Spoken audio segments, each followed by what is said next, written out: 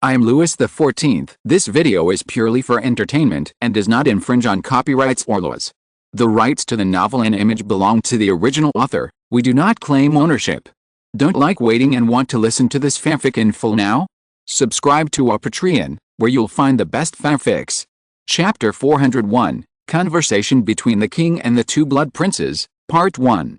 In just 20 years, the appearance of the Blood Prince certainly would not change at all. Theodoric was still the familiar look to Louis, a young man who was more dignified than handsome, with fatigue and old age in his eyes that did not match his appearance at all.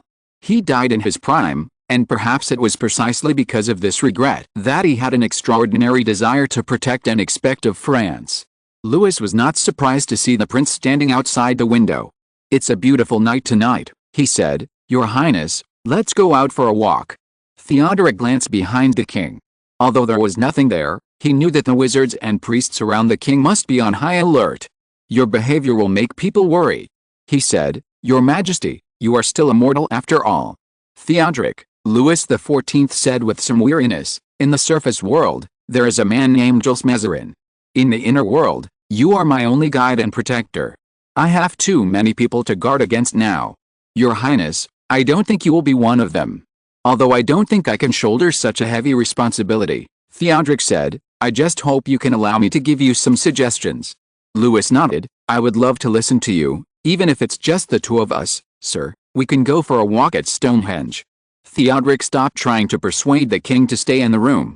To be honest, as a vampire, he was not so willing to stay surrounded by priests and wizards. He gently landed in front of the king, lifted up his huge cloak and covered him. With smoke and soft crackling, a group of furry, round-headed bats carried Louis up. They passed through the window and rose high into the sky. The mist flowed around them, and above them was the silvery white moon and the dark blue sky. It took 3 hours to walk and 3/4 of an hour to ride a horse. It was nothing compared to the speed of the vampire prince. It seemed that in an instant, they arrived at the place where the Stonehenge was located. The Stonehenge was not as people thought. The huge stones stood in one place. They were like a huge army, neatly arranged in formation towards the north. We are now at the Lamani Stonehenge. To the north is the Comely Stonehenge, and then the Kierskin Stonehenge. Theodoric, who had transformed from a bat into a human again, said. Louis reached out and touched his shoulder. Being able to fly in the air is something that many people dream of. However, unless the vampires have just drunk blood, their bodies are not warm. The same is true for the bats they transform into. Coupled with the chill in the sky, the king felt even colder. However, Theodoric immediately covered him with a black cloak. "The work of a wizard," Theodoric said. "I have one too," Louis said. "Marie gave it to me." Theodoric did not speak. The two of them walked quietly along the stone pillars standing in the dark. No wonder people associate them with soldiers wrapped in armor, silent, majestic, tall, and every feature is similar to the strong warriors people imagine. Except for the parts that were dragged away by nearby people and damaged by wind and rain, it can be clearly seen that these stone pillars are arranged in a regular pattern. 2 symmetrical stone pillars are quarters that guide and restrict the direction, and 3 stone pillars form a door. The door sometimes extends to 300 to 500 feet, until the circular altar at the end. Behind the altar is the tomb. Louis said that people have many speculations about Stonehenge, holy sites, observatories, sacrificial sites, etc. All are correct. These are traces left by wizards. At that time, wizards were respected priests or shamans. They used slaves and magic to build this great miracle city. The traces left can be traced back to 3000 BC. "This is what Mary told me," Louis said. "Looking at these, Theodoric, I really wonder how wizards have fallen to this point. Even the gods cannot shake fate." Theodoric said, "Since the AD, magic has been fading. First the gods, then the monsters, I mean the likes of Argos or Hydra, and then dragons, wizards, vampires and werewolves have been the masters of darkness for only a few hundred years, but if we predict the future, perhaps humans will eventually replace or defeat everything." Louis looked at the prince with a very gentle expression. He and Theodoric had been close from the beginning, because although Theodoric was a vampire, his thoughts were still very close to humans. He had also been a king, and knew what price it cost to be a king, as well as what kind of power and glory one could get. "But what I want to say is," Theodoric said. At this time, he was walking under an extremely tall stone pillar. The height of this stone pillar may be more than 15 feet, so that the moonlight could not shine on it at all. Only a pair of red eyes were shining like embers in the fireplace. Louis paused. Please speak. First of all, I want to tell you, Louis, this assassination is indeed related to the Blood Clan. Theodoric said. I have guessed it. I have made many enemies in the inner world and the outer world, but I also have the power of the inner world around me to resist and protect me. If the power of the inner world is really strong enough to dispose of a king at any time, the inner world would have become the master of the outer world long ago. Louis put his hand on the cold stone. Wind and rain could not destroy the stone pillar. At most, it would make its surface mottled or smooth. But if there are plant seeds falling into the gap, their growth power can cut a stone. This is the case with the stone under Louis' hand. A large piece of its skin is crumbling because an unknown vine has grown inside. They must have paid a hefty price, he said. There may have been efforts from many sides. That's my guess. It seems that I have caused a lot of people to feel uneasy. I was the first to break the rules, Theodoric said. So as the head of Vanzo, I cannot make a complaint in Parliament. Does the vampire clan also have a parliament? It hasn't existed for long, Theodoric said. We have been hesitant as to whether to require our people to follow human rules and laws. Without rules, there will be no order. Louis said, even the vampire clan, your numbers are not small, and you are spread across every big city. No, it should be said that wherever there are humans, there are your traces, and many of you live together with humans. Then you may know that in the Parliament, only 7 of the 13 clans belong to the Hidden Feast faction, another 4 belong to the Neutral faction, and 2 belong to the Demon Feast faction. But even for the former 2, the way they treat humans.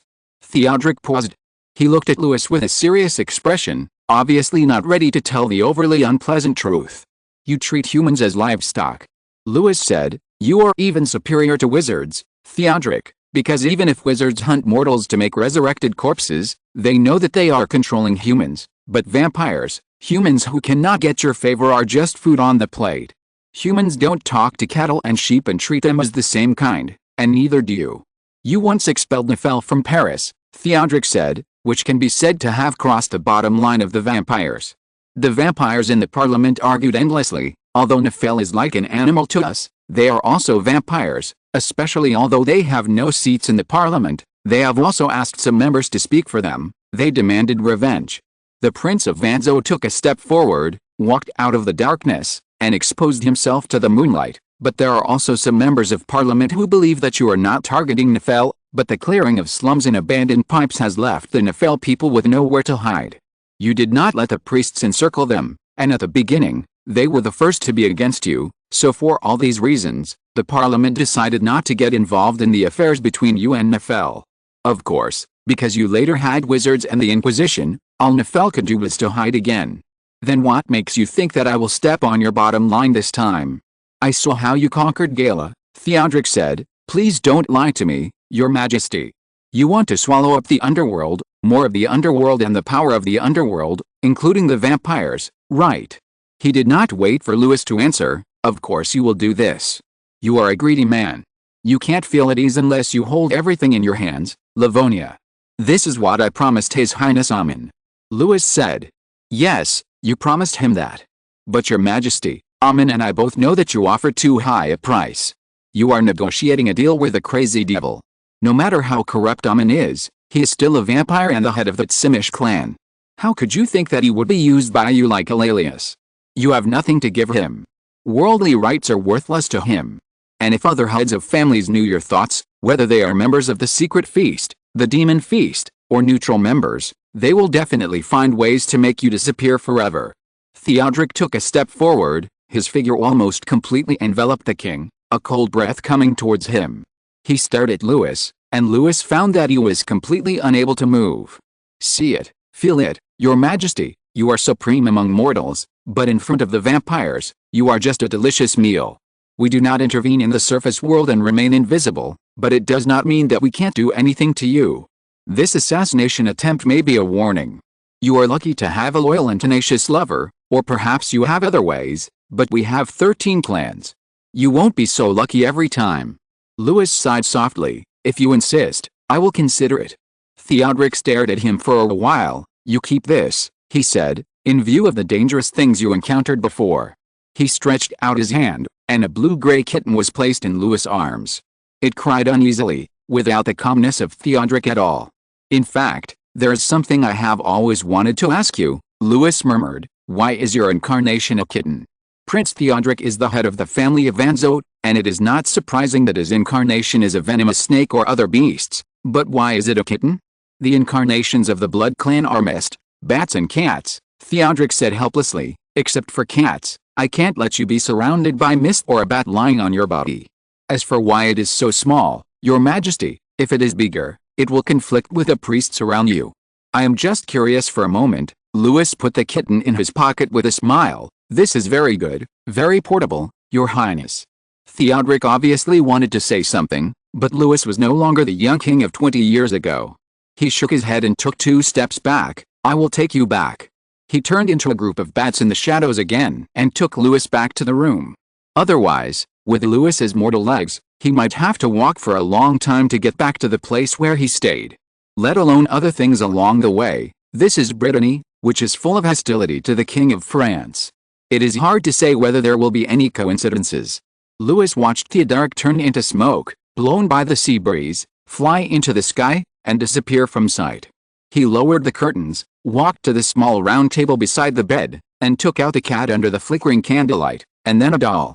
The cat was sleeping soundly, like a ball of melted grease, hot and soft. This situation was certainly not right. The culprit was the doll in Louis' other pocket. It stood up and laughed twice. The sound was very small and thin, but anyone who had seen Mr. Aman would know it at once. It's not that his voice was not beautiful. This kind of beauty easily reminded people of a nightingale pierced on thorns, as if every sound was filled with blood and death. "Good guy," said the doll, or rather Aman attached to the doll. "I guessed that Theodoric would come to you. Vandro and Simich don't seem to be from the same faction." Louis untied his cloak and put it on the chair, "but it's not surprising. Your enemies always know you better than your friends. It can't be said that the Hidden Feast and the Demon Feast are complete enemies. We just, as you humans say, have different ideas." Aman said. Of course, no one believed it. Like Theodoric said, we are also vampires, and the Demon Feast's ideas are more radical than the Hidden Feast. "If you really want to take everything into your pocket, as Theodoric said, Your Majesty, this may be difficult, very difficult. Even if you dig Cain out of the ground, it is unlikely. Because vampires and wizards are different." Louis said. "Yes, wizards may be able to coexist harmoniously with mortals, but vampires are not so likely. You should know this best because you are the kind of person who will pursue the threat to the end." Amin the doll said, leaning on the candlestick. The doll's glass eyes were gray under the candlelight. Just like Theodoric said, he should have separated some of the mist and shrank it into the doll's body. This is what Theodoric is worried about.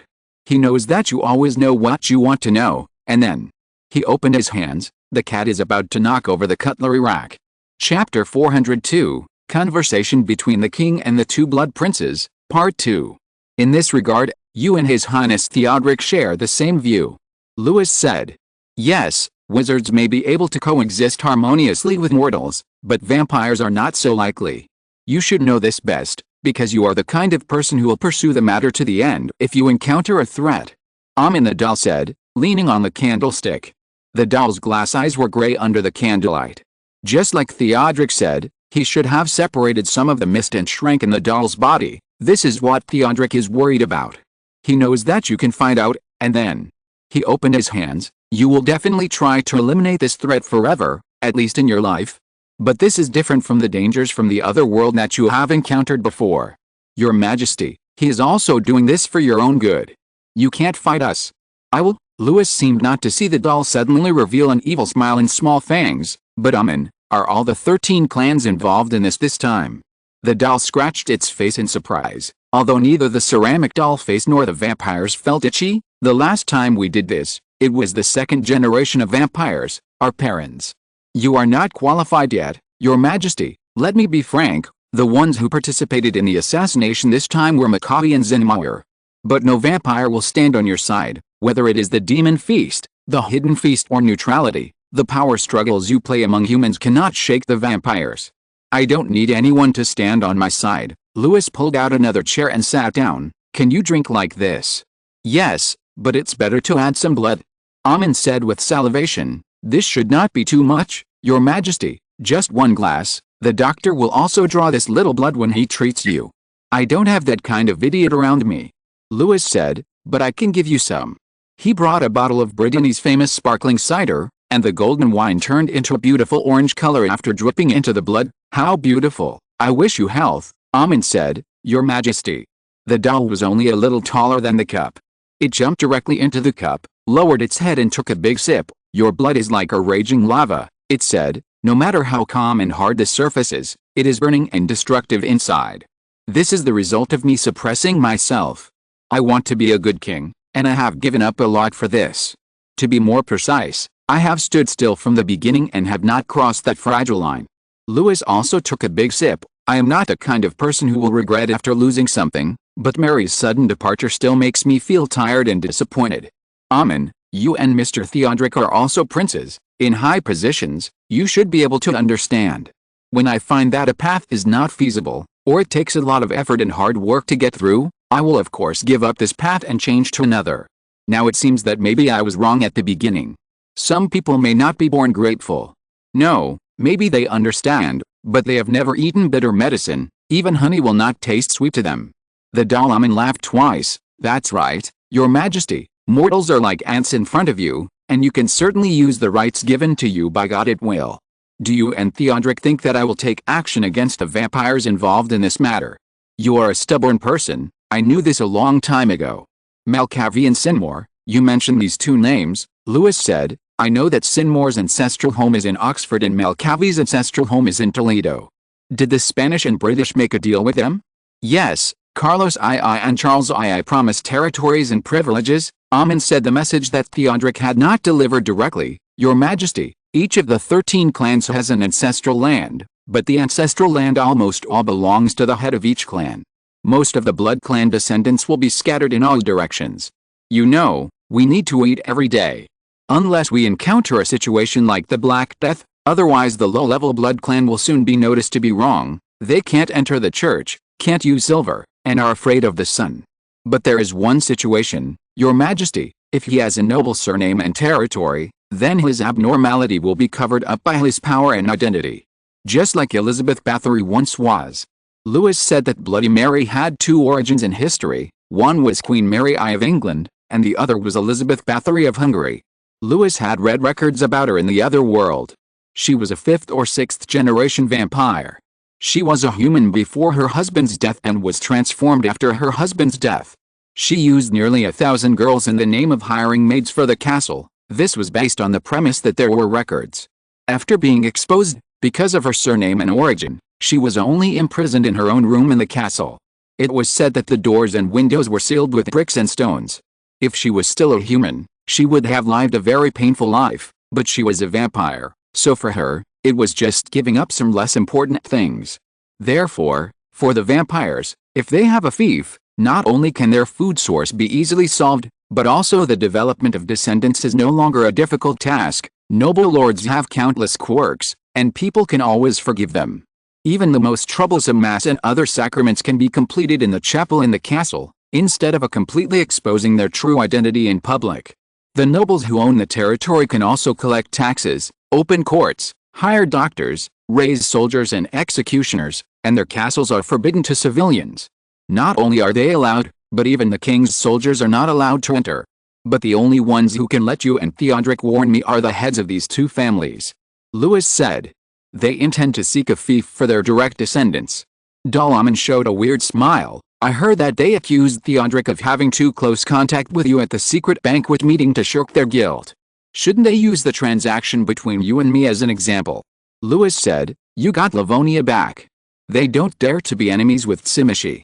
Amin said with a smile, and then he saw the king's teasing look. "You also said that vampires are different from humans." Louis XIV said bluntly. "Your Highness, do you know what kind of existence vampires are to me? I don't think vampires are devils or monsters.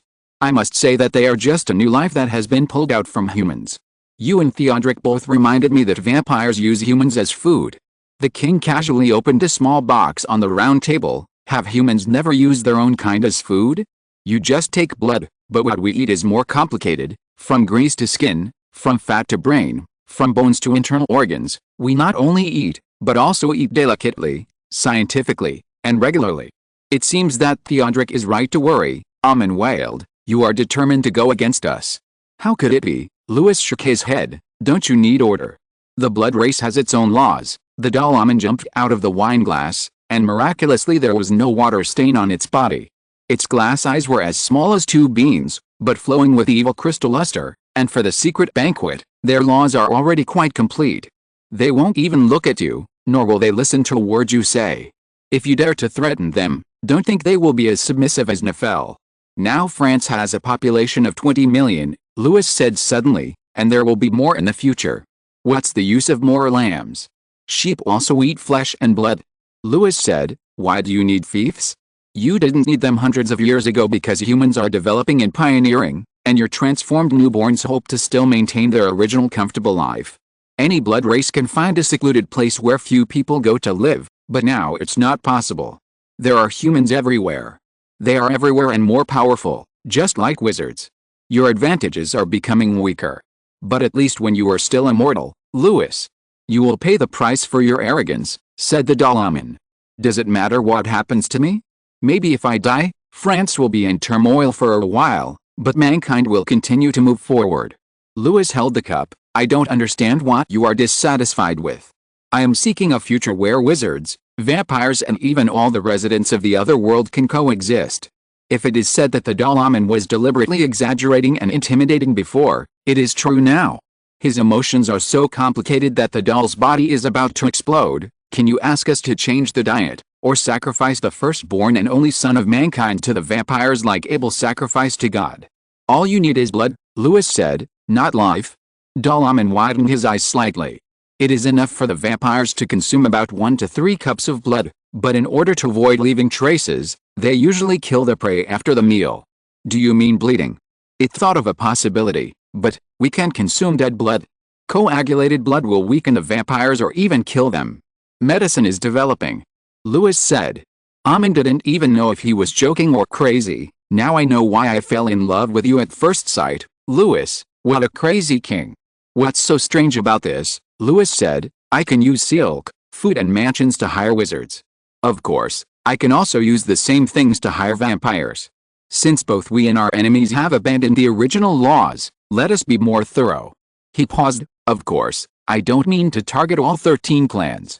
I still say that, Your Highness, I hope that my territory and country will have rules to follow both day and night, and I will not put forward overly harsh conditions, but France, at least there should be no criminals who have attempted to assassinate His Majesty the King. Who do you want to hire? Vanzo. Louis said. I think so, said the doll Amin. Simish is a member of the Demon Banquet. We do not agree with the conservatism and caution of the members of the Secret Banquet, but it is not impossible, Your Majesty. How should I put it, Your Highness, are you willing to accept the covenant and constraints of humans? This is exactly why I came here, said the doll Amin. Your Majesty, I don't even mind being hostile to Makavi and Zinmauer. Anyway, we didn't get along well in the past, but I hope I can have you. This is my original wish, Your Majesty. I want you to be my descendant and take over the authority of Simish. I probably can't fulfill this wish for you, said Louis. I belong to France. Maybe for the first 50 or 60 years, but what about after that?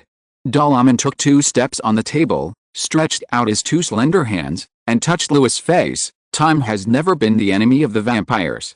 Even if you are old, after you drink my blood, you can regain your youth and vitality, and it will be eternal. How wonderful, at least it sounds so. This is not a difficult choice, Louis. When you are old and dead, you will be buried by your descendants, rot in the soil, and live with sand, insects and ants. Your beautiful hair, snow-white skin, and blue eyes like gems will only be preserved in portraits and people's memories. But the portraits will fade, and the memories will fade. One day, your glory will gradually dim, and people will no longer remember that there was such a king. But if you become my descendant, Louis, all this will be just a short moment for you. The chief of Chimish said with such sincerity, when you wake up, you will still be as beautiful and charming as before. The art, music and drama you love will leap to a new height, or there will be more happiness and novel things waiting for you to enjoy. You don't even need to work as hard as you do now, and you can still be high above and dominate everything. Maybe, it continued, I was wrong before. Not all clans are unwilling to stand by your side. If you are willing to accept my invitation, not only Chimish, I can even convince the head of the Lysenba clan for you, your majesty, if you really have such ambitions. It is also your ambition, your highness. If I become its Simich, will there be a second blood family in France to occupy the throne? You are really sober, said the Dalaman, but do you think Theodoric will accept your employment? He is so old-fashioned, and if I can't be your father, I will be your enemy. There are 13 clans in the blood race, you reminded me of this before. The Dalaman took a step back. I really admire you, Louis. How bold are you going to be? Chapter 403, The Promise 30 years later. Prince Aman, the head of the Smithy family, has always been a bohemian being. It is not surprising that he would do anything. When the doll said this in a tone that was almost like a sigh, Louis knew that he had made a decision. Theodoric had threatened him with empty words, but Aman would definitely do it without hesitation. What a pity, Louis said before it took action. It's too late. What's too late? Aman asked. You should have done this 30 years ago, on the first night you met me. Louis smiled fearlessly. Forced conversion, or killed me. It's not too late now, your majesty. 30 years is nothing to me. You know that's not what I'm referring to, Louis said, but as you said, the lifespan of vampires is much longer than that of humans. This is your advantage, but also your disadvantage. For example, now.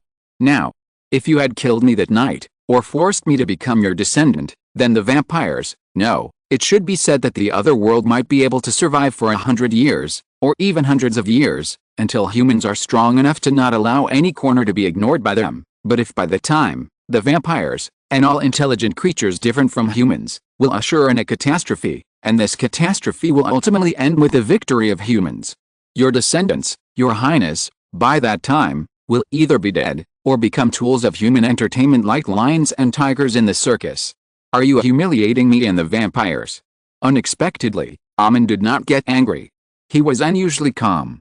However, people are generally quite tolerant of those who are about to die. I am telling the truth, Louis said calmly. His tone did not fluctuate at all. The lifespan of the vampires is long. Theodoric mentioned that you may have existed longer than him. Some vampires also speculated that you may be the third or fourth generation. Aman is also not a Christian name. Your Highness, you mentioned King Solomon and intended him to be your descendant. Can I say that you were already the head of the Tsimishi family at that time? Or their ancestor? You have lived for so many years and seen so many things.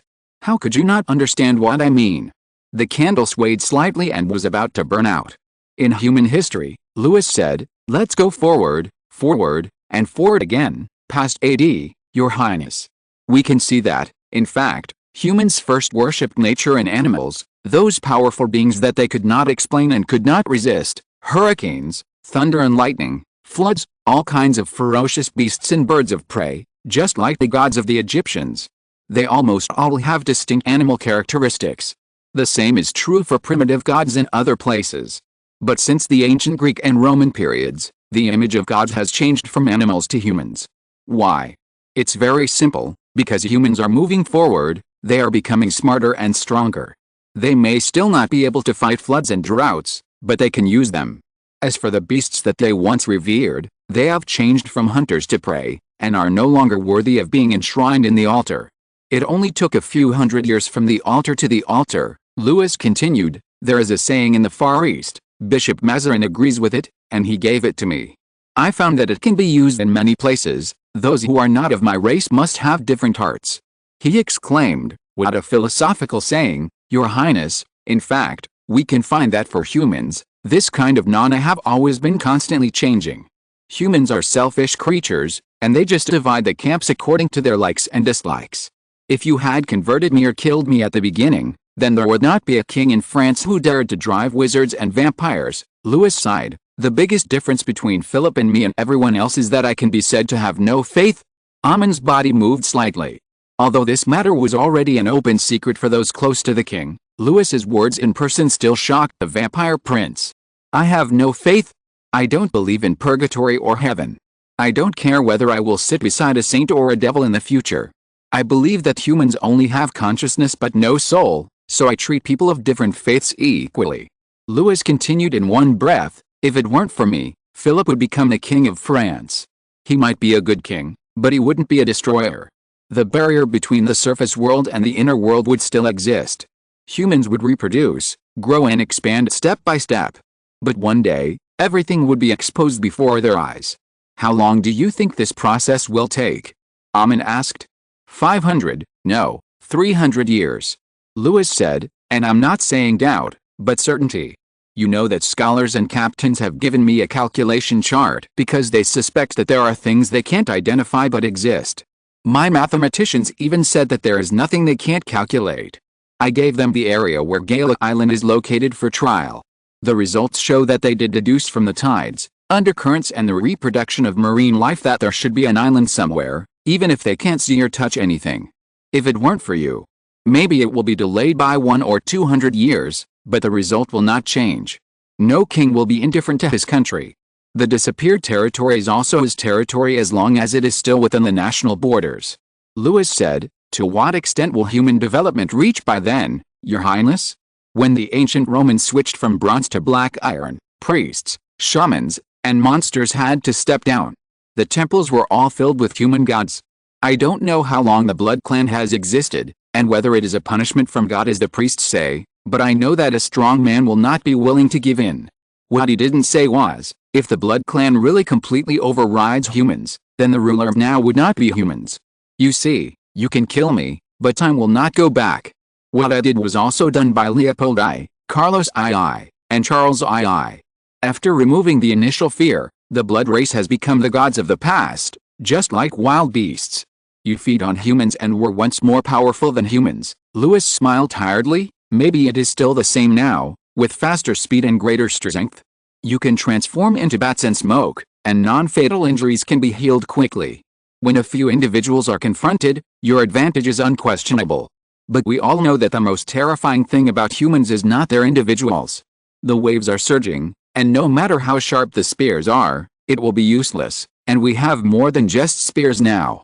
The blood race has a long lifespan, Your Highness. What I cannot see, you can see. My body and consciousness turned into dust, but you may see the destruction of the blood race, if you insist on continuing not my kind. Hundreds of years later, humans will exclude you from the same as me, and they will hunt and tame you like hunting and taming wild beasts, until the last blood race disappears. I really should have turned you into my descendant more than 20 years ago. After a suffocating silence, Amin said, but are you planning to delay threat and exploitation of us by humans hundreds of years from now? I just want to try it, Louis said. The blood race is not a beast without wisdom and thoughts. Like wizards, if they can keep pace with the times with humans. Amin showed a look of surprise. It was not easy on a ceramic face the size of a thumb, but he did it. You actually think so? What's so strange about this? Louis asked back. My eldest son is a wizard. Do I want to see my descendants become a member of the circus for people's entertainment? Humans and blood races have an irreconcilable contradiction. Humans are our food. Amin said. As I said, humans are developing. Louis said, even now, as long as you are willing, you can take enough but not lethal blood.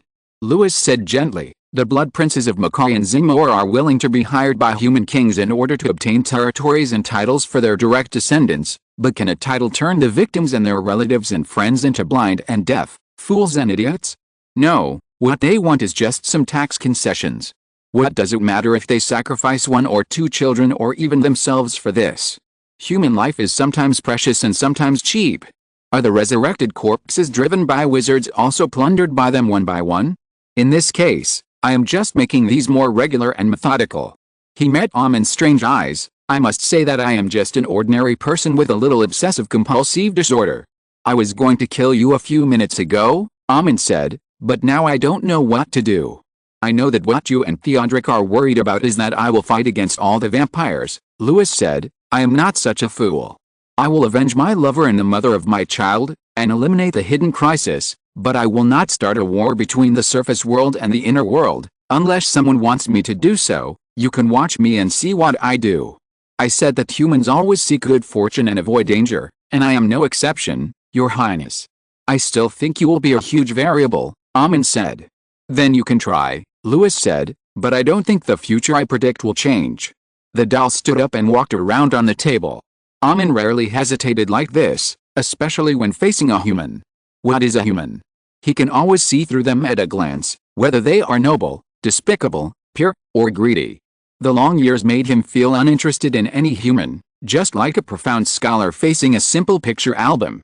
Then this picture album made him see the near future. Louis was right. As a man, who had come from the time of King Solomon, he could say that he had seen how magic was rapidly weakening and fading.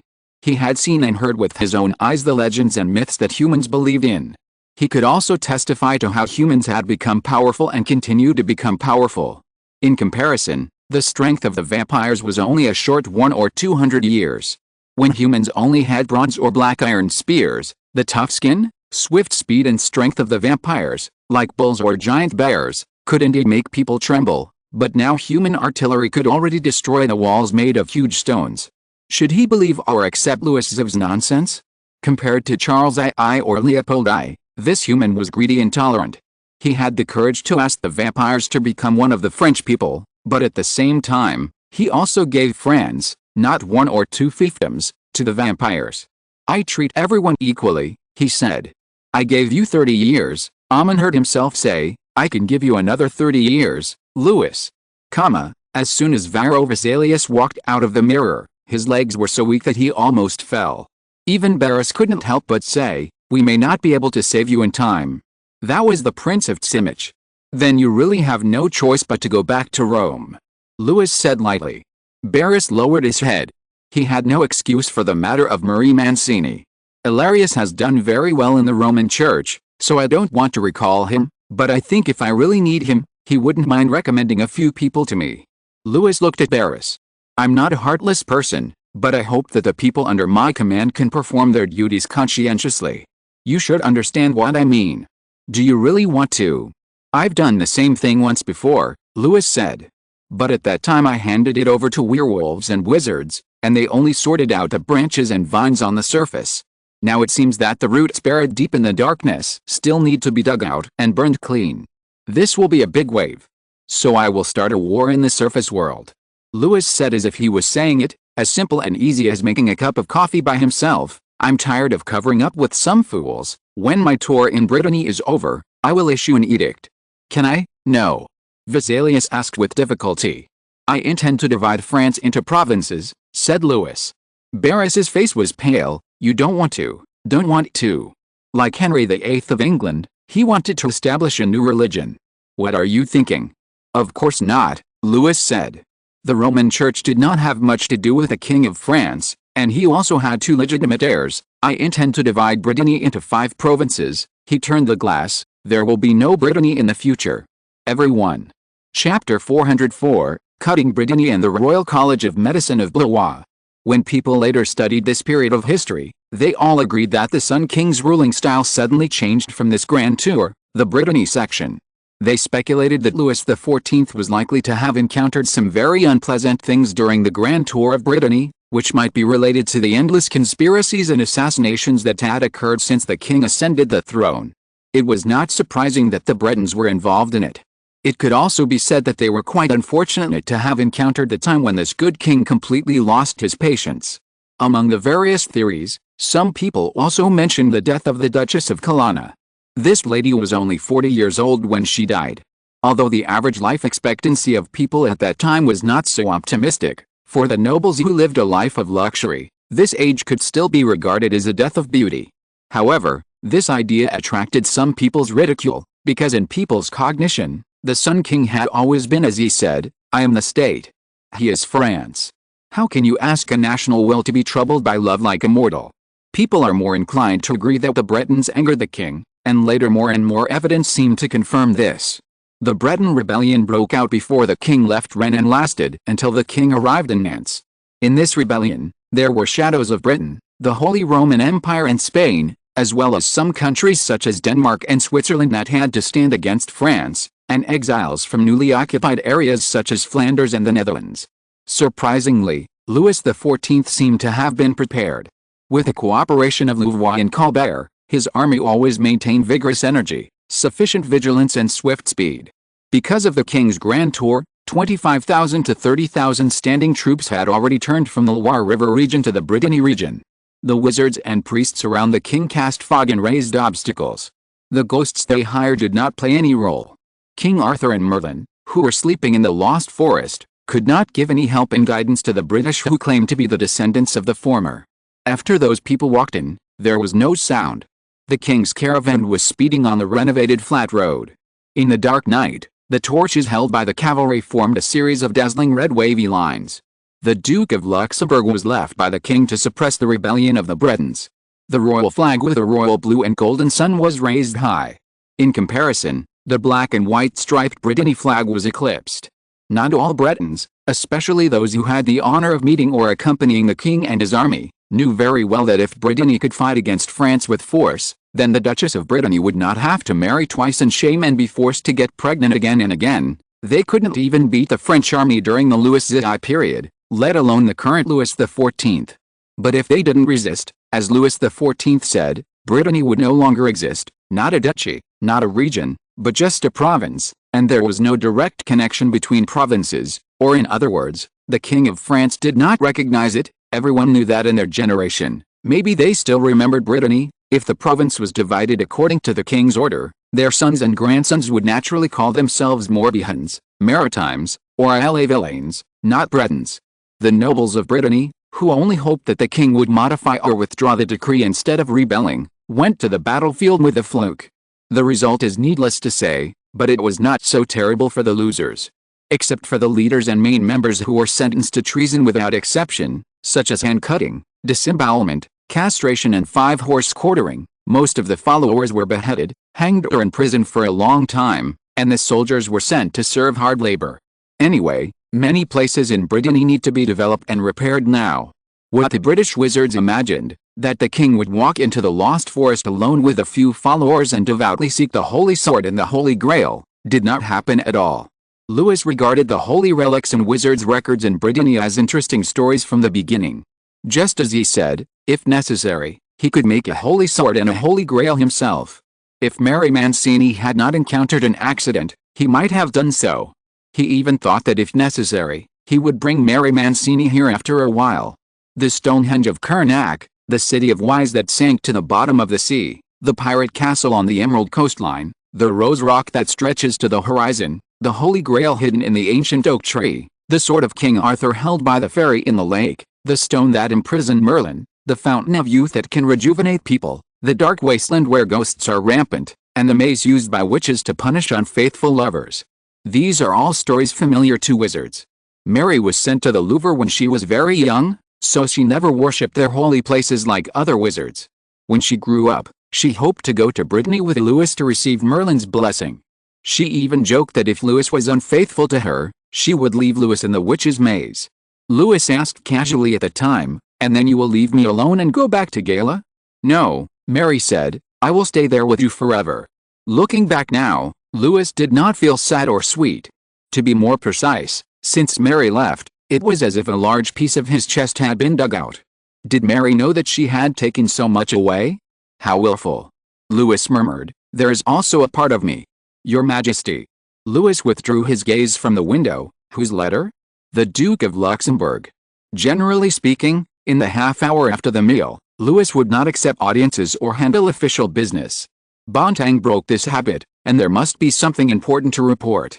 The Duke of Luxembourg. Bontang frowned, and there is also a letter without any signature. Louis recognized the wax seal on the outside of the letter at a glance. The wax was a recent invention, but the seal on the wax was an Egyptian roller seal. "Give it to me," Louis said. Bontang handed over the letter, paused slightly, and retreated. Opening the letter from the Duke of Luxembourg, there was nothing surprising.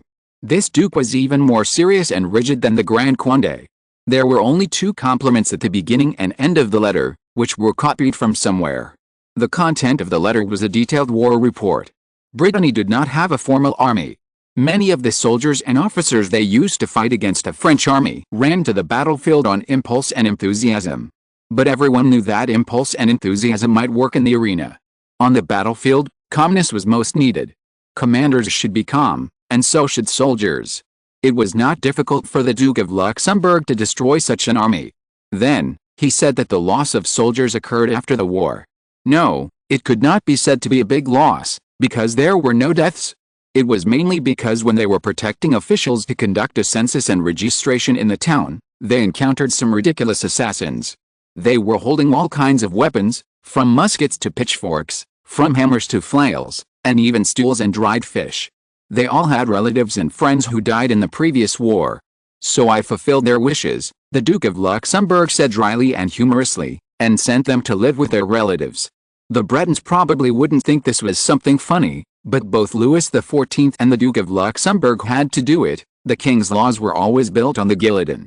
If you were lenient to the Bretons who dared to attack officials, the Bretons would laugh at you for being weak like a woman, and the soldiers and officials would also have rebellious emotions. After all, they were the ones who risked their lives, so the king's decree would not be implemented. With the bloody examples of hanging on the gallows and on the beheading platform, their subsequent work was indeed much smoother. After all, the French did not rob, rape or expel them. Only some Huguenots were a little panicked because their beliefs were noted on the king's census form, but as long as the officials told them that the king did not force every Huguenot to go to Orleans, they felt at ease, at least on the surface. Then why do we need to register the types of religions? A bold Protestant asked. Because some people will migrate here. The official said, but even if you are Catholics, the king will not allow you to fight. Let's not talk about what the Huguenots think. When the king put forward his idea, the Duke of Luxembourg was also quite surprised. But for Louis, this is a natural thing. In order to break up the power of the Huguenots in the city where they had long been entrenched, the king moved them to Orleans. Now it is the turn of Brittany. When people here say that they are Bretons instead of French, it is impossible to move them. There are too many of them, and the area of Brittany is too vast. It was originally a duchy, and the Huguenots originally occupied only a few cities. Then, to dilute a force, besides taking it away, of course, you can also mix it in. When the population of France has grown to 20 million, some cities have already had problems caused by population growth. Except for Paris, Versailles, and Orleans, the lower-class civilians don't care where they live. Brittany is a beautiful place with rich resources. Louis XIV has such integrity. Before he took power, he took in tens of thousands of refugees. He asked the people to move to Brittany, and they would not be unwilling. Although Brittany is not as sparsely populated as Lorraine and Alsace, how can its population be compared with the whole of France? When the refugees and civilians protected by the army settle here, can those fools who shout that we are Bretons, not French, still stick to their ideals and actions? If Louis is not still unable to get rid of that kind of emptiness, he would be willing to bet a gold Louis with Bontemps or the Duke of Orleans. He laughed hoarsely, put the letter from the Duke of Luxembourg aside, and opened the letter written to him by Armand. Not long after Prince Simich left, Theodoric, the head of Vanzos family, came. He was of course very angry, but he could do nothing about it, because of the special nature of Simich. Once Armand was persuaded by Louis, the secret feast could no longer maintain its original aloof attitude. Don't forget, the fight between the secret feast and the demon feast has never ended, and how much support a country can give to a force can be seen from Gala. The members of the secret feast council had no choice but to curse the demon feast members as a bunch of lunatics.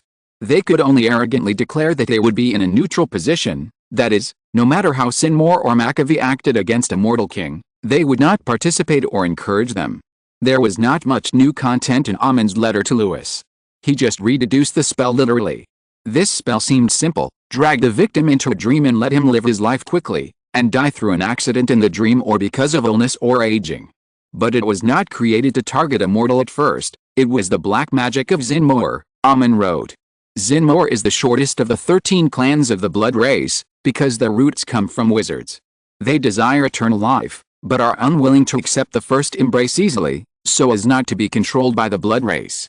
After countless experiments, they transformed themselves into vampires through alchemy, magic and the blood of a blood race elder. After becoming vampires, their magic began to weaken, and they tended more towards the innate power of the blood race, but their classics were still passed down, and even more long-term and complete than any wizard family. This spell was provided by an elder of Seymour. This spell was used by his father to murder his elder brother. At that time, the second son who had no right of inheritance would be sentenced to cornerstone for murdering the eldest son. He tried to create such a silent, difficult to guard and detect assassination spell.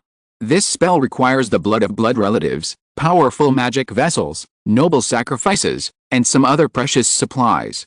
Some of them can no longer be found now, but they must have used other things to replace them.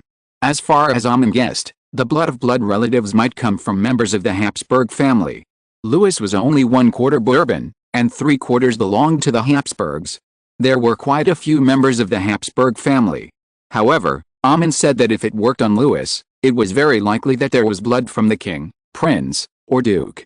As for the noble sacrifice, it was rare a few hundred years ago, but it is not a problem now.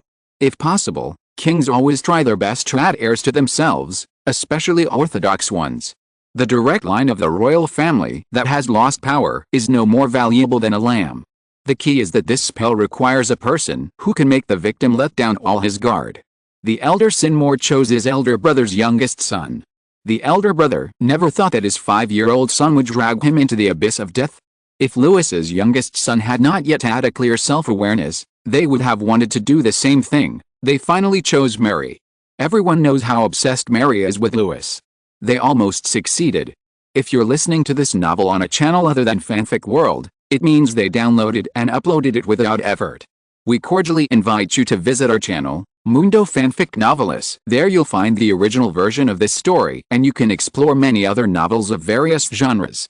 We're waiting for you to immerse yourself in a world of incredible novels.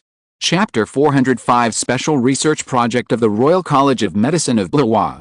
In fact, this might be my wish as well, Louis said, earning a surprised look from Theodoric. Louis did not explain, because this directly involved his other identity. If he was not born as a king's son, but just an ordinary noble, he would be willing to become a wizard couple with Mary Mancini, and perhaps he would seize the right to speak for the Mancini family and even the other world. Just like in the dream, the witchcraft reflected more than just Mary's thoughts. And then, Theodoric asked, "How do you plan to repay Seymour and Malcoy?" "I have never been a man who advocates violence," Louis replied gently. "I just like order, Theodoric, my friend.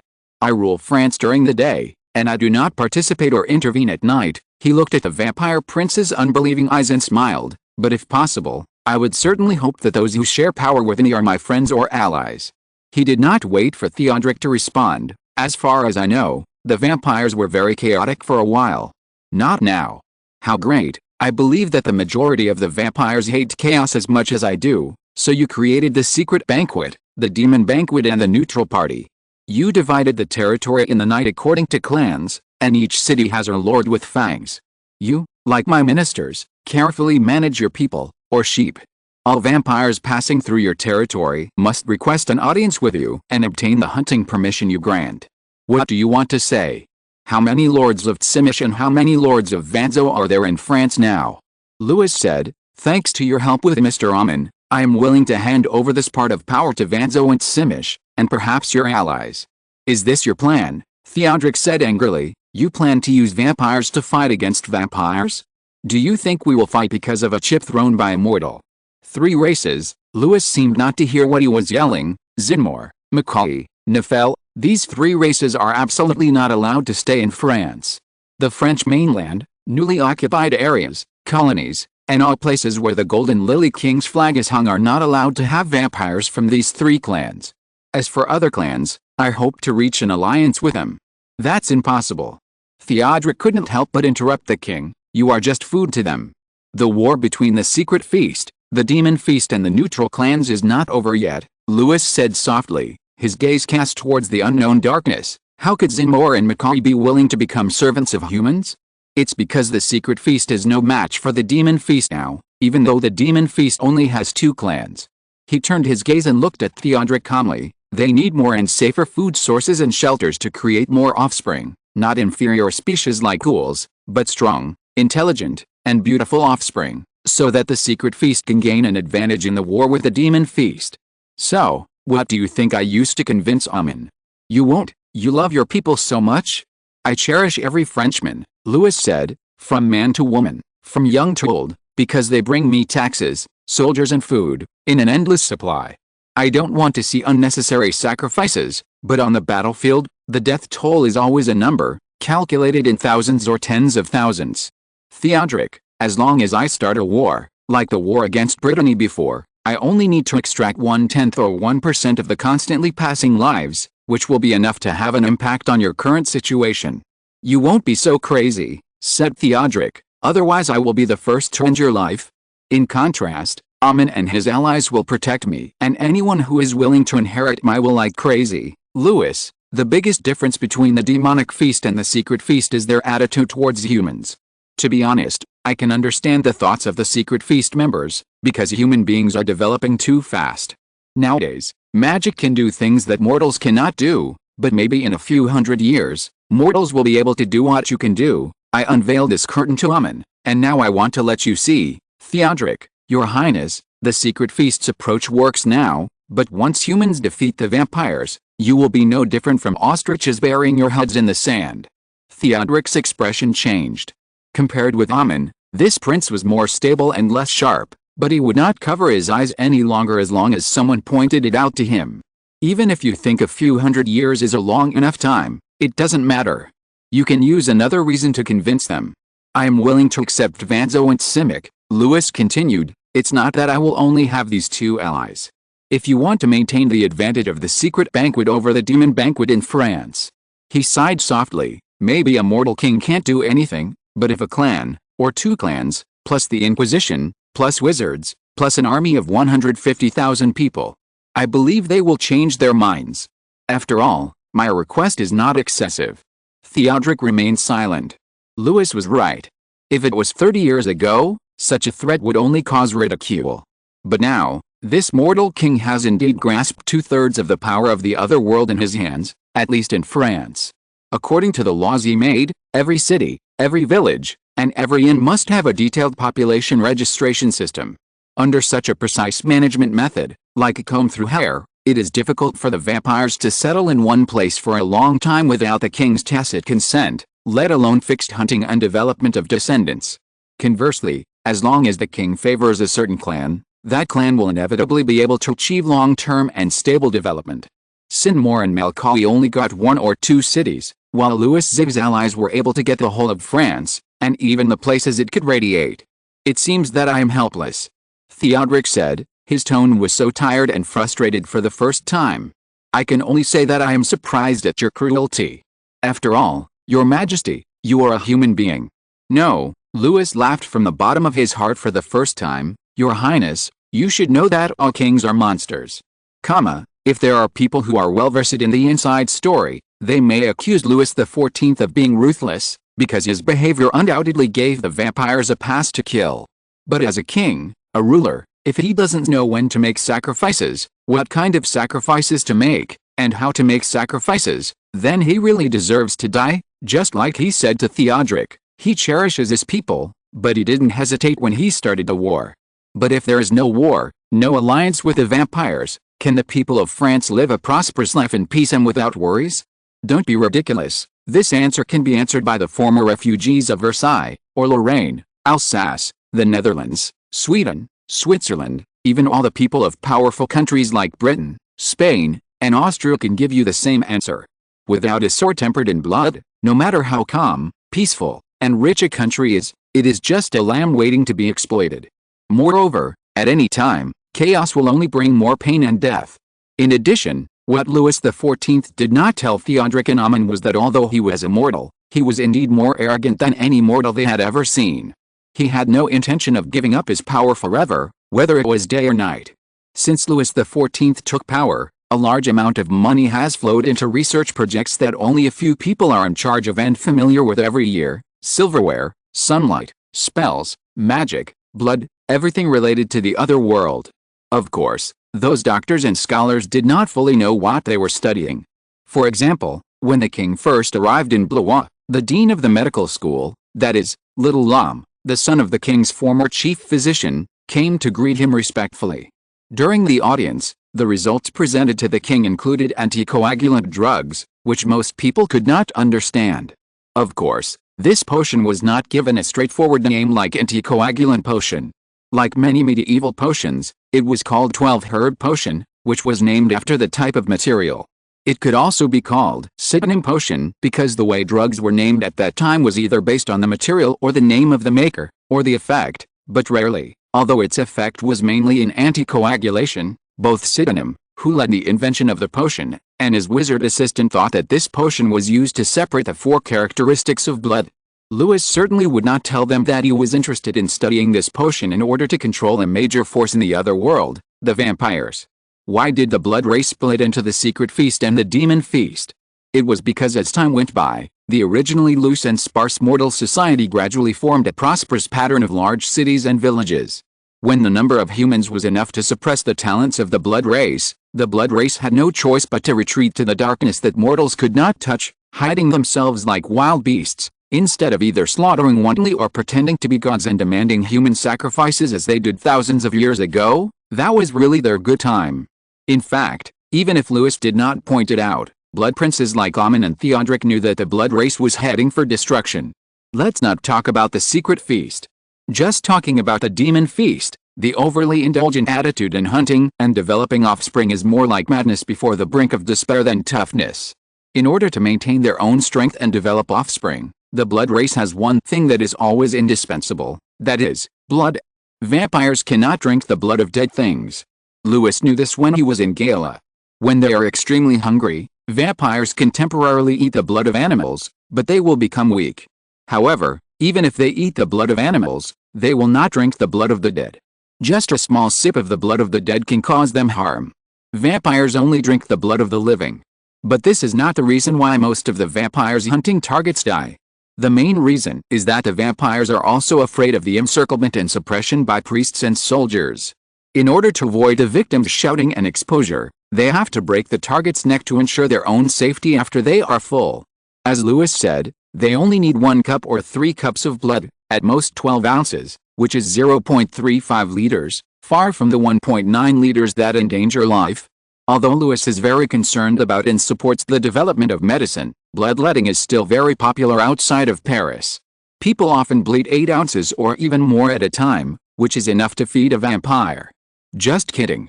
In short, people at this moment did not cherish and value blood as much as they did in the later period. If the king used money to buy blood, even in France today, there would be people who would happily sell it in exchange for some pocket money. After all, some people still believe that bad blood should be drained regularly. It would be impossible to develop anticoagulant potions if we only relied on doctors, instruments, and drugs in the 17th century.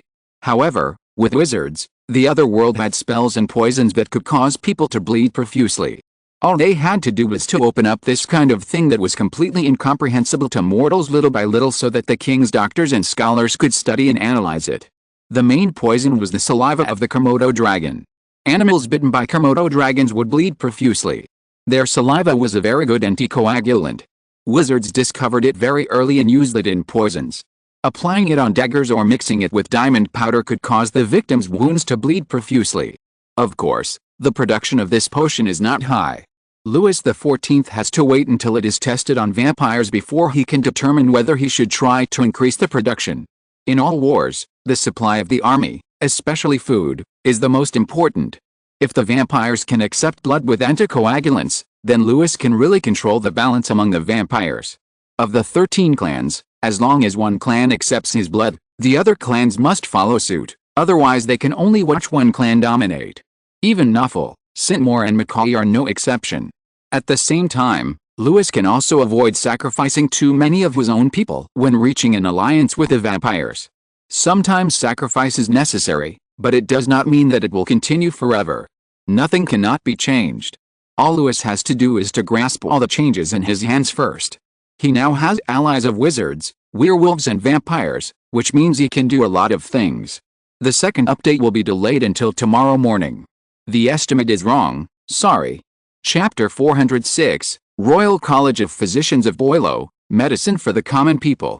In addition to some research on blood, there are also projects such as epidemic prevention, antibiotics, and parasites that the king has always attached great importance to.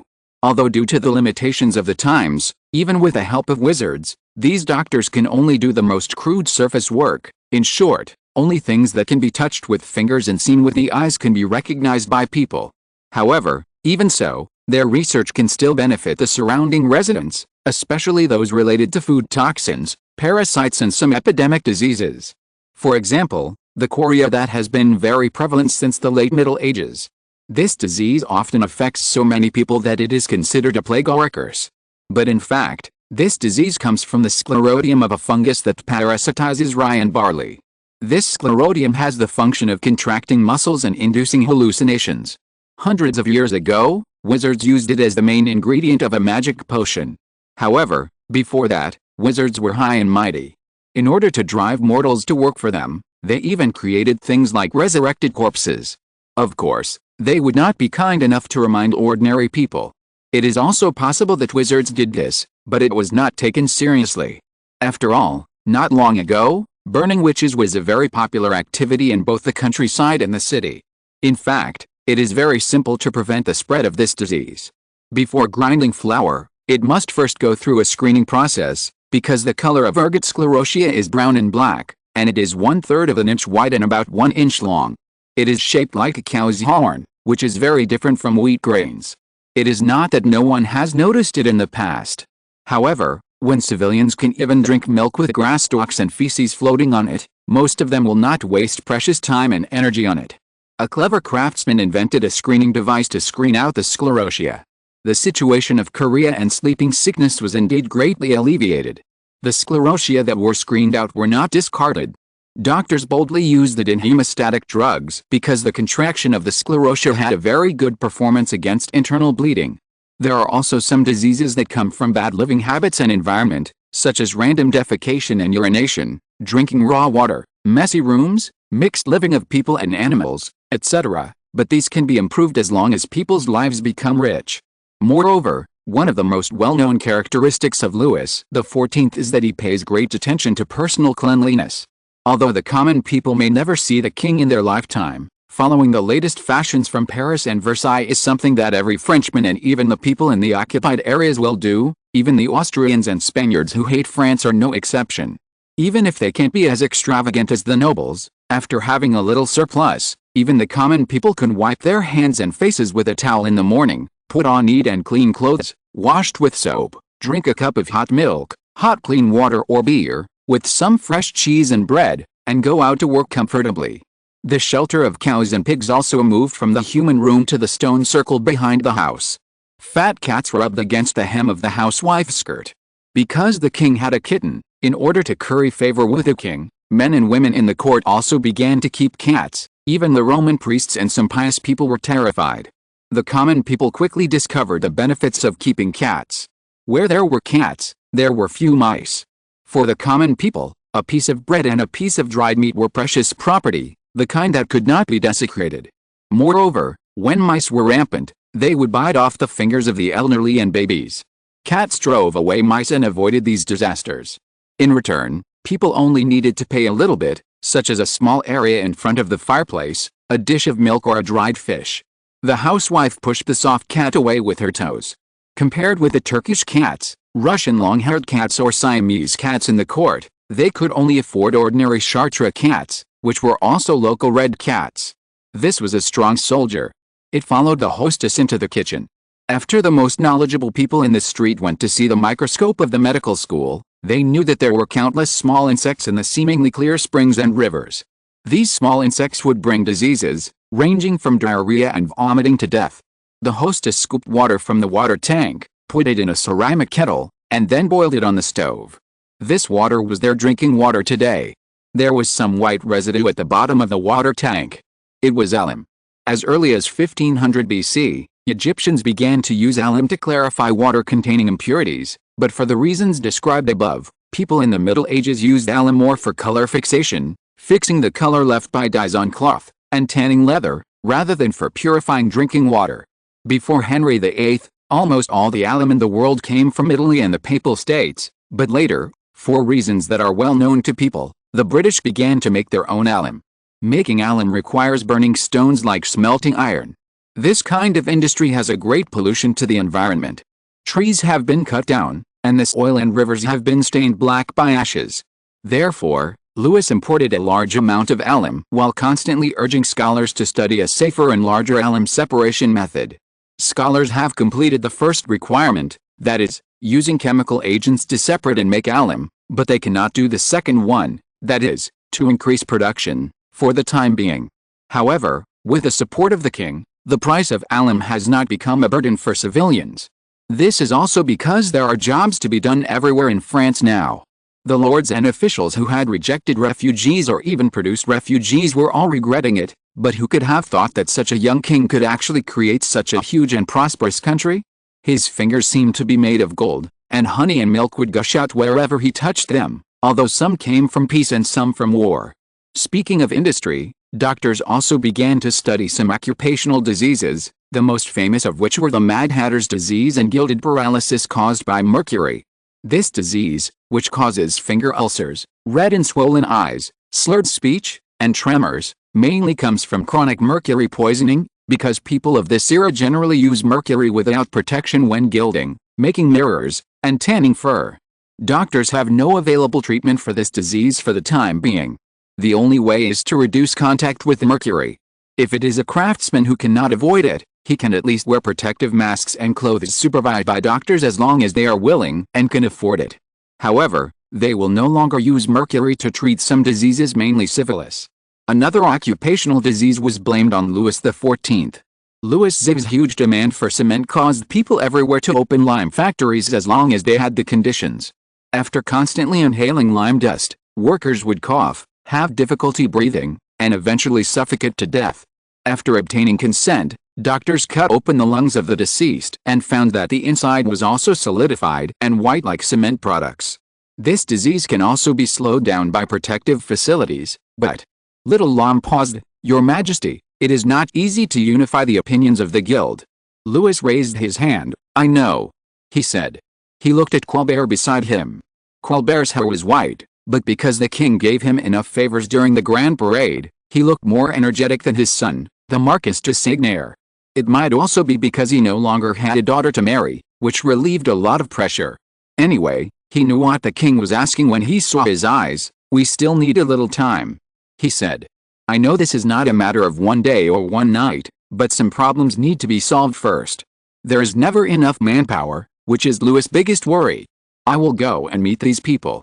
Colbert said that in his current position, he would be laughed at by others for meeting and negotiating with guild members, but when they were unable to uproot the guild, it was not impossible to make some concessions to the guild in order to ensure the use period of the workers. The guild had extremely complicated views on Louis XIV. Some people loved him, some hated him, especially the king's new industry affected many people, especially those who had a say in the guild. The guild mainly controlled the workers who manufactured and produced goods. No matter where they were, when, what they believed in and which king they were subjects of, they had to abide by the laws promulgated by the guild and accept the regulation of the guild, just like after Henry VIII of England overturned the negotiation table with the Papal States. The Italian Alum Guild issued an order not to allow craftsmen to work for the British or sell alum to them. But the craftsmen working for Louis XIV did not have such concerns. It didn't matter if they did not do things according to the requirements of the guild. Their lives and property were all hanging on the king's scepter, so, the authority of the guild did suffer a certain setback. But at the same time, Louis XIV did not like these so-called guilds.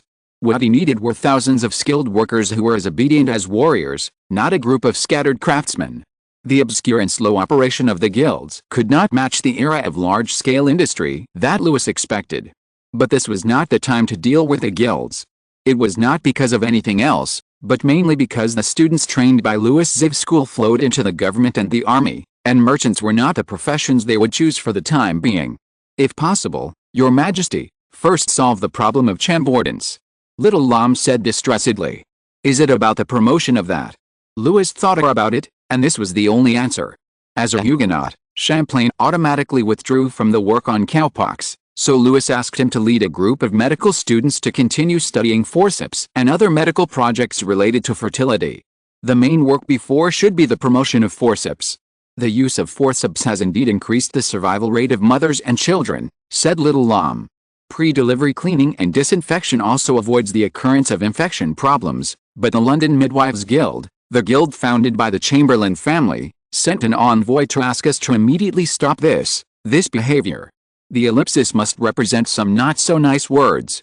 Louis smiled. Okay, he clapped his hands. If the Chamberlain family really has such a request, let them come to France themselves to ask for it. I have appealed. Louis had no good feelings towards this family. If it were not for Chamblands who stayed in France, they would have kept the secret of the forceps for how long? This small device that could save countless mothers and children was turned into a clown box in a circus. People are greedy, but greed to the point of abandoning the bottom line as a human being, abandoning the professional ethics and conscience as a doctor, is an unforgivable crime. I really don't know how they could be so cruel as to watch those women who struggled for hours or even died in a day or two because they didn't have forceps and their babies in their stomachs being sent to the cemetery. Not even one or two, but tens of thousands. Louis didn't know how long they could keep the secret, but if possible, the blood on their hands would be no less than that of a cruel tyrant. At Louis' request, Chambland was popularizing the use of forceps. It seemed that the news spread quickly. However, think about it. The Chamberlain family relied on forceps to gain a foothold in London at that time. The London Medical College, or Guild, at that time had no good feelings towards these French people. They were at odds with each other. If it weren't for the king's mediation, if Charles I knew that the secret of the Chamberlain family was just one or two small forceps, they would probably find it difficult to continue to get the support of the superiors. After all, the delivery fees they received in London were astonishingly high. Those dignitaries who were forced to pay a large sum of money would curse swindlers in their hearts, especially when they knew that a peasant woman in France could also receive the help of forceps at an extremely low price. It's no wonder that they were so anxious. What if they really come? Chambland, who had been standing aside in silence, suddenly asked. If they are your relatives, Chamberlain's clan, Louis thought, then they should also be doctors. Well, Chambland said, they should be. In this era, people in a family often work in the same industry, and sometimes it is possible that everyone in a guild is related to each other. Then let them stay. There is never too many doctors. Louis said, the same goes for the messenger. Yes, little Lam said with a smile. Then let him work for you. Louis pinched his fingers. Last time you said that there was a shortage of manpower for the cowpox work. If it is cowpox, Chambland stepped forward, I think it is better not to use Huguenots. Reason. Your Majesty, to Catholics, we are still pagans after all. If they find out that Protestants are involved in the work of cowpox, some people with ulterior motives may spread some rumors, which will be detrimental to the subsequent promotion work. Doctors understand best how ignorant people are, so all the doctors and scholars present nodded. Although many people have been vaccinated, said Little Lam, there are still people spreading rumors that people who have been vaccinated with cowpox will grow horns and tails, and make mooing sounds. He said helplessly, they would rather believe the nonsense shouted by a crazy old monk or a disheveled old woman than believe real priests and doctors. They say that they are not afraid of death because it is destined by God, and they don't want to become half bull, half human monsters. Should we take some measures? He asked, because he knew that His Majesty the King has funded many theater troupes to publicize his achievements and policies. If they help to promote. No need, Louis said, since they believe that everything is arranged by God, then so be it, anyway, it's good for France. After that, he rarely made a serious sign of the cross. Author's words, the Chamberlain family kept the secret of the forceps hidden for nearly 200 years, invented in 1569. 5 forceps of different shapes and models were found in the attic floor of the Chamberlain family in 1813.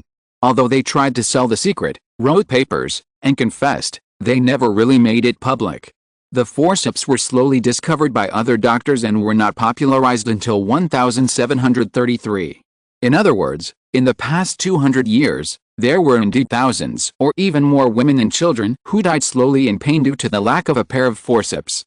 The Chamberlain family is to blame. As for prenatal cleaning, it was not until 1865 that the initiator was resisted and ridiculed, and puerperal fever gradually disappeared. Nursing was considered a respectable job only after Nightingale opened a nursing school in 1860. Any job that can save lives deserves our respect and attention. I'm flagging again, I just felt better that day, and my computer broke down. I took it to be repaired, but one repair shop was closed and the other one was open, but it would take 10 days to get it. I had no choice but to get it repaired. As a result, I caught a cold and it broke down again. The main reason is that the epidemic has begun to spread again. You have to register to buy cough and cold medicine, and if you have a fever, you have to send it for testing, so you can only increase the dosage to avoid a fever. Both medicines have a sleeping effect, So, I slept for several days, and today I can finally get up. The computer is still being repaired. I finally found a small host, and the processor still starts with 2. There is a delay in typing. Please forgive me. I won't say anything to avoid flagging again. Anyway, I will resume updating.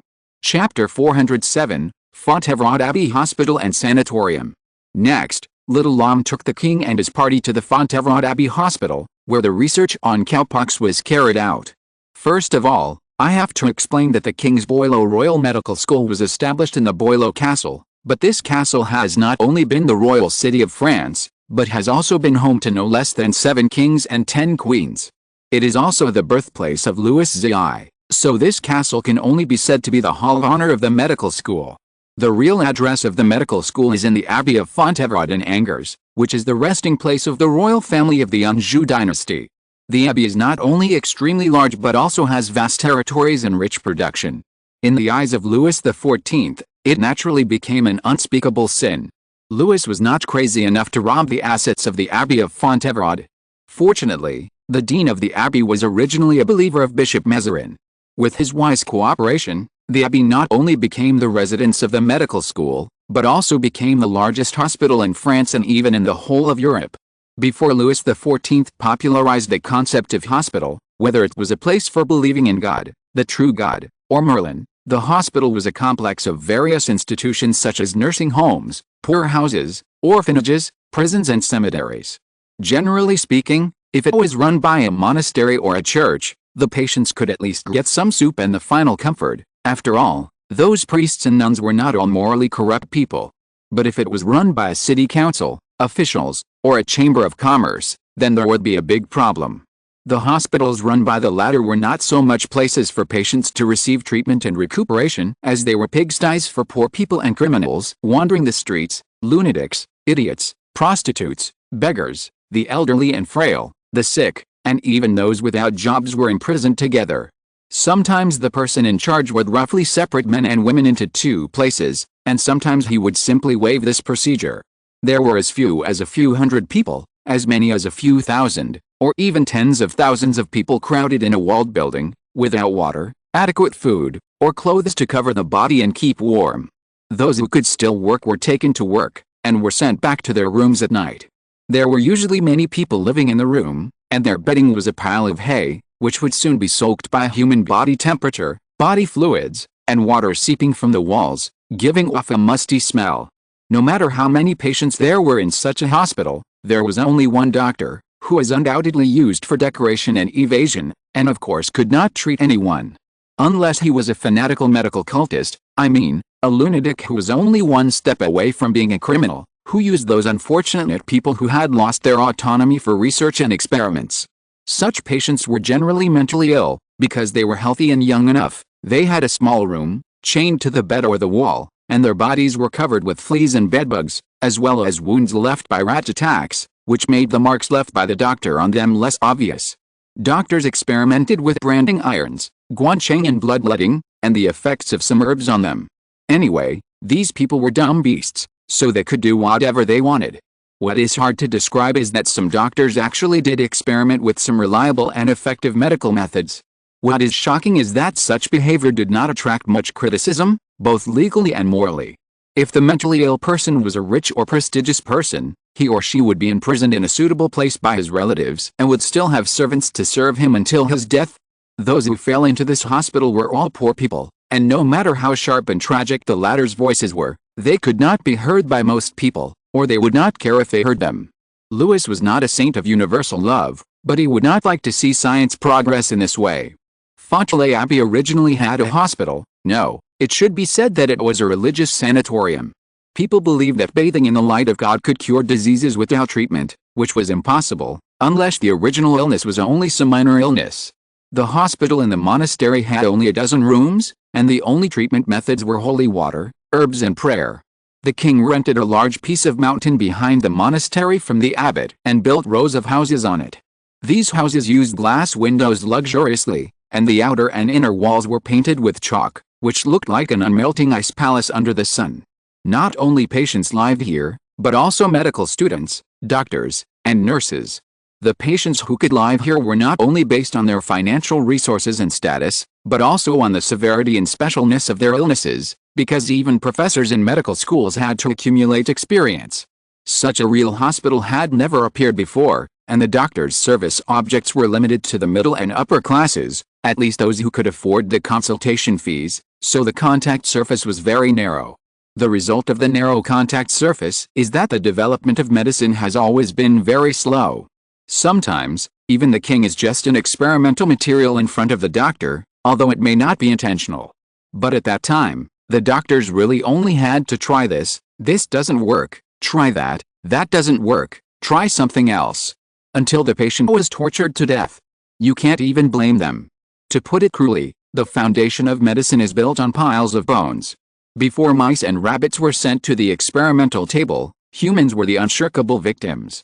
But being able to die in such a beautiful, clean, warm and comfortable room, or receive some treatment, and have no worries about food and clothing, this place is simply a paradise for the poor, and those nurses and doctors are angels. Hundreds of years later, it may be difficult for medical staff to believe that there are some patients who can not only accept any medical treatment that may bring all kinds of pain and torture, but may not be effective, but can also accept it calmly even if the condition worsens, and will thank you from the bottom of their hearts before going to see God. Every patient here is like this, especially those poor people who receive free diagnosis and treatment. Some young patients stayed here to work as nurses after they recovered. With adequate food, their bodies were much stronger than the priests and nuns in the monastery. They could easily move a patient from here to there, and they could also carry various heavy instruments or water for doctors or nurses. Some people went to another place not far from here to work as herdsmen, that is, ranch workers. This ranch not only provided milk for the monastery and hospital, but also provided them with cowpox seedlings. Louis did not alarm too many people. He wore a white linen robe like the doctors here. There were too many people here, so they had to be distinguished. The nurses wore white aprons like the nursing staff in the army. The patients here, regardless of their wealth, were accustomed to seeing groups or individuals of doctors walking around and observing the patient's conditions. When a patient came over and wanted to ask something, the doctor beside the king would answer on his behalf. "How many people are here now?" Louis asked. 6,000, Your Majesty," said Little Lam. Louis nodded. When he first built this hospital, the upper limit was 8,000 to 10,000 people. "I thought no one would be willing to come here, at least not so soon. There are Catholics, Huguenots, Jews, Portuguese, Spaniards and British here. There are also Prussians and Bohemians, and even Turks." Little Lam took the opportunity to compliment, "Your reputation and kindness have spread throughout the world. You are kind enough to your enemies, and you love your people even more. Although they are loyal to their king, they have to succumb to your glory." Louis shook his head. "Pay attention to epidemic prevention. Many epidemics are imported from abroad." He has always set an example in terms of cleaning and protection and has clear and strict laws. Therefore, there are very few large-scale epidemics in the country now, but it is not certain about other countries. Moreover, as Little Lam said, the Royal Medical College and the hospital are famous, and there will inevitably be some patients who have been declared incurable by doctors struggling to run here. "Everything is according to your instructions," Little Lam said. He lacked the fearlessness of Dr. Lam. His father originally made the bird beak protective suit in order to go deep into the epidemic area. However, he was cautious, which was still very popular with the king. He pointed to the king and said, "We are now in a position where patients with mild symptoms are all here. Syphilis, tuberculosis, leprosy, and chickenpox are all on the right wing. And each disease has been divided into different areas." The king had seen the model of this building complex. It was like a bird with its wings spread out. Its head was on the top of the mountain. It belonged to those noble people who needed to hide their identities. One end of the spread wings belonged to non-infectious patients, and the other end belonged to infectious patients. The feathers of the wings were 2- or 3-story buildings, separated by trees and stone walls. Down below were multi-story apartments that stretched all the way to the river valley along the mountain like outstretched bird claws. Those lucky people who could hardly pay for medical expenses but were left behind because of special or typical symptoms lived there. There was no way. If no distinction was made, perhaps some people would rather die than stay with a group of noisy beggars. The drainage of the infected area is directly discharged into the swamp. Little Lam said, and the king had also seen the part that was specially lifted. Very good. Louis XIV said that although the plague was unlikely to spread through the river, it was still better to be cautious. In a place he couldn't see, there was a hidden new cemetery. The cemeteries of churches and monasteries have always been hard to find. Although this cemetery is still some distance away from the monastery, it is a place worthy of gratitude for the poor who may not be able to afford the funeral expenses. How are the doctors, professors and students? When it comes to this, Little Lam is a little sad. Some are too bold, and some are too cautious. He said that there are no very pious people. In this medical school that allows dissection and research on human bodies, people with a little faith cannot stay. Some students or professors even run away because they can't face their conscience. Their empathy does not allow them to treat their fellow human beings like animals. At first, Little Lam was still worried about whether these people would affect outsiders' perception of this medical school. Some of the people who left remained silent, and some angrily called this place purgatory, saying that doctors and scholars were all devils, and Louis XIV was Satan. He considered whether to warn them, but the Duke of Orleans, who was in charge of this place, just laughed and said that this situation was exactly what the king needed. Sure enough, when some people were deterred by this, more daring guys couldn't wait to run over, and Little Lam remembered. His father said that a doctor must have a heart as cold as winter steel, because crying in pity, praying and confession can't cure patients. Old Lam, who has traveled to several cities as a bird's beak doctor, may have made such a choice a long time ago. In a city ravaged by the plague, the bird beak doctor was the judge who held the power of life and death. He drew a symbol, and a person, a house, or even a street would be tightly closed until all the people inside died, or they were lucky enough to survive until no one was sick. I know there will be some people who don't understand the world involved, Louis said, so I give this place to you instead of one of them. Blue Eye stared at Little Ram. You are not the kind of person with talent or courage, and this is not what I ask of you, Ram. You know where my bottom line is. You have to help me control them. I want to make this a holy city of hope, not a madhouse. Little Ram nodded in awe. Louis sighed softly. He found that someone was staring at him. Although the doctors were wearing simplified bird beak masks, it was hard to say whether there were any perceptive people who noticed his identity, and he walked away before being recognized. Fontenay Abbey Hospital is not purgatory, but there is one place that is. That is the Blazer Medical Research Institute. For hundreds of years, the Blazer Medical Research Institute was regarded as a club with a strange name, because no doctor in it had produced papers or evidence, or even a single case. Of course not, because this institute was not targeting mortals, but wizards, werewolves and vampires in the other world. The idea of the Blood Clan Council members was correct. Louis XIV was indeed not the kind of person who would just accept it, even if his enemies were not human. While he tried to appease Theodoric and Amin, he was also thinking about how to rule France in the Dark Night. He already knew how to use wizards and how to control werewolves, but vampires were indeed the most powerful and unpredictable clan in the other world, unless there were vampires who belonged to Louis completely. But this was impossible. Once a human became a vampire, he would no longer think from the perspective of a human. Unless Louis also became a vampire, he would not be able to guarantee the other party's loyalty at all, not to mention that there were also levels and blood relatives involved and suppressed in the Blood Clan. Louis could not even explore these problems in depth, let alone solve them. Chapter 408, Research Institute at Blaze Castle, Part 1. The king also came to the Castle of Blaze in disguise. The reason why the king chose the Castle of Blaze was for a reason. Under its ground was soft limestone. Since it was built in the early 12th century, the owner had been digging underground, storage rooms, inspection tunnels, underground workshops, kitchens and even bakeries, ice cellars and other caves, etc. Before Louis XIV decided to use the castle, it already had 3 underground buildings. The bottom floor was connected to the moat, about 54 feet deep, which provided water and drainage. After the renovation, this place was no worse than the shacks or basements where the poor lived in the city, except that it never saw the sun and the air was turbid. The wizard and some brave human doctors and soldiers took turns here. They rarely talked, and the sign language they learned from the wizard was circulated quickly. When Louis walked into the passage accompanied by Viceroy and the head of the Bufandi family, the guards looked at them warily at first, and after verifying their identities, they bowed deeply and pulled up the iron gate to allow them to go further in. The limestone cave passage was only roughly polished, and the wizard's fluorescent plants and torches complemented each other. According to the security requirements, the facial features of the person coming from the opposite side must be clearly visible within 30 feet, because the werewolf can jump at least 20 feet, and the guards here are equipped with crossbows and muskets with a range of more than 50 feet. The distance of 30 feet can ensure that they can shoot twice in succession. In such a narrow passage, the werewolf's huge body can ensure that the 2 crossbow arrows or bullets have no chance of missing the target. Louis looked up at the sky.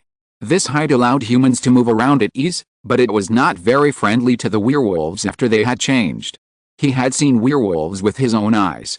Their speed and strength, and their huge size made them look like a chariot covered with armor and spikes in an open area. Perhaps because of this, the wizards who were more familiar with werewolves did not explore the underground caves and passages too much. Moreover, they may have only walked a few hundred feet before passing through several iron gates. "Please allow me." When they were about to reach their destination, a wizard came forward with a bottle of potion in his hand. Viceroy recognized him as a child of the DeLong family. The head of the DeLong family had participated in the conspiracy to assassinate Mary Mancini and shake his rule, but not every DeLong person was willing to support him. Moreover, in the big family, there were too many people who had talents but were frustrated because they were side branches. The talent of the DeLong family was to tame magical creatures and monsters. Werewolves were once allies of wizards, but soon they were reduced to the position of livestock. This is not surprising. Among the 3 dark races of werewolves, wizards and vampires, werewolves can be said to have the most animal nature, that is, the animal nature in their bodies outweighs the human nature. As we all know, humans are the most terrible hunters. After losing their most precious traits, it is natural that werewolves become the most humble. The blood race will be divided into neutral, magic feast and secret feast, but this is a position, not a barrier. In the conflict between Louis XIV and the blood race, whether it is the magic feast, the secret feast, or the neutral, they all stood on the side of their kind without hesitation, and they did the same when facing the Roman Church or other enemies, such as wizards. This laid the foundation for the blood race in the surface world and the inner world. Even if it is the secret feast with the main purpose of escaping from the world, they are also nobles and lords in the Dark Knight, with power and honor, and a strict and top-down organizational system. From the highest prince to the lowest child, their laws and regulations can be thoroughly and effectively enforced. Of course, those who have lost their parents or are deliberately created as untouchables, who have no self-control and act recklessly, are not recognized as members of the Blood Clan. As for the wizards, compared with a mutual hostility between the Blood Clan's secret feast and the magic feast, they are more like princes who have isolated themselves and closed their borders. They are committed to creating a small world that can achieve internal circulation and ensure that they will always be in an absolute advantage. They are not even willing to look out more. Just like Gala in the past, wizards are intermarrying in various families, especially the direct line, not connected with the outside world, and not compatible with the lower level. But such a small world can at least have a long period of peace, or a dead peace. The werewolves are in the worst situation among the 3 races. It is not without purpose that wizards and blood clans contemptuously put wolves before humans. Werewolves have inherited many habits of wolves, such as howling, grouping, and breeding by the alpha wolf. Some habits that are very beneficial and suitable for wolf packs are not so suitable for werewolves, especially when the magic side begins to retreat into the inner world. When people study wolf packs hundreds of years later, they will find that the number of wolves in a wolf pack is basically around 10 or 20. That is because only the leader of a wolf pack can give birth to offspring, so in a wolf pack, it is often the parents who lead their children, or in a few cases, the grandparents who lead their children and grandchildren. Adult male and female wolves may be expelled. If they do not want to leave, they must compete for the position of leader and replace it. If the young wolves who leave the wolf pack form their own wolf pack, they will be hostile to their parents and grandparents, and will not merge into a larger population. This behavior pattern is feasible in wolf packs, but it causes some problems in werewolves. Their tribe can never expand to the point where they can resist wizards and blood clans. Not to mention how many descendants a blood clan can have. Each descendant will unconditionally obey the orders of their parents, which is far better than werewolves. Wizards do not have such a special talent for checks and balances, but their numbers are an advantage. In addition, when a vampire meets another vampire, even if a member of the demon feast meets a member of the secret feast, they rarely fight to the death.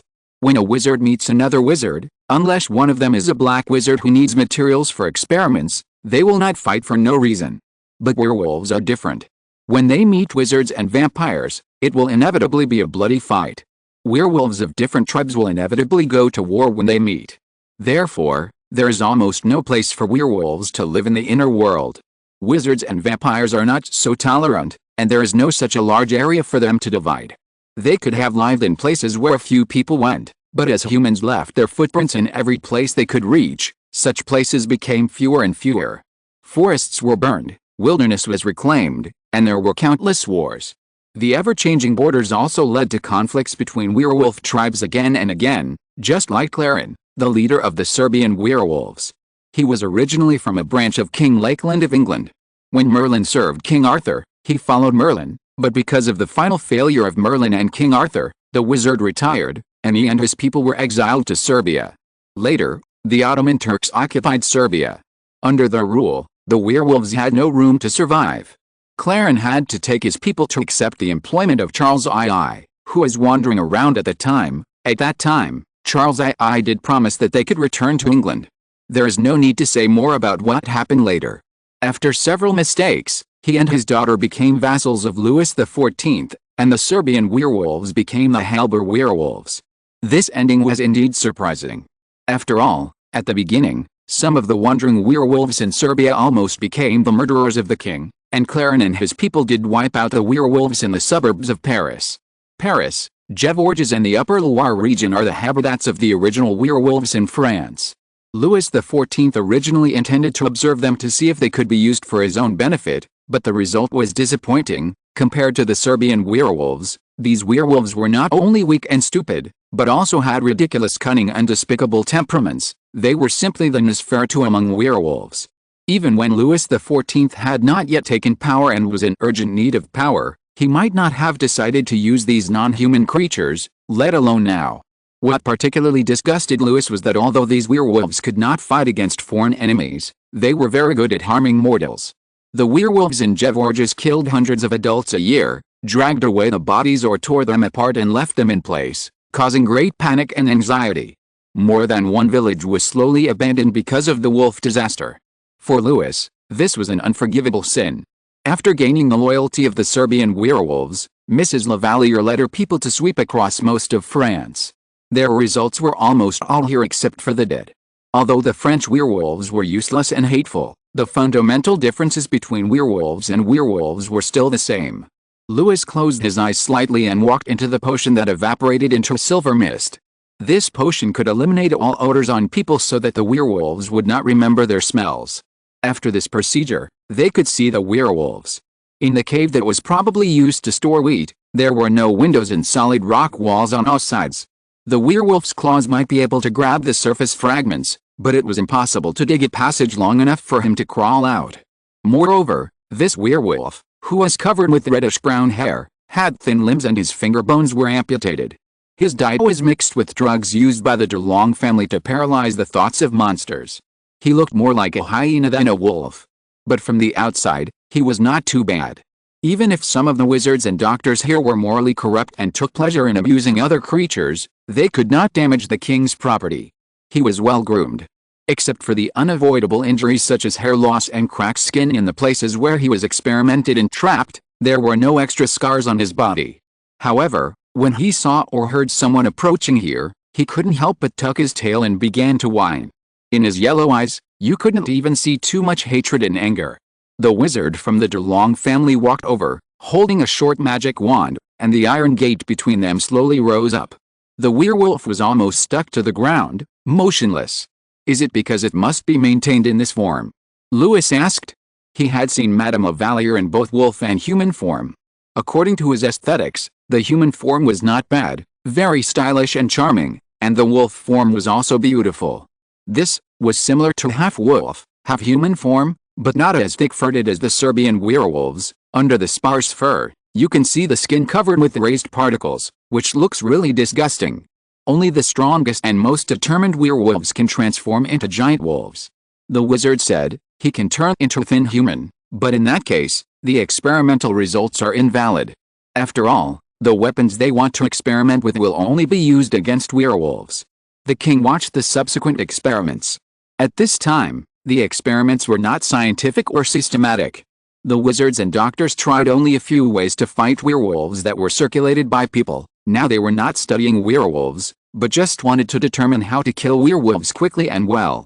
There are many ways to fight against werewolves, and they are far inferior to vampires and wizards in this regard. There are 3 common methods among the people. One is to call the opponent's real name. This method cannot be said to be wrong, because whether the werewolf remains half human and half wolf or in wolf form, it needs to concentrate and pay attention. Once the real name is called, which means that the identity among mortals is revealed, some weak-willed werewolves will be so scared that they can no longer maintain the werewolf form and transform into humans, and they will no longer be threatening. However, this method also has problems. Sometimes it will make the werewolf crazy in fear. After completely losing control, he will become a real beast, and the result is self-evident. The second method is to draw a cross on his forehead, or knock 3 times. This method is undoubtedly only useful for captured werewolves. The third method is to shout, as well as strong light and fire. When facing the siege of werewolves, Mary asked Louis' guards to burn the overturned carriage to delay time. This is similar to and different from vampires. Vampires hate strong light because strong light often represents sunlight, which is their natural enemy. Werewolves hate strong light, similar to their hatred of onions and garlic, because their overly sensitive sense of smell can't stand it. In addition, vampires can't stand these 2 things for the same reason. But in terms of resistance to silver, werewolves are far from being comparable to vampires. Only low-level vampire babies will be burned by silver. At least Louis has seen Ammon and Theodoric holding silver wine glasses and crosses more than once. High-level vampires can also endure for a while, but werewolves will be threatened by these 2 things. Silver bullets can penetrate their tough skin and thick hair, and crosses will also leave deep marks. Chapter 409, Research Institute at Blaise Castle, Part 2. Louis was not the kind of person who had special hobbies. He only looked at the results, which was a series of demonstrations. He confirmed that the reports submitted by doctors and wizards were true and correct, and then he got up and left. They didn't have much time, and they had intelligence about vampires and wizards to report. There were only a few pariahs here, that is, monsters without parents who were abandoned as soon as they were embraced, and a few vampires from the Novel tribe.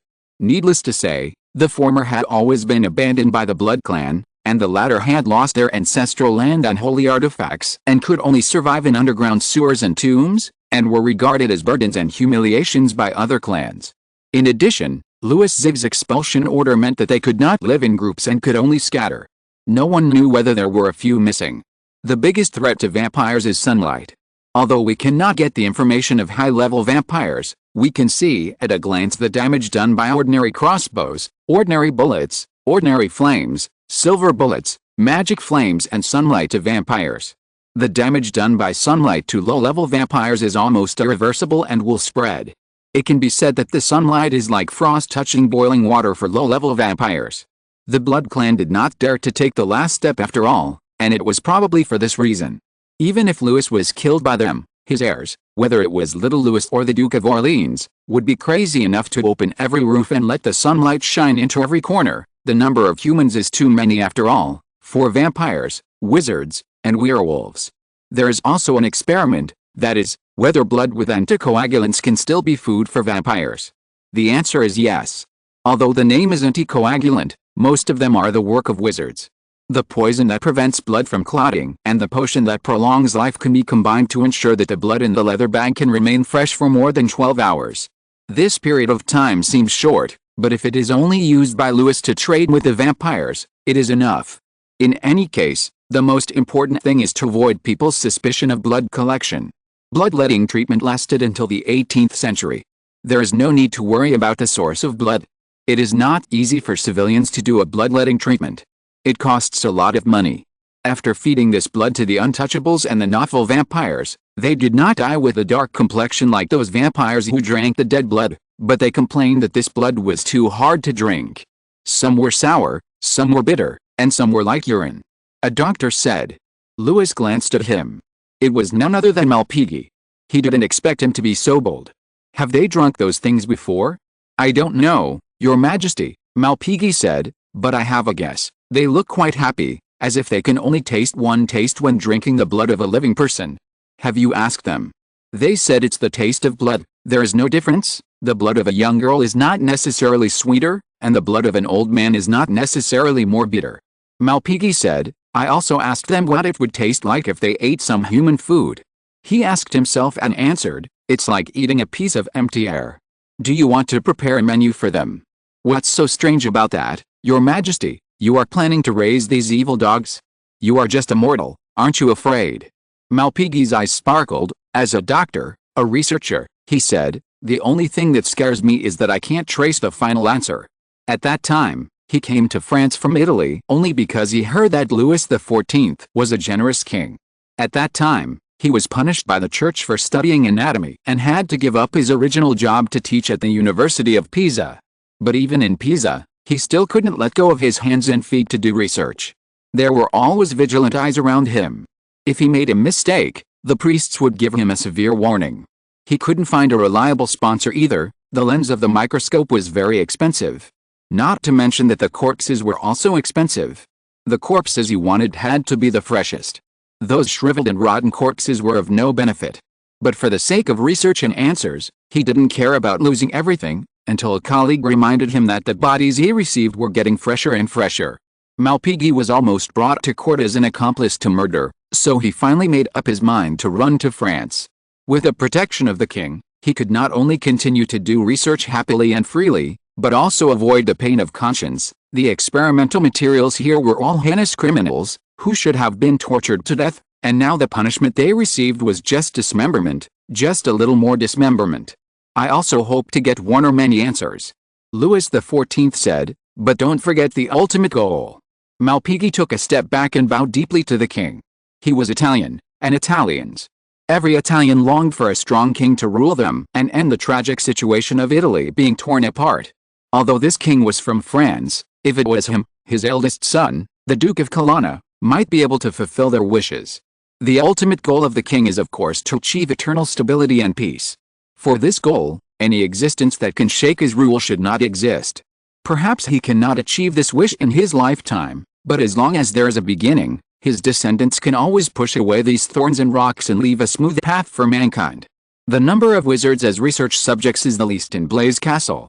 They are all dark wizards, spoils of war on the battlefields of the Netherlands and Flanders, remnants. The wizards working here have no empathy for the dark wizards, mainly because the dark wizards have no empathy when facing them. Wizards are the best experimental materials for dark wizards, and vice versa. Moreover, Louis does not need to know how to kill dark wizards, he knows how to do it. What he wants to know is, the root of magic, where does it come from, where does it go, and what path is it? The possibility of wizards appearing in his descendants, especially the branch of the Duke of Colonna, is too great. Malpighi was overjoyed to receive the king's approval. In fact, he was a little nervous at first, mainly because they couldn't produce any results for the time being. Wizards seemed to be no different from humans. They didn't have extra internal organs, their hearts weren't heavier, and their brains weren't bigger. They couldn't explain where magic came from, but it was great that the king could give them more time. He didn't notice that the king's eyes paused on a wizard. He was from the Mancini family. Although he was already a branch, his face was still somewhat similar to Mary Mancini. This surprise made Louis' heart drop suddenly. He didn't say much and was ready to turn around and leave. Your Majesty. A voice suddenly called him. Louis turned around and looked over. He had a memory that others couldn't match. This face seemed familiar. Are you Bosch's student? I'm not so lucky. I'm just an apprentice, Your Majesty. The black wizard ignored the people next to him who suddenly became alert, stood up from the stone platform behind the iron bars, and approached them. The torch illuminated his face. It was a young face. Although he had suffered a lot, his eyes at least had light. A deal. He coughed and said. What deal? Louis said, I can get everything I want. To save some trouble, the dark wizard said, Your Majesty, I'll just say it directly, I know what those guys did to Carlos I of Spain. I shouldn't trust a dark wizard. I don't ask for much, Your Majesty, I can work for you, of course, as a researcher rather than a researched person. The dark wizard lowered his head and took a few deep breaths to suppress the urge to cough. Dark wizards can do better and more than wizards. He added, in addition, Look at my age. I am not involved in any conspiracy about your father or you. The things I use to trade with you are just what I get occasionally. I know you can get whatever you want, but if you only need to give a small favor, just like you throw breadcrumbs to ravens, I only need a little breadcrumbs. Your Majesty, kind master, I can even swear to the cornerstone that I will never leave here." Louis looked at him, and an uneasy minute passed. The king nodded, and the dark wizard's shoulders finally relaxed. He held the iron railing and sat down. The emptiness and pain in his body seemed to have left him. He had won the bet. Because the castle of Blaise was very close to the Abbey of Fontaine, and the castle of Saumur, where the king was staying, formed an equilateral triangle with the two. Only a few people knew about the king's secret trip for the time being, but no matter what, Queen Teresa must be one of them. Saumur Castle was turned into a military camp after Philip II, so when the king decided to stay here, the steward took great pains to finally arrange it into a small palace that matched the king, but due to limited space, the queen's suite was right next to the king's suite and had an adjacent terrace. Fortunately, Louis went to Brieze tonight, and Madame Montespan was not summoned to serve in the room, and Queen Teresa also avoided an embarrassment. She untied a bun with the help of her maid, took a deep breath. "I'm going to the terrace to take a look, you don't have to follow me." She said that this was undoubtedly against etiquette, but with Louis XIV in front of her, Queen Teresa, who had given birth to a daughter and 2 sons for him in succession, also had her own majesty, and now they were not on Versailles or the Louvre. The maid hesitated for a moment, then silently bowed and left. Queen Teresa was the only one left in the room. She twisted her neck and felt a rare sense of relief. The moonlight and the breeze lifted the gauze curtain and flowed into the room. She walked through the open door. The door here should be newly built, inlaid with the glass and lead strips, and the color was crystal clear, but it was still not comparable to the river valley under the moonlight. There was a large white pebble river beach, which was even a little dazzling against the black jungle and the dark blue sky. A team of cavalry was coming from the south. At first, the queen thought it was a patrol team, but later she found that the team was holding the royal flag. She immediately walked to the edge of the terrace, pressed the cold stone railing, and looked there. As if noticing her sight, one of the people in the team raised his head. He saw her, took off his hat, and waved to her. Because of the dim light, the not-so-bright red ostrich feathers swayed in the air for a few times, and then he waved again. Teresa knew that he was urging her to go back to the room. Although it was midsummer, the river valley was still a little chilly at night. Queen Teresa didn't feel cold, but she never wanted to waste Louis's kindness. She thought the king might stay in her room today.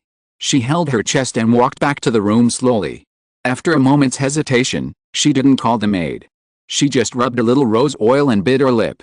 When she looked in the mirror, she saw a mediocre face, but it was this mediocre face that became radiant because of her husband's love and respect. After all, they had been married for 20 years. Teresa's guess was right. Louis walked into her suite with gifts. The maids looked happier than the queen. After the queen personally helped the king bathe and change clothes, the two of them lay comfortably on the bed, holding hands. If it was Madame Montespan lying next to the king, she would definitely ask for a favor, but Teresa knew the king much better than her, so she first told the king about the nursing home and the orphanage. As mentioned before, hospitals may have served as poorhouses and shelters in the past, but now hospitals are hospitals. The elderly and orphans who have lost or have no labor force have become a problem. Louis XIV certainly considered this problem. He required all monasteries and churches in France to have an attached shelter or an orphanage. This is not difficult to do, because most monasteries and churches have such shelters, but the specifications are different, there is no unified equipment and regulations, and the managers are hard to describe.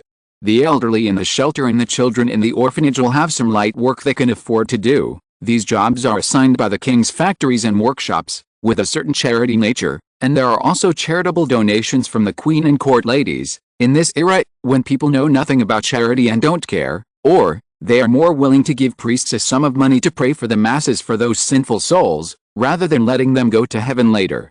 So the king told his bishops and priests a big lie. They said that anyone who chanted the Our Father, the Rosary, or the Apostles' Creed would be one step closer to heaven. Not only could they chant by themselves, but they could also hire someone else to chant.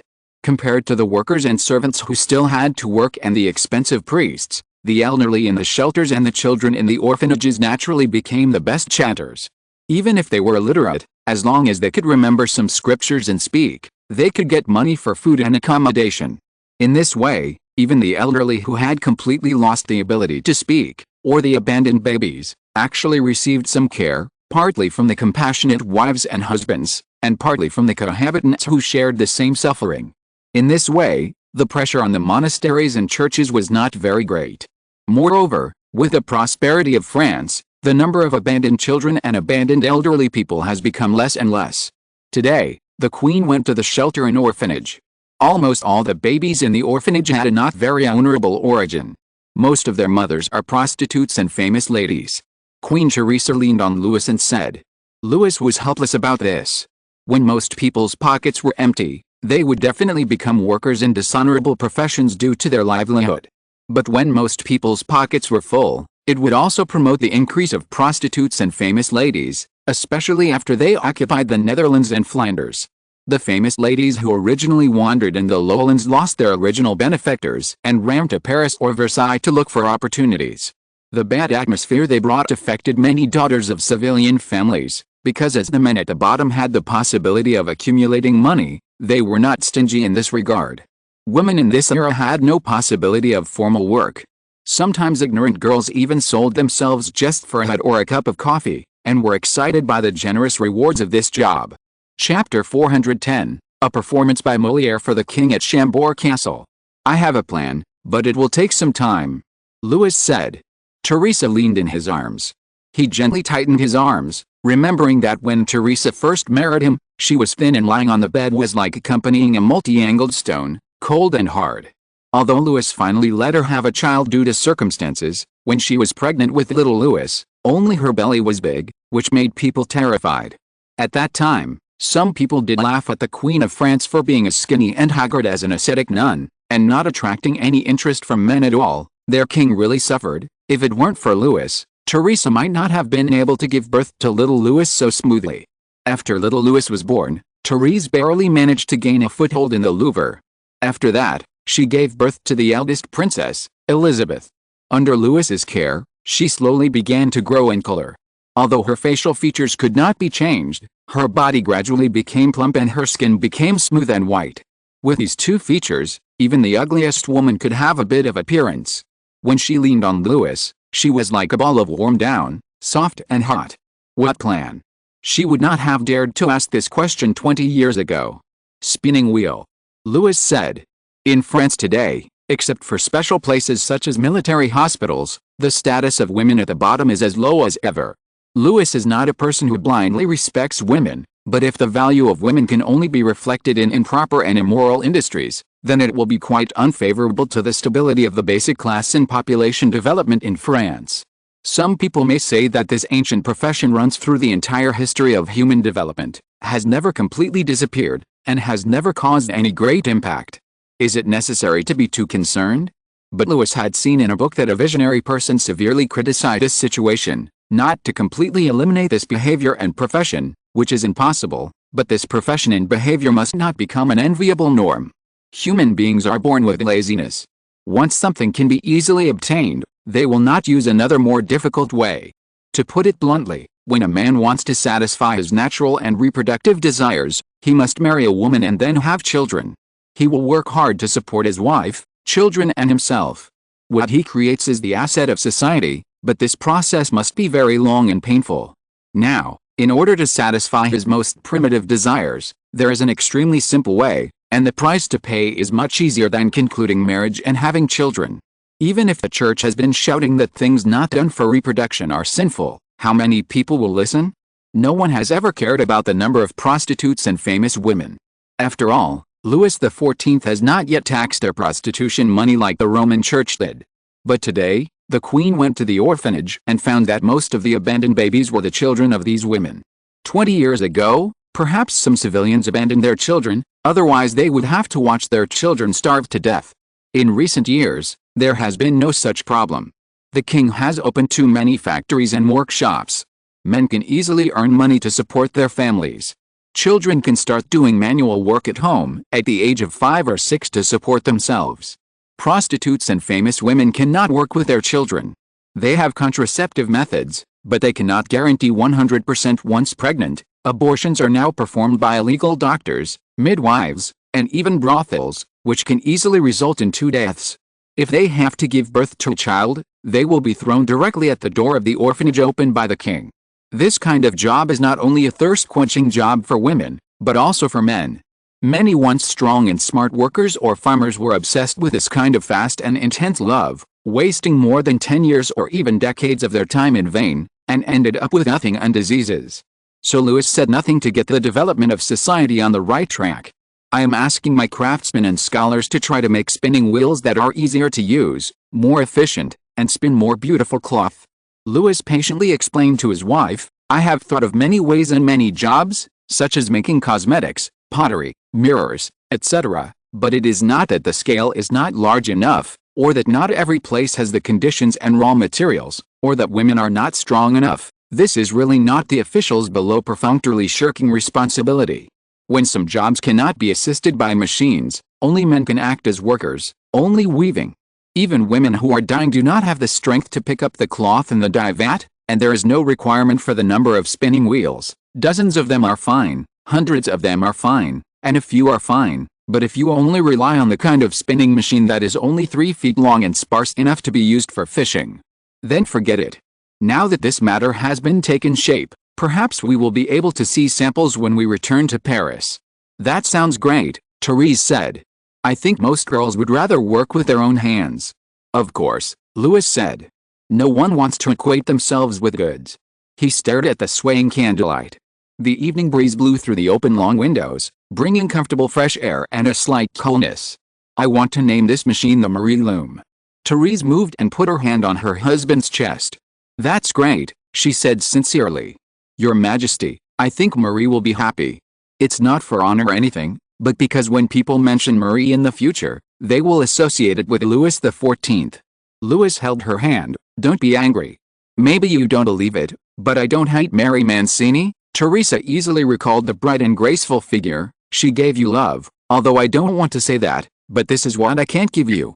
When they got married, Louis was already a king and she was also a queen, but I also have something she can never get, Teresa said in her heart.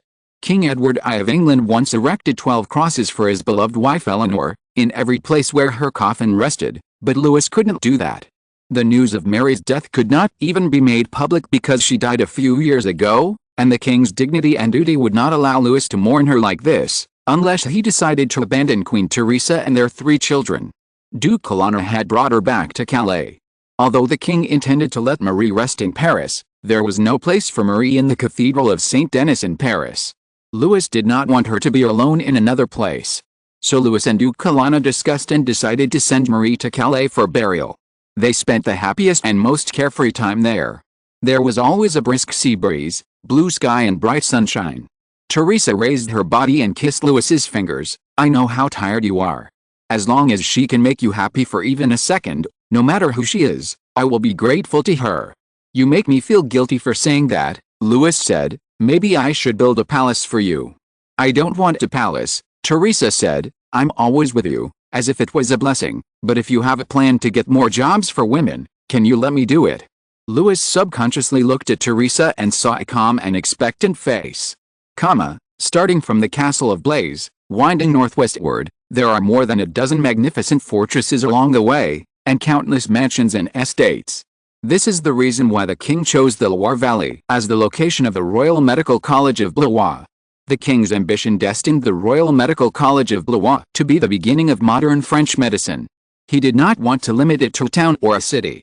No, it should be said that he wanted it to be a behemoth from the beginning. How about a medical center city? The dozen castles here and the surrounding territories basically belong to the French royal family, which also avoids a lot of constraints and entanglements. No matter how the Royal Medical College of Blois develops in the future, as long as there is the support of the royal family, at least there will be no problem in terms of land use. Of course, these dozen castles have not yet become the medical holy land of the whole of Europe, and people only think that the king wants to review the royal property in the grand parade. Queen Teresa's request was not answered. She waited patiently, and to everyone's comfort, the king's sorrow and grief slowly faded away with the summer heat, leaving only a little unknown mark. And when he arrived in Blois, he was the familiar king again. This made Molière, and his three partners, Lebrun, Beauchamp and Lully, hesitate a little about their previous plan. Near the Château de Chambord, where the king and queen were staying, an old tavern welcomed many guests dressed in luxurious clothes. However, none of the previous guests could compare to these few. They were all dressed in gorgeous clothes. One wore a rich purple, which looked like a bottle of fine wine. One wore a delicate pink. At that time, pink was still exclusive to men because it symbolized diluted blood. However, soldiers wore pink to represent bravery. This gentleman wore pink as if he was copying an innocent baby. The third one was dressed in a bright emerald green. Only the latest chemical dyes produced in the king's dye factory could have such beautiful colors. This should be a show-off. Of course, look at the people around him. The last gentleman wore a dark brown wig that fell to his back.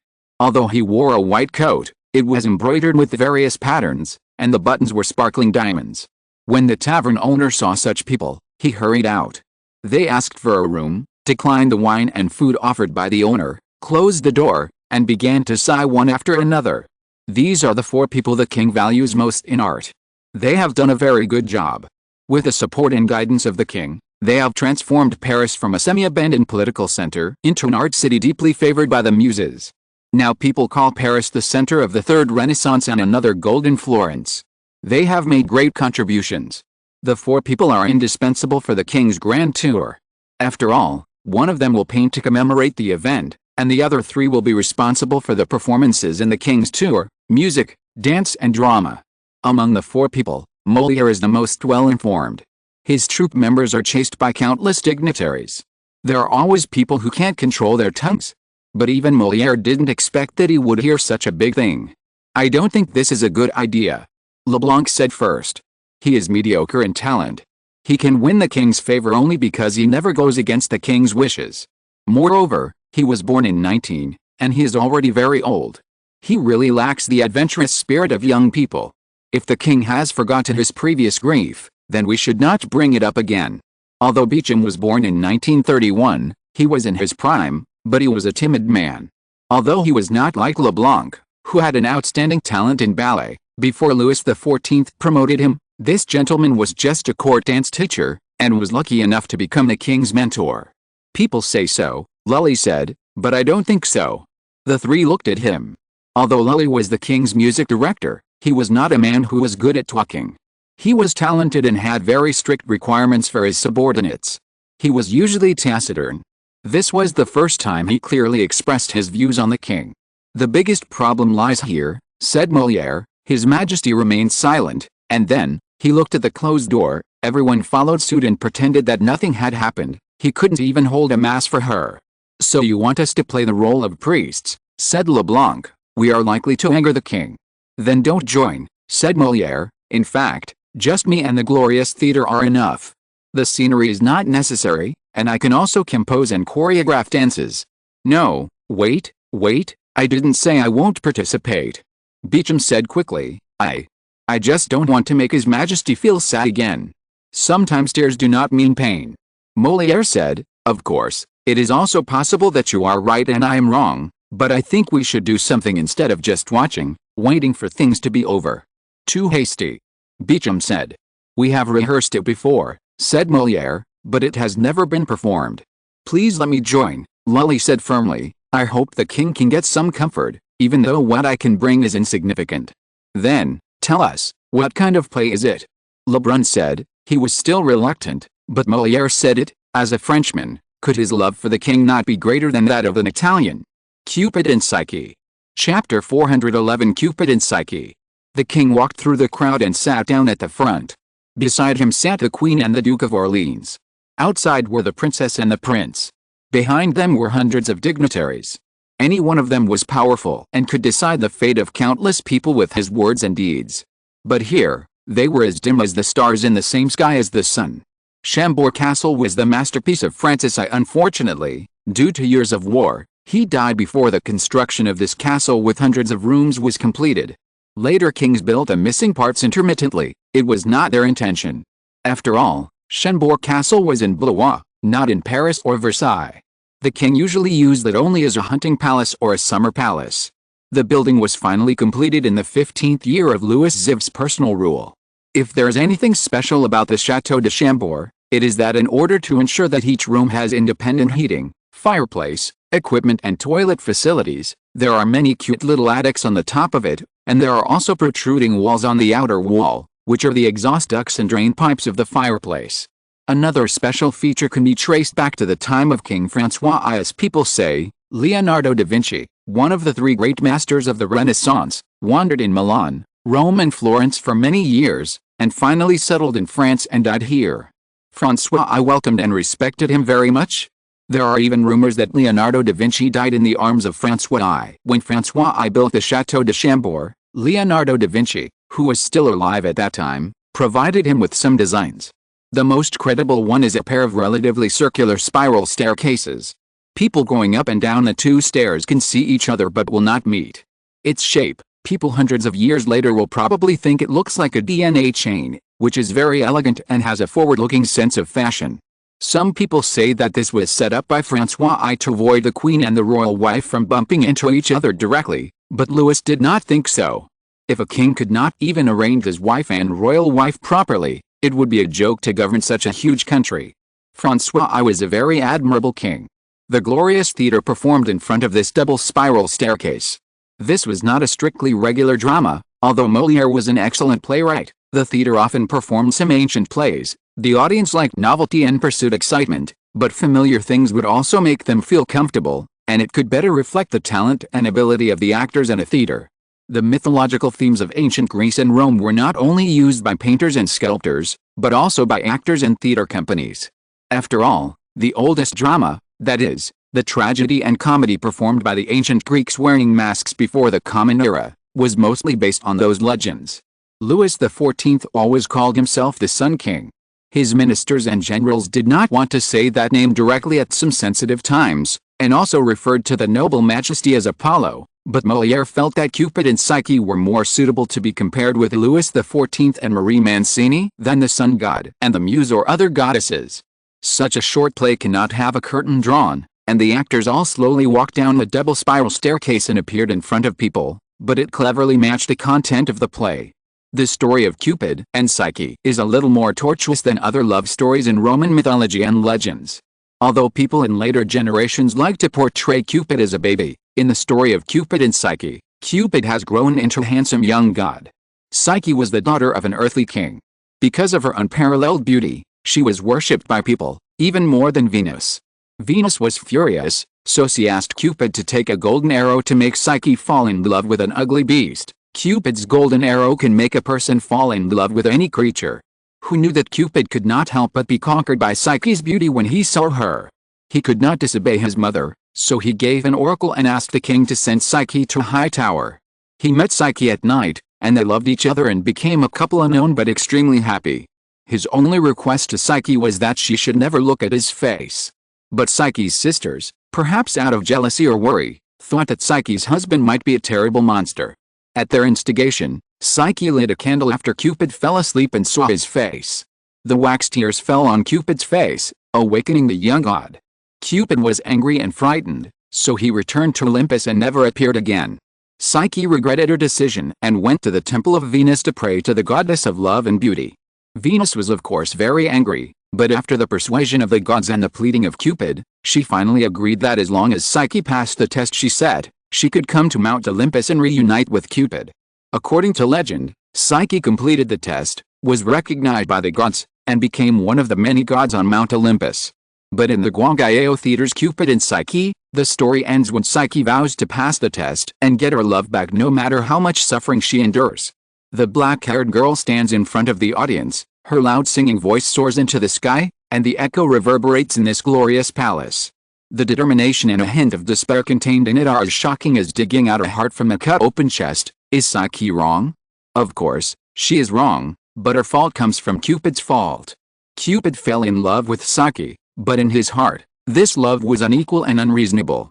He looked down on her and asked a girl who was in love to remain rational and calm, but this was impossible from the beginning. How could love be controlled and calculated? Psyche made mistakes, and Marie also made mistakes. Psyche accepted the test, and Marie also accepted the test. Psyche finally got her love back, and Marie also got it back, but this love, She exchanged it for her life.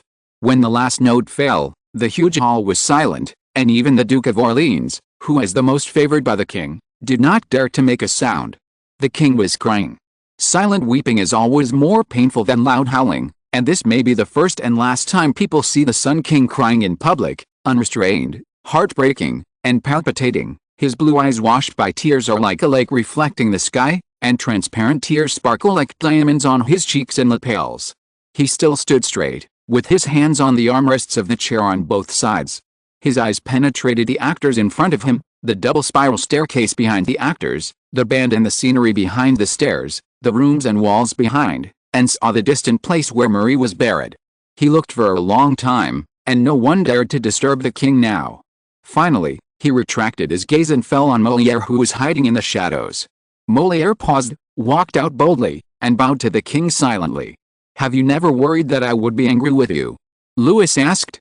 "I was worried, Your Majesty," said Molière, "but the grace you have bestowed on us is as much as the sun has bestowed on mankind, and we have done our best, just like holding a candle to illuminate the sun, which may be in vain, or may only add to the ridicule. But Your Majesty, can we look at you indifferently, look at you?" He stopped talking, but in that hotel, he said a lot, whether it was him, Leblanc, or Lully and Beauchamp. If the king had only given them money and official positions, they would certainly be excited and grateful, but they would not give up everything they have now. But the king let them establish 4 art academies and made Paris the center of the Third Renaissance. Even if they could not be compared with the 3 masters of the Renaissance, they could be said to be the 4 founders recorded by people. So Lully and Molière were extremely determined to take this risk, and the timid Beauchamp and the oldest Leblanc finally participated in this dangerous conspiracy. Louis raised his eyes and looked around. Molière did not use those sophisticated actors. The actors of Cupid and Psyche were only 14 or 15 years old, just as shown in the statues and paintings. The most beautiful and pure youth, the love between boys and girls, would be so bright and touching if it was not mixed with too many impurities. But it is precisely because of these impurities that it is even more unforgettable and difficult to give up. "I think I want to thank you," Louis said. There were still traces of tears on his cheeks, but he could smile from the bottom of his heart. He stood up, patted Molière's shoulder gently, nodded slightly to the person behind him, and walked out of the hall. When passing by Molière, many people cast admiring and surprised eyes at the playwright. It's not that no one noticed the king's silence, but Marie Mancini had 2 royal wives after him, and Marie could be said to be hidden with a crime on her back. It's not that there were no such things in the past. If a noble committed an unforgivable crime, but the king or a powerful person didn't want him to die, it was possible to send him away incognito or imprison him. No one thought that Marie could return to Paris, the Louvre or the Palace of Versailles, but no one expected that the king had such deep feelings for her. Compared with the former Grand Condé, Prince of Conti, Marquis de Louvois, Count d'Artagnan and others, although Molière was quite famous as a playwright, and after gaining the king's favor, he had nothing to hesitate about in terms of economy, but it would be a joke to say that he had any power. However, this was all before today. There is no doubt that after today, the king will at least be willing to listen to him for a few words. This inevitably made some people jealous to the point of distorting their faces. Molière memorized the faces of these people one by one. People in the Palace of Versailles may not remember their friends, but they must remember their enemies. When everyone left, he breathed a sigh of relief and sat down on the ground. Then Lully, Leblanc and Beauchamp all ran over and sat on the cold floor with him. "It took half my life." Leblanc said that he had been working all night for the past few days, painting a dozen backgrounds for this little play, scrolls that can be rolled up. When the scene needs to be changed, someone will put it down and take it back from it. "Your Majesty is very happy, that's all," Beauchamp said. He pressed his chest to prevent his heart from jumping out. Molière and Lully exchanged a look. The original intention of Beauchamp and Leblanc was not so pure. Fortunately, Molière won the bet. He was not prominent in the Palace of Versailles, but as a playwright with outstanding observation, the emotional entanglement between the king and Marie Mancini could not escape his eyes. "Obviously they are a good couple," he said involuntarily, and then closed his mouth. He could speculate and comfort the king implicitly, but he absolutely could not say it clearly. After today, the Sun King will just be the Sun King. "I think we should congratulate Mr. Molière in advance," Leblanc said. "How do you think His Majesty will reward Molière?" He hesitated for a moment. It won't be a title. In that case, we will have to bow to Mr. Molière from now on. Good morning, good afternoon, and good evening, Mr. Molière. Beecham laughed and raised his hat to make some exaggerated movements. Molière saw it and knew that they were also beginning to be jealous. I can't do it without you, Your Majesty knows that. He said, Your Majesty is not the kind of person who favors one over the other. I think we may all get a generous reward. That would be great. Leblanc said, thinking about whether to paint a portrait for Marie Mancini. I think you will have an extra income soon. Lully said. The people in Brittany are going crazy recently. They are desperately trying to find someone who can plead their case in front of His Majesty. Do I look that stupid? Molière said tiredly. They have to try it. Lully said. Something that can be known to a foreigner like Lully is certainly not a secret. When Louis XIV saw the letter that passed through countless hands before being presented to him, he smiled. This was his second smile of the day. The Duke of Orleans also slowly let go of his hanging heart. Of course, he was closer to the king than Molière, but Louis's calmness made him unsure of how to proceed. A king certainly knows that he should cover up his weaknesses, and as a prince with a sensitive identity, he must not be the one to tear open the wound. It is said that it is a moderate faction in Brittany. The Duke of Orleans said. The king laughed for the third time, a pungent laugh. These guys always have to wait until they are desperate before some moderates appear. When they have the upper hand, these moderates are like dead. The Britons are like this, the Dutch are like this. Then, let the Duke of Luxembourg continue. Brittany, no, from now on it will be the 3 maritime provinces. Tell him that if he doesn't comb these 3 provinces thoroughly, he will never have to listen to those people wailing. Louis said, we may be busy for a while next, Philip. I plan to move some Orleans people to Brittany. I wish you all the best, happiness and health in the new year. There will be a random little blessing today. Please pay attention to the adults who voted for recommendation and monthly tickets. If you're listening to this novel on a channel other than Fanfic World, it means they downloaded and uploaded it without effort. We cordially invite you to visit our channel, Mundo Fanfic Novelis. There you'll find the original version of this story and you can explore many other novels of various genres. We're waiting for you to immerse yourself in a world of incredible novels. Chapter 412, Joseph the Carpenter, Part 1. Joseph, a carpenter, was a member of a guild in Orleans. He had been an apprentice for 5 years and a helper for 3 years. It was a seemingly ordinary day when he returned home. Orleans was huge and solid, with magnificent churches and magnificent mansions everywhere. Unfortunately, these had nothing to do with him, his wife, and his children. They lived in the lower reaches of the Loire River, not far from the slums under the city walls. Whenever Joseph walked home exhausted along the riverbank and the endless black water, he always felt that this was like a sign, suggesting that day would always fall into the worst situation. But that was 3 weeks ago. Now his mood is obviously getting better, and there is an unconcealable joy in his eyes, as if a ray of light shot into the darkness, pointing out a door out of his predicament for him. His home could not be considered a complete home. I mean, a complete suite. Although Louis XIV rebuilt Paris and built Versailles after taking power, the glory of the Sun King has not yet been projected to Orleans. Joseph and his family are temporarily living in a room rented from a gray and white mud apartment. This way of renting houses continued for hundreds of years. For example, people can still see these buildings in French cities such as Orleans. These buildings stand on narrow and long land, looking like a flat soap. Sometimes they face the street, sometimes they face the wall of another building. The ground floor is often public, with corridors, offices, living rooms, reception rooms or bedrooms. It depends on how the owner or landlord arranges them. Of course, if the landlord is facing the street, he will rent them out as shops. If they face a dark alley without sunlight, he will divide them into rooms for rent. The only similarity is that there is always a public kitchen on the ground floor. The basement is generally used to store food, utensils or rent them out. There are always poor people with limited money who need such a shelter. From the second floor up to the third, fourth or fifth floor, the attic is a densely cut room. The way of renting at that time was also very interesting, because the unit of renting a house has always been a room, and the location of the room depends on the landlord's arrangement, so it's okay to rent only one room. If you rent many rooms, then he may not have enough privacy. Take Mr. Molière in the above article as an example. He was not a poor man. He rented 4 rooms in the Queen's Square in Paris. The problem was that the landlord arranged 2 rooms on the second floor and the other 2 rooms on the third floor. So even if it could be called luxury, Mr. Molière had to divide his life into 2 parts and generously share it with more than a dozen other neighbors.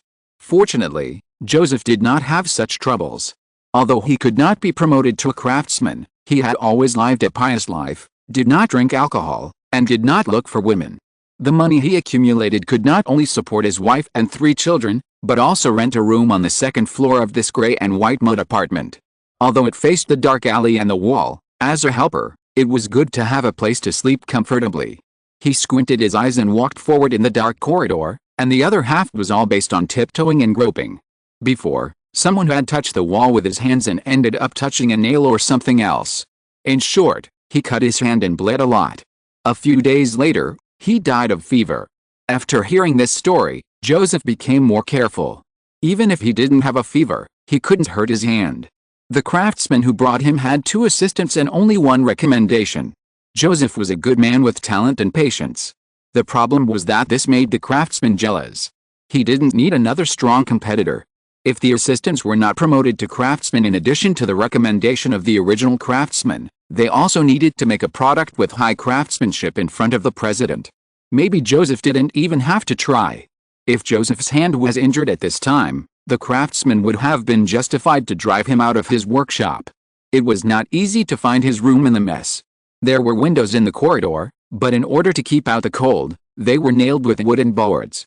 The light could only flow in through the gaps. No one dared to light a candle here. The house with a full wooden structure was too easy to catch fire. Joseph sniffed. The exterior walls of this apartment were painted with gypsum plaster for fire prevention. This was after the Great Fire of London in 1966, when His Majesty the King ordered that every apartment be painted with gypsum plaster for fire prevention. The landlord's son was said to be working for the Duke of Orleans. Because of this relationship, this building was also the first to be painted gray and white, and the gray and white plaster apartment replaced its original name. This flattering behavior attracted a lot of ridicule and slander. After all, Philip, Duke of Orleans, was not as gentle as Gaston, Duke of Orleans before him, but the landlord did his own thing, and workers like Joseph were more willing to rent such an apartment, even though the thin layer of gray and white plaster might not be of any use. Ouch! Perhaps because he was distracted, Joseph unfortunately hurt his toe on something. He lowered his head and barely recognized that it was a rusty anchor. It looked like the work of his neighbor Barrow. He always picked up, or more accurately, stole things from outside and piled them in the corridor. Joseph was worried that this would make others think that he was the same. He warned Barrow many times, but it was always useless. Because Barrow was his fellow apprentice, one of the 2 assistants of the carpenter, and also the carpenter's nephew. No matter whether Joseph was right or not, or whether Barrow was a thief, the carpenter would never stand on Joseph's side. So the only benefit of Joseph's toe was that he finally got home. Through the thin door, he heard a series of regular collisions. It was not pleasant, but to Joseph it sounded like the sound of heaven. He smiled and knocked gently. The sound behind the door stopped immediately. With a faint bustle, a woman's voice came from behind the door. Who? Joseph, dear Lida. Hearing her husband's voice, Lida immediately pulled out the bolt and opened the door. Joseph hurriedly stepped in, and Lida followed and closed the door. The air in the room was really not good. Their youngest daughter was still breastfeeding, and the oldest boy was only 6 years old. Not to mention the room, even this apartment had no drainage facilities. It used a urine bucket. The milk smell in the room and the smell of feces and urine after evaporation mixed together, which could kill a dog directly. Joseph and Lida had long been accustomed to it. In winter, the room was inevitably full of this smell. Although it was late summer now, because they needed to keep a secret, they would not open the only wooden window even if it faced the dark alley. Have you had dinner? Lydia asked. Because there was only one public kitchen and people had to pay to use it, the poor people would not eat at home. They would usually buy some bread, butter and milk to take home. Regardless of the quality of these things, they were enough to satisfy their stomachs. I had some bread, Joseph said. He walked around the room, as if to check the surroundings, and then took out a spindle from his coat pocket. Lydia and Joseph's room was about 15 feet long and wide, or about 25 square meters in later times. It sounds big, but it should be noted that there were 2 adults and 3 children living here. All their tools, Furniture and property were placed in this room, and a corner was set aside to be covered with stone slabs so that they could have a place to burn fire and keep warm in winter. The most eye-catching thing in this room was a large bed covered with curtains. People who saw it would definitely laugh at this poor couple who wanted to be a master and a mistress, but Joseph walked over and pulled open the curtains, revealing everything inside. It was a spinning wheel. No, it was hard to say that it was a spinning wheel in people's minds. It should be said that it was a machine, about the size of a double bed. 12 spindles were fixed on it. White cotton threads were crisscrossed and pulled from one end to the other. On the right side of the machine, there was a big wheel. Shaking the wheel could drive the mechanism, which shook the spindles, and the 12 spindles worked together. Joseph pulled up one of the spindles and put a new one on. He motioned to Lydia to come over and work. Lydia knew that Joseph wanted to see how the spinning wheel worked, so she immediately went to the corner of the room to get the kerosene lamp, lit the candle, and stood in front of the spinning wheel to work. Joseph concentrated on it for a while and found that the spinning wheel was running as smoothly as a greased paddle. He relaxed completely. "Great," he said, "but let's stop here today. We have spun a lot of thread. You should rest well to avoid hurting your eyes. The kerosene lamp is very bright, dear," Lydia said happily. "These little things are so cute, Joseph." She looked greedily at the spinning wheel swinging up and down, completely fascinated. Her mother, grandmother, great-grandmother. In short, all mothers and daughters have spun thread and used spindles, but who would have thought that there would be a machine that could work like 12 tireless people who would never make mistakes? "We don't have to make money from spinning now," Joseph said with satisfaction, and then he suddenly showed a vigilant look. "No one asked you where the cotton thread in your hand came from." "No," Lydia said, "I went to several places to sell the balls of thread." She recalled carefully for a while. "No, Joseph, as you reminded me, I never told others what you did." She touched the spinning wheel again lovingly. "But your craftsmen in Barrow, they all complained that you did your own work in the workshop. Just make a few spindles for you." The other parts were secretly rented by Joseph in a half-abandoned mill, and then quietly moved back to the room in the middle of the night to assemble them. "How long do we have to wait?" Lydia said. "I don't even want to present it to the king. Do you know how much thread I have spun these days?" "Don't be silly, Lydia," Joseph said. "If we present it to the king, you can open your own textile workshop." "How is this possible?" Lydia was amused by him. "The guild leader will not allow a woman to open a workshop." Joseph's lips moved, but he did not continue. He and Lydia opened the bedroll. Because the spinning wheel occupied the original position of the bed, they could only suffer in the gap between furniture and sundries for a few days. Lydia carried the pot, and the 4 people took turns wiping their hands and faces with wet towels above the urine bucket. Needless to say, their second child was a girl with a gentle temperament. She knew to help her mother as soon as she could walk. The boy was very naughty and spilled water on the floor. Usually Lydia would not say anything, but today and the next few days, the whole family would sleep on the floor, so she slapped him angrily. The boy cried loudly. This kind of harsh accompaniment is not uncommon in the gray and white mud apartment. The boy was tired of crying and his stomach was rumbling, but his parents and sister were asleep, and there was no food in the room. He angrily picked up the abandoned spindle and threw it on the ground, which was met with a hazy scolding. After a while, the boy also curled up in the cotton pile and fell asleep. When the boy woke up in the morning, he found his father kneeling in front of the portrait of Saint Joseph and praying.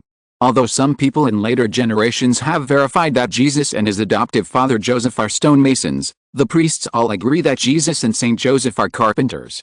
Therefore, although Saint Joseph is not the patron saint of carpenters, carpenters usually worship his holy image. "How long do we have to wait?" Lydia said with emotion when she saw her husband off. "It won't be long," Joseph kissed his wife. "The king will soon tour to Orleans." Joseph came to the workshop. He didn't come too late, but the craftsmen still scolded him angrily and assigned him a lot of complicated odd jobs to do, such as grinding, polishing, oiling and waxing, etc., which are usually done by apprentices, but since customers prefer Joseph to make their customized furniture instead of a craftsman, the craftsman no longer let him show his talent in front of outsiders. Barrow never showed up, but this was normal. Joseph knew that Barrow had many bad friends. They often drank together, looked for women, or did some despicable and shameless things. Joseph could be said to have done the work assigned by the craftsman obediently. When he looked up, he found that it was already noon. He got up and walked to the bakery on the other side of the small square to buy bread. An old man was also buying bread. He was also a carpenter, but he was not only a carpenter, but also one of the few elders in the Carpenters' Guild. He was highly respected. He glanced at Joseph, and Joseph followed him. The two came to a tavern. The elder took out a large écu and exchanged it for a plate of steaming pork sausages. Chapter 413, Joseph the Carpenter, Part 2. Because he was still a helper, Joseph had to give a large part of his income to his craftsmen, and he had to support his 3 children and wife. Sometimes he had to give a few crowns to his brothers and parents to tide over temporary difficulties. It was not often that he could generously take out a large crown to have a good meal. It was not the first time that he met this elder guy. They had the same ideas in some places, a very dangerous idea. When the worst result was expulsion from the association, or even worse, what was a plate of pork sausage. Joseph hardly refused, and dragged the plate over and ate it in big mouthfuls. Work like polishing and oiling was the most strenuous and the most painful. Polishing required strength, and it was the kind of strength that required full concentration to control. Oiling was even more necessary.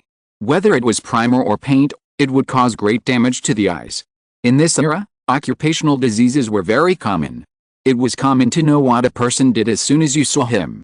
Joseph's eyes often bulged, swollen and trembled, all because of the paint poisoning. He knew that this was because of the kind priests and witch doctors, that's what they called the women in the army, and they were in awe and fear of them. Some people, like his craftsmen in Barrow, even wanted to drag them out and burn them to death to avoid disaster. Of course, this was impossible, and no one could rush into the king's camp.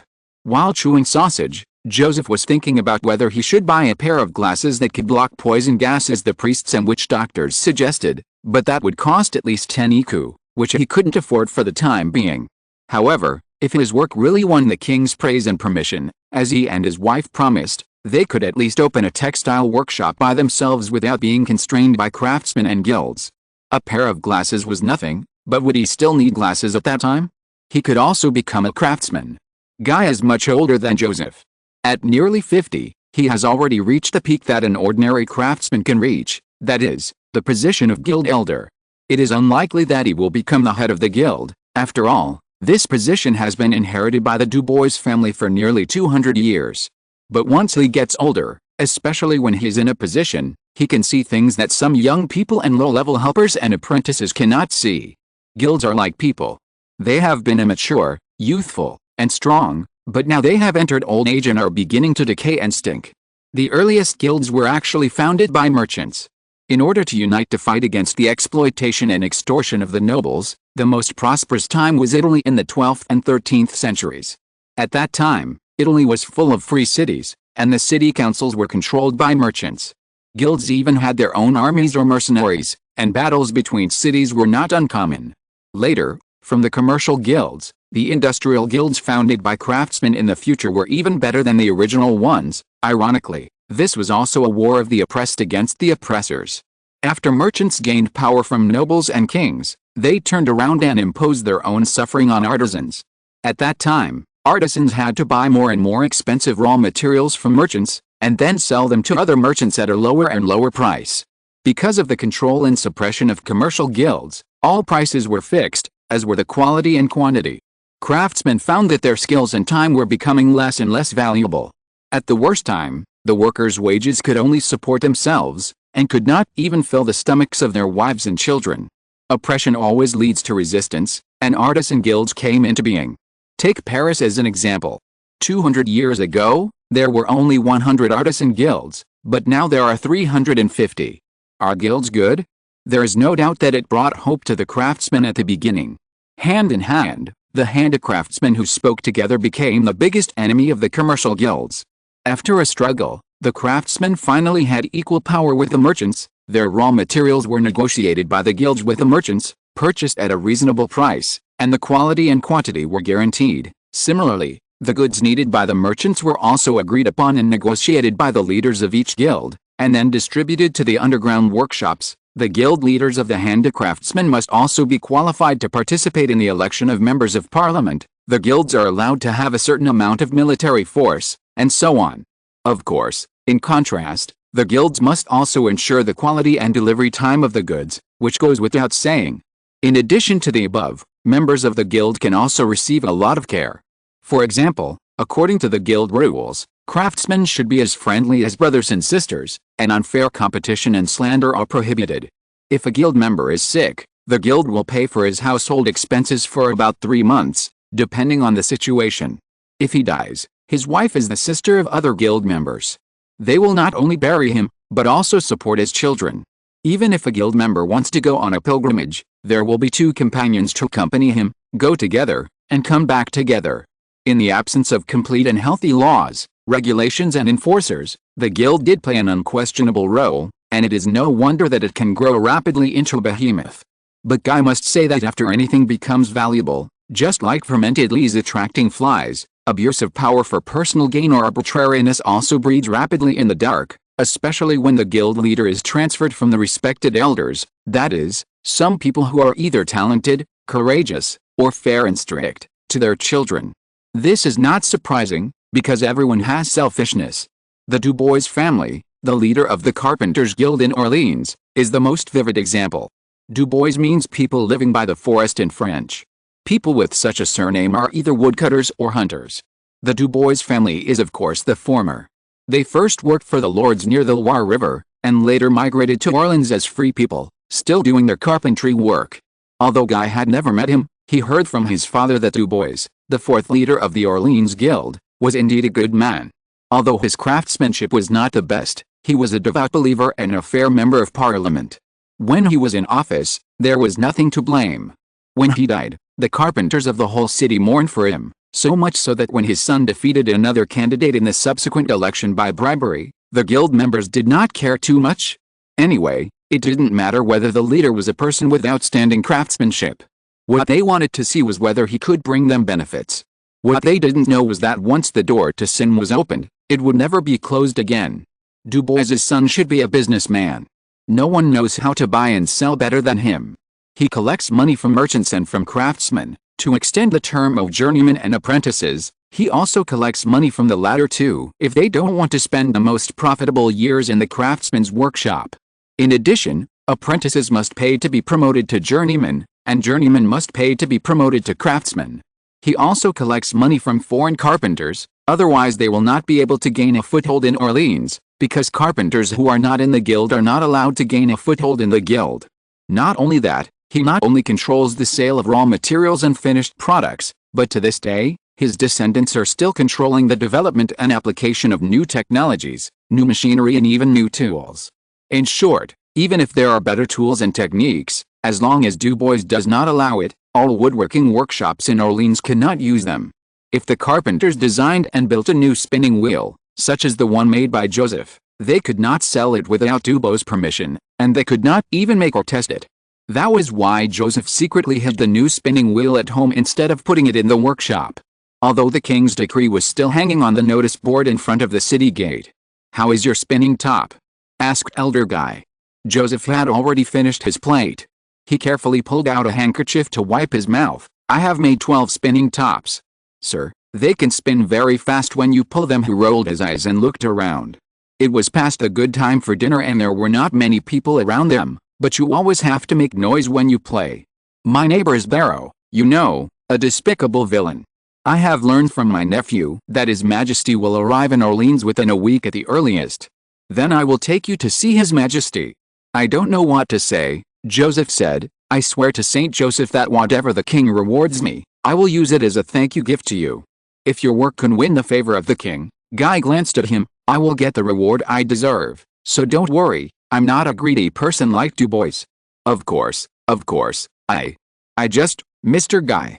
Joseph's face flushed and he explained stutteringly, but Guy just waved his hand. "I can't go to the gray and white mud apartment too often, but I still have to take a look before I request an audience." "That thing is very big, sir." "Then I will buy a piece of furniture from you, a wardrobe, and you can transport it to my warehouse by the river." Okay. Joseph hesitated. He didn't dare to make the new spinning wheel public for many reasons. The most likely reason was that the craftsman or the leader of the guild would take the opportunity to take it for himself. This kind of thing is very common.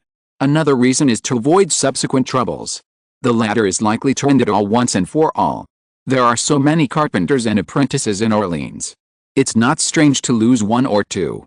Joseph dared to take the risk, firstly because the king offered too much, a considerable bounty, a workshop, including the title deed and production equipment, and, if he wanted, he could go to Paris and Versailles. Joseph was very talented, but why hadn't he become a craftsman yet? It was because the guild now required that craftsmen must have workshops and tools, and a deposit. Once his spinning wheel was approved by the king, he would have everything. Secondly, it was because Elder Guy was a rare good man. Although he was strict and demanding, he strictly implemented the system of apprenticeship for a maximum of 3 years and helpership for a maximum of 2 years in his workshop. If someone could not pay the money to become a craftsman, he would give a loan. He had been a craftsman for 30 years and had provided 7 craftsmen to the guild. This is also the reason why Dubois is constantly complaining.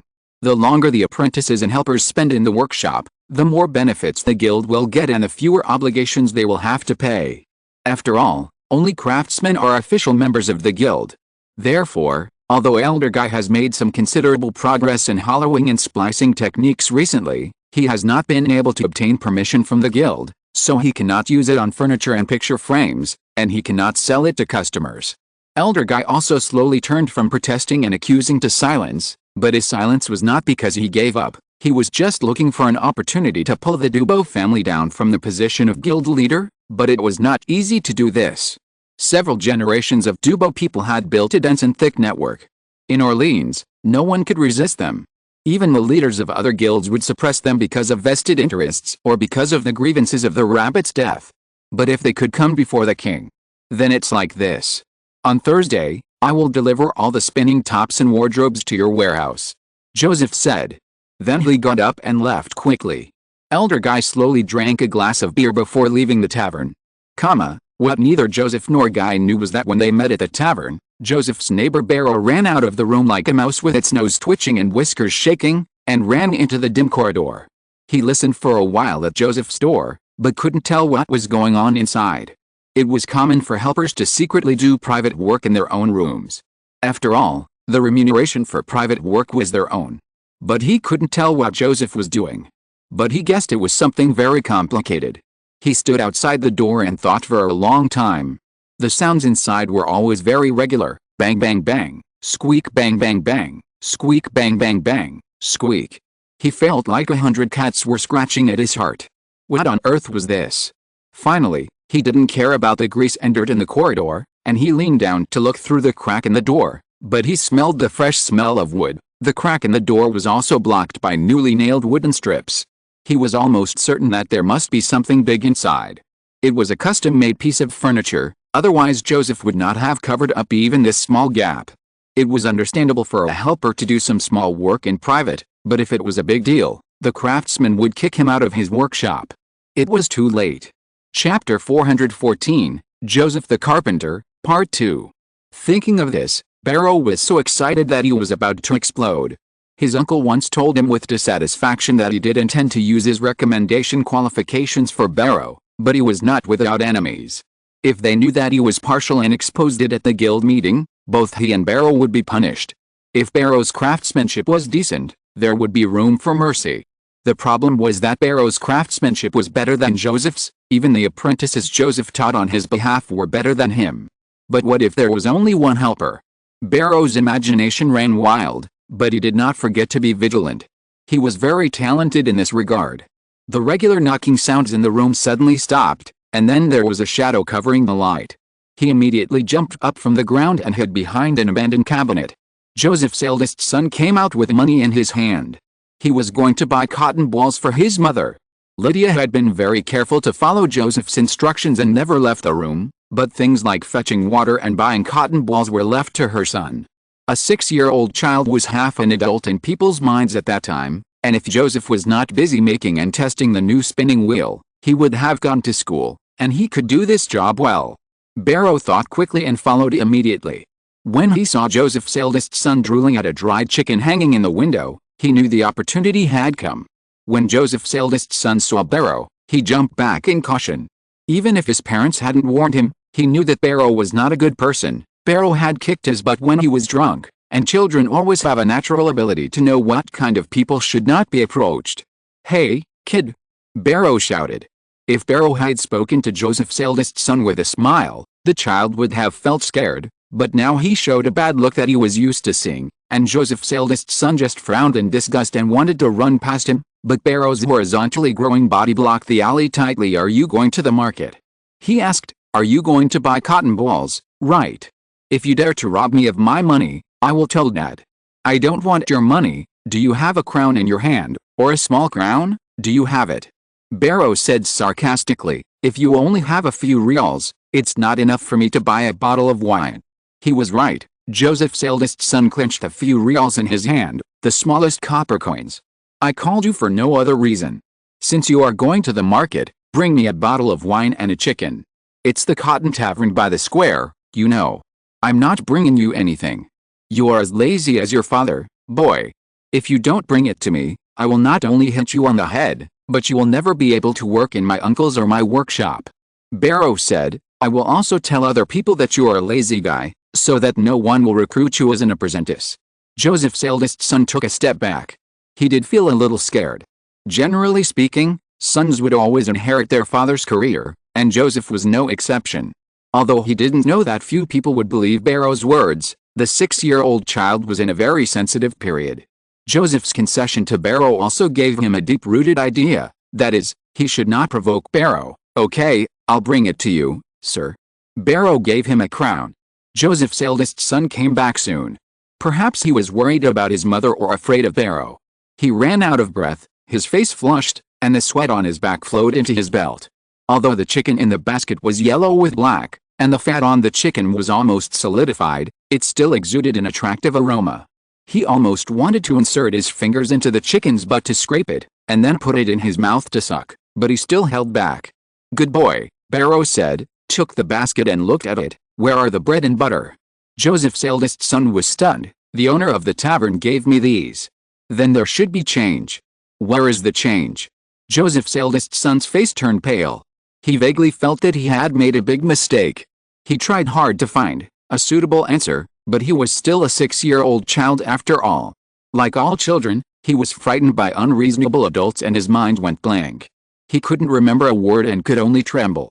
"It seems that you are not only lazy, but also a liar. A thief." Barrow shouted in a low voice, "I knew it. Joseph is a thief. He stole the wood from the workshop and the craftsman's customers. You are his son, so you are also a thief. Virgin Mary, you all deserve to be driven out of the workshop, expelled, and hung in a standing cage." When it comes to standing cages, even 6-year-old children will feel weak in the knees. Everyone knows that there are iron cages made in the shape of human bodies, hanging in squares and in front of churches. Sinners are locked in them. They can't pose in any other posture except standing straight. Their hands, feet and heads can't move. They are exposed to the wind, sun and rain. Crows come to take away their eyes, noses and ears. Maggots are digging in their wounds and falling down in groups. They and their relatives and friends can only watch helplessly. Such sinners are usually hung until only white bones are left before they are taken away. Sometimes the bones will remain in the cage until the next sinner enters. Although Louis XIV had abolished this terrible torture, how could Joseph's eldest son, a child, know? When he heard Barrow's threats and saw that hideous face, he finally couldn't bear it anymore and burst into tears. I didn't. I'm not a thief. You are, and neither is your father. He isn't either. Then tell me, what is he doing? He must be making a reliquary. No. Then he must be making a beautiful 4-poster bed. No. I know, he must be making a big desk. This is a list given to the craftsman by account. It's terrible, too terrible. I'm going to tell the craftsman right away that he is a thief and he stole the craftsman's business. No. Upon hearing that there was such a big shot as the count, Joseph's eldest son became even more panicked. He even dropped the basket and grabbed Barrow's sleeve. My father is just making a spinning wheel, the one used to spin cotton thread. Not a desk, nor a 4-poster bed, let alone a reliquary. Barrow was stunned. This answer was beyond his expectation. Joseph was spinning? When Joseph returned home, everything was normal. The man who had escaped from the heavy work that lasted for a whole day did not pay much attention to the children. He walked to the spinning wheel and touched it lovingly. "Get ready, Lida. We will send it to the warehouse by the river on Thursday." Lida, who was busy collecting cotton thread, paused when she heard this. "Have you already agreed with Elder Guy?" "Yes," Joseph said, "he will take me." He did not continue. "He is not Dubo, he really wants to help us." "May God bless him," Lida said, "and us." Joseph went forward and hugged Lida. "We will be happy." He sighed deeply and took out bread and butter from the backpack behind him. "Let's have a good meal today." The eldest daughter, who smelled the fragrance of bread, immediately ran over. Joseph shared the bread with her, then his wife, and then noticed that his son did not come over, which was rare. "Did you get into trouble again?" he asked. "He fell and spoiled all the cotton balls he bought," Lida said in a bad tone. "It's nothing. We can have as many cotton balls as we want in the future." Joseph said, "Come and eat, child." Joseph's eldest son came over hesitantly. He lied to his mother because his father and mother had repeatedly warned him not to tell anyone what his father was doing. He had always been very careful to keep the secret, but today he told Barrow in panic. "But this is not a big deal, right?" Anyway, his father just said that the spinning wheel would be moved to the warehouse by the river on Thursday. Today is Tuesday, and Thursday is the day after tomorrow. The spinning wheel can only be placed at home for one more day. No, from the tone of his father, he will dismantle the spinning wheel first, so that even if someone comes to see it, they won't see anything. He still remembered the slaps his father gave him last night, and the broken spindle. If his father knew that he had revealed the secret, he would definitely beat him severely. The fear that spread from the bottom of his heart made him close his mouth, and he only took small bites of the bread. His eyes were still red. Lida thought it was just because he fell on the road and spoiled the cotton thread, but she didn't know that things had developed to such a terrible extent without their knowledge. When Joseph and Barrow's craftsmen were about to take a break, they were called by their nephew. "There's something I want to tell you." Barrow thought about it for the whole afternoon. He didn't quite understand why Joseph secretly built a spinning wheel. Many carpenters can make a spinning wheel, even apprentices can. He didn't know if he had caught Joseph's handle. He hoped that Joseph built a large desk and a four-poster bed. The specifications and quantity of goods in each workshop were assigned by the guild. Smaller things such as wooden barrels and shovels could be turned a blind eye, but furniture violated the guild regulations. "Go ahead, I'm listening." The craftsman yawned. He had no sons, only daughters, so the workshop could only be handed over to his nephew in the end. So he had always been tolerant of this fool, but it was a pity for Joseph. He was really a talented child, but who made him not have a good surname? So Barrow told him what happened in the afternoon. The craftsman first glared at Barrow. What a dirk. Then he thought, a spinning wheel? His first thought was, why did Joseph build a spinning wheel away from other people's eyes? There was no need for that. A spinning wheel. Hey. He shook his head. There must be a reason. A few seconds later, Barrow stared at his uncle, who literally jumped out of bed. "Spinning wheel," he shouted, gritting his teeth. "Oh, spinning wheel. I should have thought of this tormenting devil. This despicable thief. This scoundrel who deserves to go to hell." Barrow was frightened by such a sudden change and took a step back. "Holy Mother," he shouted, "what's the matter with you, my dear uncle? You look so terrible. Are you cursed? Or are you sick? You are sick. Foolish disease, my dear nephew. The king's edict is posted next to the city gate. Haven't you even taken a look at it?" The craftsman shouted and ran out. Halfway through the run, he remembered that he was as naked as a naked body, so he ran back and put on his clothes neatly. He was not dressed for the usual workshop, but for church worship. He rummaged through the suitcase in a mess. Barrow was stunned for a while, and shouted nonsense beside him. "What's the matter with you? Are you sick? Do you need a doctor? Do you need a priest to exorcise the evil spirit?" After the craftsman finished dressing, he had time to say, "Stop talking nonsense, come with me to see Du Bois." The guild leader was just a humble craftsman in front of the real nobles, but in front of people like Barrow, he was an unshakable and unreachable big man. When Barrow heard this, he was as trembling as Joseph's eldest son. His uncle pulled him onto the mule, asked his wife to close the door, and warned her not to open it to anyone. When they went out, the area around the workshop had fallen into ink-like darkness. The two of them rode a mule and went to the place where there was light. That was the upper city of Orleans, where the nobles lived. The Du Bois family was at the junction of the upper and lower cities. On Thursday, Joseph reported his illness to the craftsman. Unexpectedly, the craftsman did not make any sarcastic remarks or sarcasm this time. He waved his hand as if he was extremely annoyed and let Joseph go. Joseph felt a little uneasy, but he couldn't say anything. He returned home with a trepidation, put the disassembled spinning wheel into a cabinet, and asked two friends to help him quietly move it to Elder Guy's warehouse.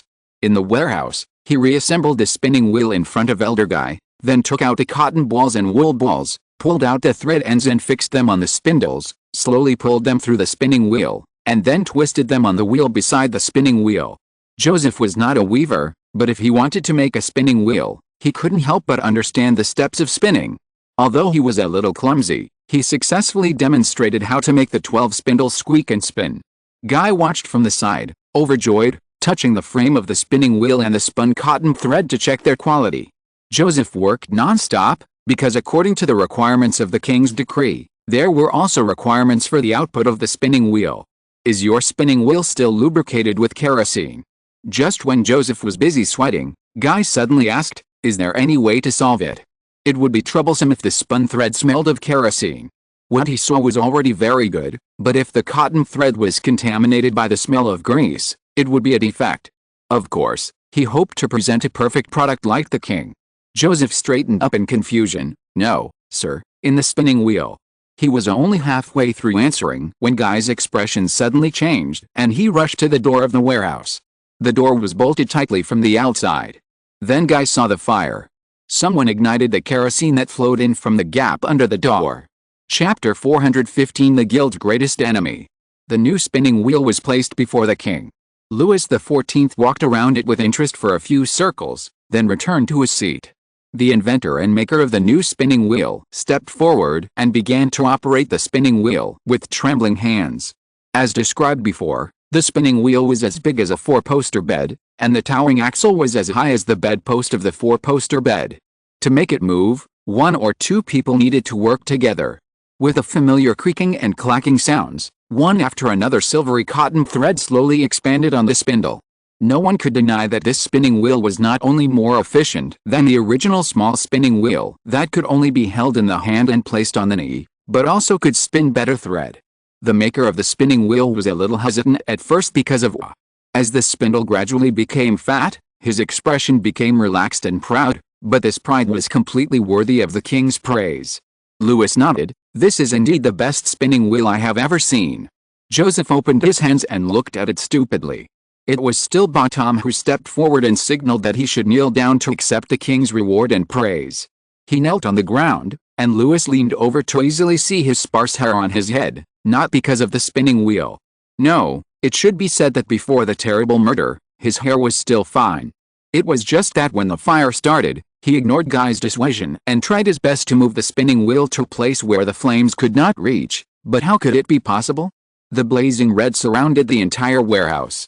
The people who came had planned it in advance, and the location chosen by Guy made it easier for them to set the fire. Barrels of kerosene were moved to the vicinity of the warehouse. As soon as Guy and Joseph and their spinning wheels entered the warehouse, they bolted the door of the warehouse from the outside, poured kerosene into the gap between the door and the wall, and then set it on fire. If it weren't for the king's birds who were always watching every corner of Orleans, Joseph and Guy would not be able to escape from the blazing warehouse, even if they threw away their spinning wheels. Even if they escaped, there were soldiers hired by the guild leaders waiting outside, and they would not be able to escape death. What Guy and Joseph could not have guessed or thought of was that if they really presented the new spinning wheel to the guild leader Dubois would not take the new spinning wheel to the king to seek credit, but would only destroy the spinning wheel and its inventor. Seeing this, some people must be confused. Isn't it a good thing to present the new spinning wheel to the king and get the king's reward? It is a good thing, even for most people, it is a good thing. But in this world, there are always some ignorant fools who can only see the 3 inches in front of them and can only understand things between their birth and the age of 20. Or they understand everything but are afraid of change. Unlike Louis XIV, who is eager to change this country and even the whole of Europe and the world, they hope that everything in the world will not change, never change. Of course, the latter kind of people, generally speaking, live a happy life. They don't care about people like Joseph or worse. Since Louis XIV was determined to create a job for women that would allow them to leave the house, Hospital caregivers were still considered not serious jobs. Whether in France, Spain, or Ottoman Turkey, men were still the main labor force in the fields and workshops. Mines, smelting, engineering, etc. were not heavy jobs that women could afford. Even if there were 1 or 2 women, they mostly followed their husbands and sons to help or do odd jobs. In this way, only the textile industry was the most suitable. After France annexed the Netherlands and Flanders, France's commerce and textile industries were developing rapidly. There was no need to say much about commerce. Flanders had always been full of British businessmen. Why? Because Flanders was the largest woolen cloth producing region in Europe. They had to buy tens of millions of livres of wool from the British every year, and process it into more valuable beautiful woolen cloth and sell it to all directions. But please note that in both France and Flanders, textile workers are still men, and all steps are done manually. To turn a person into a spinner or weaver, it takes several years of apprenticeship, helper, and craftsmanship. The threads and cloth spun by women at home are not considered valuable production. The king's requirement in the annex to the decree that the spinning wheel must be able to be operated skillfully by a woman, so Joseph let his wife try to operate it, made some guys with a keen sense of smell something ominous. Unlike commercial guilds, artisan guilds did not like the king very much. Although Louis XIV had created many lucrative new industries and businesses since returning to Paris after the Second Fronde, those who stuck to the old ways thought that this was simply the nobles doing whatever they wanted. If that were all, it would be fine. After buying back Lorraine, because Lorraine had iron ore, mountains, and clay, the king naturally opened up all the large royal workshops, steel, mirrors, glass, ceramics. Needless to say, the workshops opened by the king had no place for the guilds to interfere, from tools and technology to workers. This made the leaders of the various guilds embarrassed and jealous. The good things produced by the king's large workshops every day were like the water flowing in the Seine, and the gold Louis they exchanged for could cover the squares of Paris and Versailles like sunshine, but they could not get a penny. The most hateful thing is that, because working in the king's workshop does not strictly require you to be a craftsman or a guild member, even if you're originally just a farmer or a soldier, as long as you are willing, an official will arrange a skilled worker to teach you how to work. In this way, the guild not only cannot get the fees and bribes that must be paid in the process of apprentice helper craftsman promotion, but also loses a large part of the guild's new blood. This is not surprising. If there are other ways out, who would be willing to be an apprentice for 3 years, a helper for 2 years, and sometimes extend it for 1 year respectively? And whether you can become a craftsman must be decided by the guild leader. This is another considerable expense, and with the guild's restrictions on the number of craftsmen, now to become a craftsman, you must have a workshop, supporting tools and equipment, and a mortgage. Recently, someone has also proposed that after a helper becomes a craftsman, his craftsman should work for free for 3 or 5 years. For craftsmen whose average life expectancy is only around 40 years old, the time they can work for themselves and their families may be only 10 years or less. But if they are in the king's workshop, young or old, they don't have to worry about their future. As long as young workers are not lazy and stupid to the point of being hopeless, the king's constantly opening workshops will always have a place for them to stay, and those old hands who have lost their helpers and apprentices can receive a bounty for every person they teach, and they don't have to pay any extra fees in the king's workshop except for the head tax. Of course, the guild leaders will be full of resentment about this. Their existence was originally a good stake to support the growth and stability of seedlings, but now they are the vines that strangle the trees. Without new trees, they can't even stand on their own, let alone enjoy the sunshine and rain at the highest point. But their opponents were not humble craftsmen, nor were they confused elders or whimsical counselors. They were facing a leviathan, a sea monster in the Bible, that covered the sky and the sun. They didn't even dare to look at him directly, let alone play any conspiracy, but it was nonsense to say that they just obeyed and didn't resist. Before the king's edict was passed down, they had already strengthened their control over craftsmen, journeymen and apprentices, especially the sons of craftsmen and journeymen. If their sons or nephews did not become apprentices and inherit their crafts, the guild would deprive them of their craftsman or journeyman qualifications, expel them from the guild, or even the city, and notify other guilds in other places not to allow them to continue to do this business, and forcibly buy their workshops and houses at low prices, and so on and so forth. There were also worse insults, such as destroying the hands and eyes of the workers, or killing people. In addition, There are restrictions on new tools, new technologies, and new ideas and thoughts, because some of the technologies and products, such as dyes, used in the king's workshops come from scholars, wizards, and the guilds have no way to intervene, but they can refuse them from infiltrating their guilds. Don't forget that the raw materials of guild members are also purchased by the guild leaders. They also tried to collude with merchants, but the commercial guilds and handicraft guilds were originally enemies, and Louis XIV had always had a very close relationship with merchants. Merchants were only willing to be neutral or watch, anyway, no matter which side benefited, they would not be able to do without them. Although they were absolutely optimistic about the king, who knew?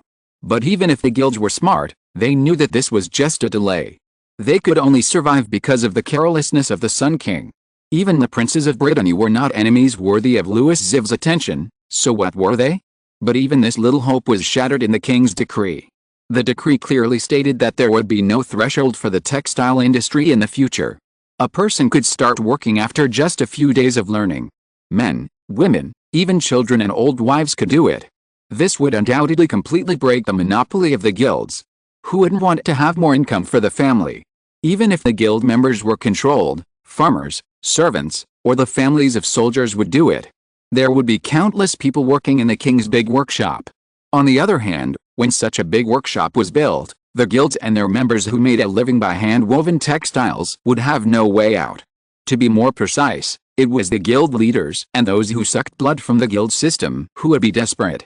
After all, the guild members could still lower their status and work in the big workshops. Joseph was just an assistant who was not valued by the craftsmen and was a little afraid of him. Of course, he was even less likely to know what Barrow didn't know. However, their craftsmen, as Dubos's confidants, had been reminded long ago. Under the commission of the head of the Textile Guild, the head of the Woodworking Guild had already decided that not only would they not be allowed to study any new spinning wheels, but if any assistants or apprentices made them, the spinning wheels would be destroyed together. It can be said that if it weren't for Elder Guy's cover-up, Joseph might have been exposed earlier. Unfortunately, in the end, they still failed to hide the secret and were almost burned to death in the warehouse. In order to save the spinning wheel, Joseph's hair was burned, as were his eyelashes and eyebrows. His head looked like a burnt yellow egg, which made people laugh. But from the bottom of his heart, his new spinning wheel was indeed the best. Since the king had issued an edict to France and even places outside France, the spinning wheels sent to him, even with the obstruction of the guild, there were as many as 10, including those from Britain and Spain. Joseph's spinning wheel could drive the most spindles, and the yarn he spun was the strongest and smoothest. Louis chose him without hesitation. He would work with other colleagues. He was the champion of spinning wheel, and another Flemish man won the first place in loom. When he heard that he could work in the king's workshop, Joseph was surprised and happy, and almost fainted. To be honest, he was a little nervous before. After all, he still had to work in the guild. The craftsman was just one of the members of the guild. He had completely offended Dubois. Not to mention Orleans, he probably couldn't stay in other cities. Maybe he had to go to another country with the king's bounty. But now that he was the king's craftsman, what did he need to worry about? In his excitement, he knelt on his knees and lowered his head to kiss the king's feet. Bontemps stopped him quickly. Before Louis took power, he could tolerate this kind of etiquette. After he took power, he never accepted anyone's foot kiss unless it was necessary. Although he failed to kiss the king's feet, Joseph kept kissing the road he walked on after the king left. The floor of the palace was of course made of mirror-like marble, but it was hard for others to watch such a scene. Count d'Artagnan happened to come to report to the king. When he saw it, he walked over and persuaded him with a smile that if Joseph did not go out quickly and run to the Place de la Martyrdom in Orleans, he would not be able to see the good show that followed. Joseph didn't know what was going on there, but he was just a craftsman after all. A nobleman dressed in gorgeous clothes came to talk to him in a nice voice, and he had to listen to him. He also realized that he seemed to be a little out of control, so he quickly bowed to Count d'Artagnan and thanked him. Then, under the guidance of the servants, he hurriedly left. As the name suggests, the Martyrs' Square was established by the people of Orleans to commemorate Joan of Arc, renamed, but today the trial here is real criminals. As soon as Joseph passed by, the people he was familiar with, most of whom were members of the guild, immediately made way. He saw that a gallows had been set up in the square, and there was a high platform. On the high platform were long tables covered with white linen and high-backed chairs. In the middle sat a nobleman who shone like a star. This nobleman was the Master of Orleans, the Duke of Orleans, the prince's brother Philip. He rolled his long hair lazily and absent-mindedly, and glanced at the criminals kneeling on the ground. "They are lucky, aren't they?" he condescended to say to the servants behind him. "Your Majesty abolished many punishments a few years ago." The elder guy who served behind him, or the new head of the woodworking guild, followed the Duke's line of sight and saw the standing cage hanging on the old city wall. There were still some dry bones in the standing cage. "Yes, Your Highness, they are so lucky. Everyone knows that it is better to offend the Duke of Orleans than the king.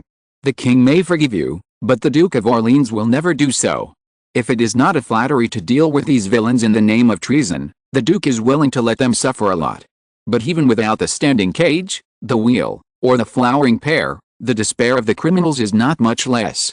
Several masterminds, guild leader Dubois and two elders, informer Joseph's craftsman and Barrow, the former was sentenced to flogging and then hanging, the latter was sentenced to tongue-pulling and then hanging. The soldiers they hired were sentenced to hang directly. Those who were hanged directly were punished in front of the former. When they were swaying, the wailing of Dubois and the elders also resounded throughout the square. The tongues that were pulled out were thrown on the ground with the blood. Some brave people rushed up and snatched them away immediately. This is also a rare medicinal ingredient. Joseph looked at it in a daze. He felt that he might still be asleep. This was a good dream, but also a nightmare, until his eyes met with Guy's. After a short touch, the two immediately turned their faces away. How cheap their lives were to Dubois, and how cheap Dubois' life was to a real nobleman. No, it was of no value at all. Chapter 416 Domino-like collapse. Joseph and Guy were not stupid, but their education and experience meant that they could only see these things. Joseph did not even feel happy. The gallows and execution platform in the Martyrs' Square were fully utilized and maintained for nearly 3 months. After Dubois, the leader of the Carpenters' Guild, and his accomplices were tortured and executed, the leader of the Orleans Textile Guild and a group of fools who were as stubborn and naive as him came one after another. They were so naive that they thought that as long as they pretended to obey and disobeyed, they could maintain their privileges and status. The guild was first born in the 12th century, and it has a history of more than 600 years.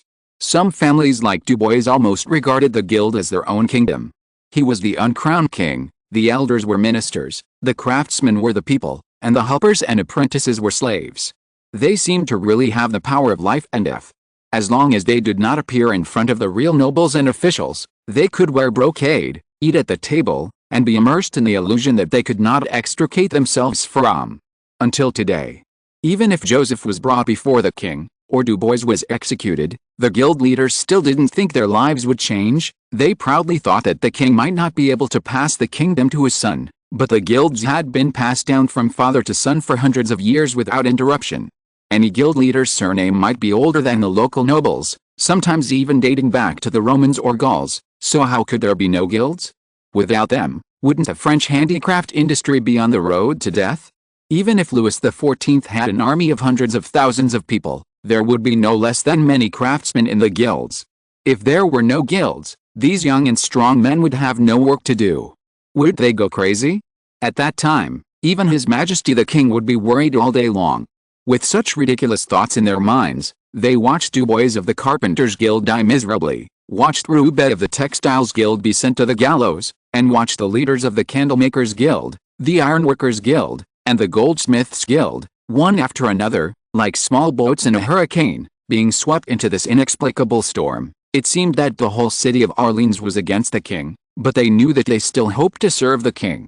Especially since Louis XIV was famous for not caring about birth and surname, the merchants targeted Colbert, and the guild leaders would also want to nominate such a person who could speak for them. They didn't want much, really not much.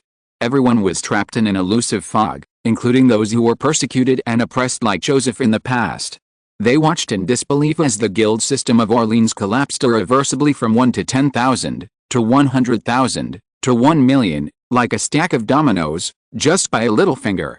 Everyone was saying it was bad, everyone was saying it was over, everyone was worried that they would lose their jobs and not be able to support their families. But when the sun rose, they were surprised to find that nothing had changed. They still had to go to the workshops to work. Those workshops that had lost their craftsmen or assistants were taken over by people they were familiar with. These people were either not involved in the conspiracy, or were craftsmen promoted from assistants. One person was responsible for 2 or 3 workshops. When the heads of these new workshops, not the owners, comforted the assistants and apprentices, they said, "Don't worry, there will be raw materials and auxiliary materials, there will be order forms, there will be people responsible for negotiating prices, buying and selling, as long as they work hard, they will also be paid." Even so, the workers could not help but surround the craftsmen and ask questions. The problem was that these craftsmen did not know much. To be honest, they were almost scared. Just think about it, the lampposts around the Martyrs' Square were almost full of hangings. In order to prevent the corpses from rotting and causing plague, there were bird-beak doctors painting them with lime. This treatment has been quite rare in recent years. After all, Louis XIV was not the kind of king who liked to use death and pain to intimidate his people. But for the guild members who had always behaved unruly, this threat was immediate. The situation that the guild leaders expected to become chaotic and crazy after losing their control did not appear.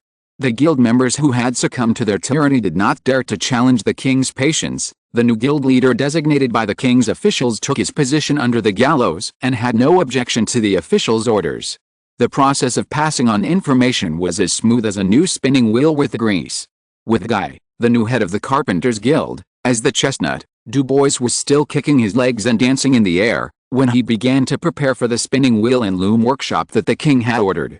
Yes, the king felt that the word workshop was no longer enough to describe his industry, so the new term workshop came into being, and the original Carpenters' Guild existed in name only, because all the craftsmen, assistants and apprentices had to be integrated into the subsequent major project. The original orders had to be postponed, and no matter what kind of seller, it was impossible to compare with the king. The lucky Joseph was designated as the chief craftsman of this project, and he would select 100 craftsmen he recognized as his apprentices and teach them how to make spinning wheels, and the same was true for another English craftsman who made a loom. When these people learned it, they would return to their respective workshops, teaching while making spinning wheels and looms with their apprentices and assistants. All of this had to be completed within a month. It's not that no one complained, because this was really against the rules. But when the new leader of the Blacksmith Guild appeared in the warehouse that was borrowed as a teaching venue, the last noise disappeared. There were iron castings on the new spinning wheel and loom. Joseph had secretly taken them to other cities to make them, and paid a large sum of money for them. However, the blacksmiths did as agreed, not asking what they were used for, nor did they say it was Joseph's order.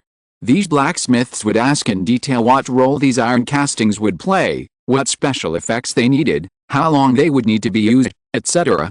This kind of behavior was impossible before the death of the guild, because if the blacksmiths and carpenters had such in-depth exchanges, not only would they cross the line of business, but they would also violate taboos.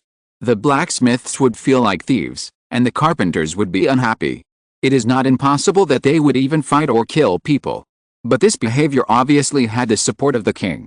The blacksmiths were gloomy. Like carpenters, they had to hand over enough perfect parts within the specified time. Under this premise, they did not have time to slowly rework and polish. As people believed, when a person knows what he is doing, he can always do it more accurately and quickly than when he starts without knowing anything. Some blacksmiths even boldly put forward their own suggestions, which indeed made the new spinning wheel and loom more perfect. They received a considerable reward. The king left Orleans before the new spinning wheel was manufactured in batches. After all, his grand tour was only 1/3 of the way. But when the king and his entourage entered the Provence region, the city of Orleans had already sent the latest cotton cloth.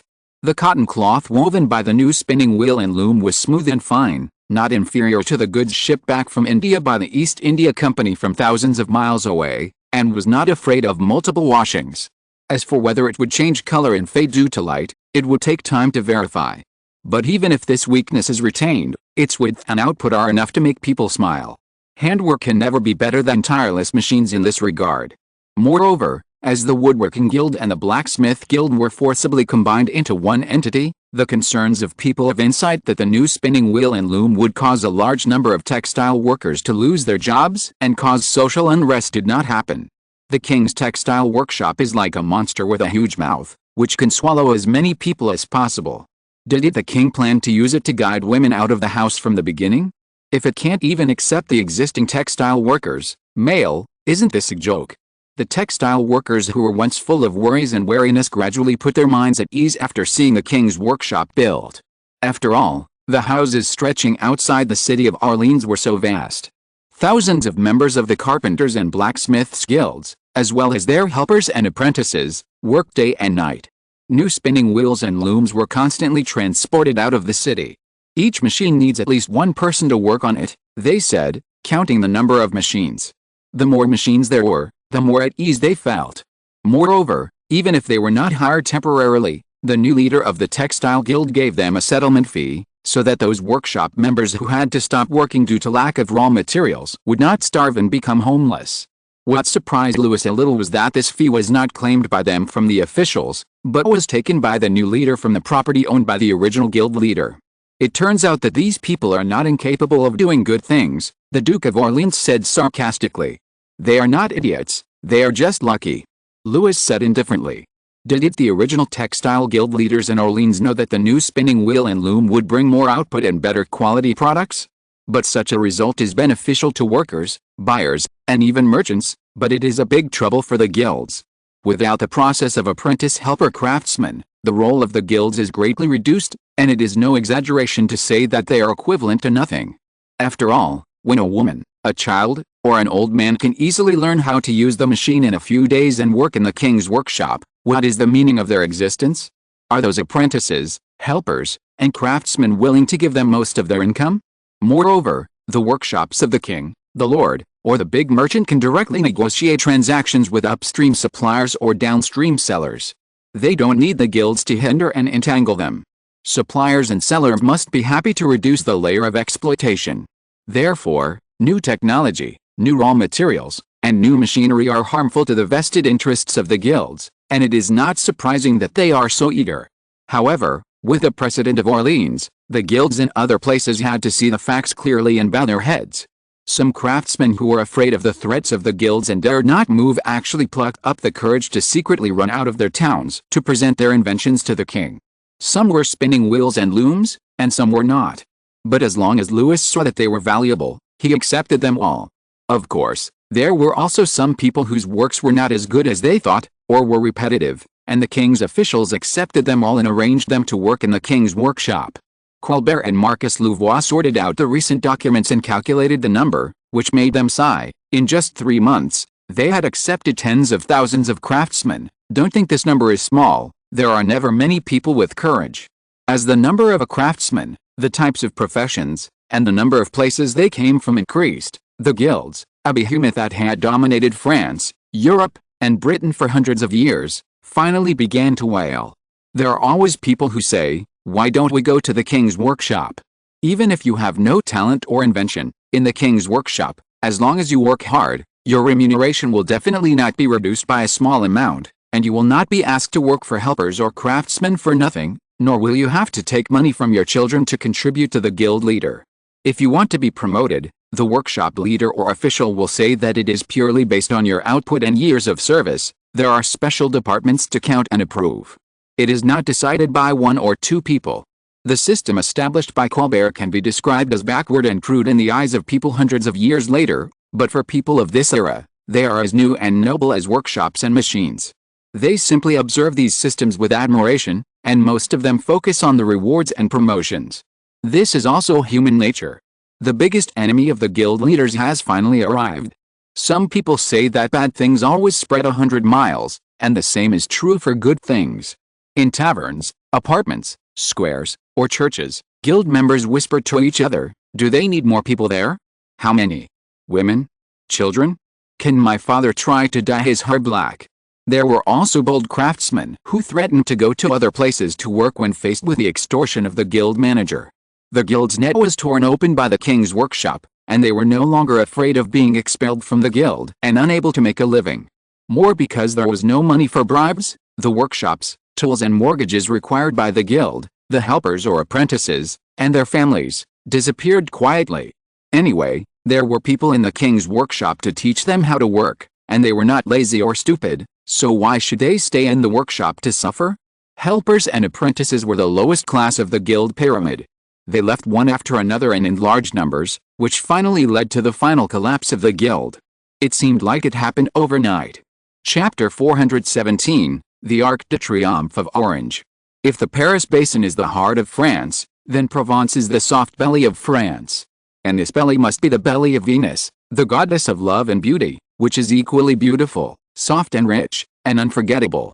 The sand on the beach is as white as the goddess' skin, roses are her cheeks, lavender is her eyes, and the sea breeze here is like her breath, warm and with a fragrance that never fades. Most people here are engaged in agriculture and fishing. Countless fresh fruits and vegetables, olive oil and garlic, as well as spices and fish and shrimp fill the tables of Provençal people. As for how the people of Provence feel about the king, good feelings definitely outweigh bad feelings. After all, Louis XIV's series of measures and decrees have obviously made this southern region better developed. The king's cosmetics industry, spice industry, and dye industry all use roses and lavender here. The king's roads allow their fruits, vegetables, and fish to be transported to more places. The king's officials brought seeds, such as potatoes, tomatoes, and coffee, which they also tried to plant. And I heard from merchants that the king intends to turn Marseilles from a military and fishing port into a commercial port, just like Amsterdam in the Netherlands. For the people of Provence, Marseilles is fully capable of this task. It faces Corsica and the African continent, Italy to the east, France and Spain to the west, and the French inland and the Holy Roman Empire. Whether from the sea or from the land, it is a dazzling nail. Yes, it will be as expensive and dazzling as a diamond in the future, and it will also become the foothold for the French king to conquer Italy.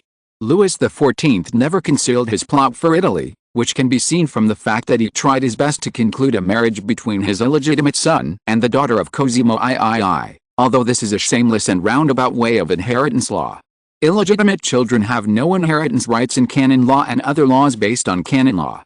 Therefore, although he is Louis' eldest son, he must seek power over Naples from another Bourbon descendant, the daughter of the Duke of Orleans, because Princess Anna of Tuscany inherited the right to Naples from her mother.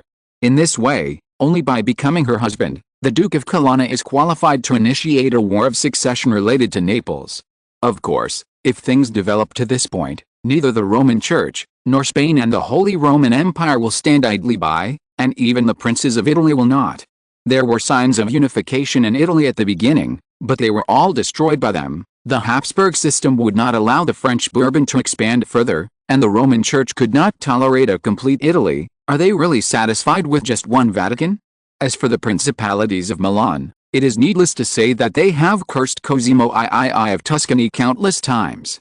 This evil wolf was undoubtedly introduced to Italy by Cosimo III.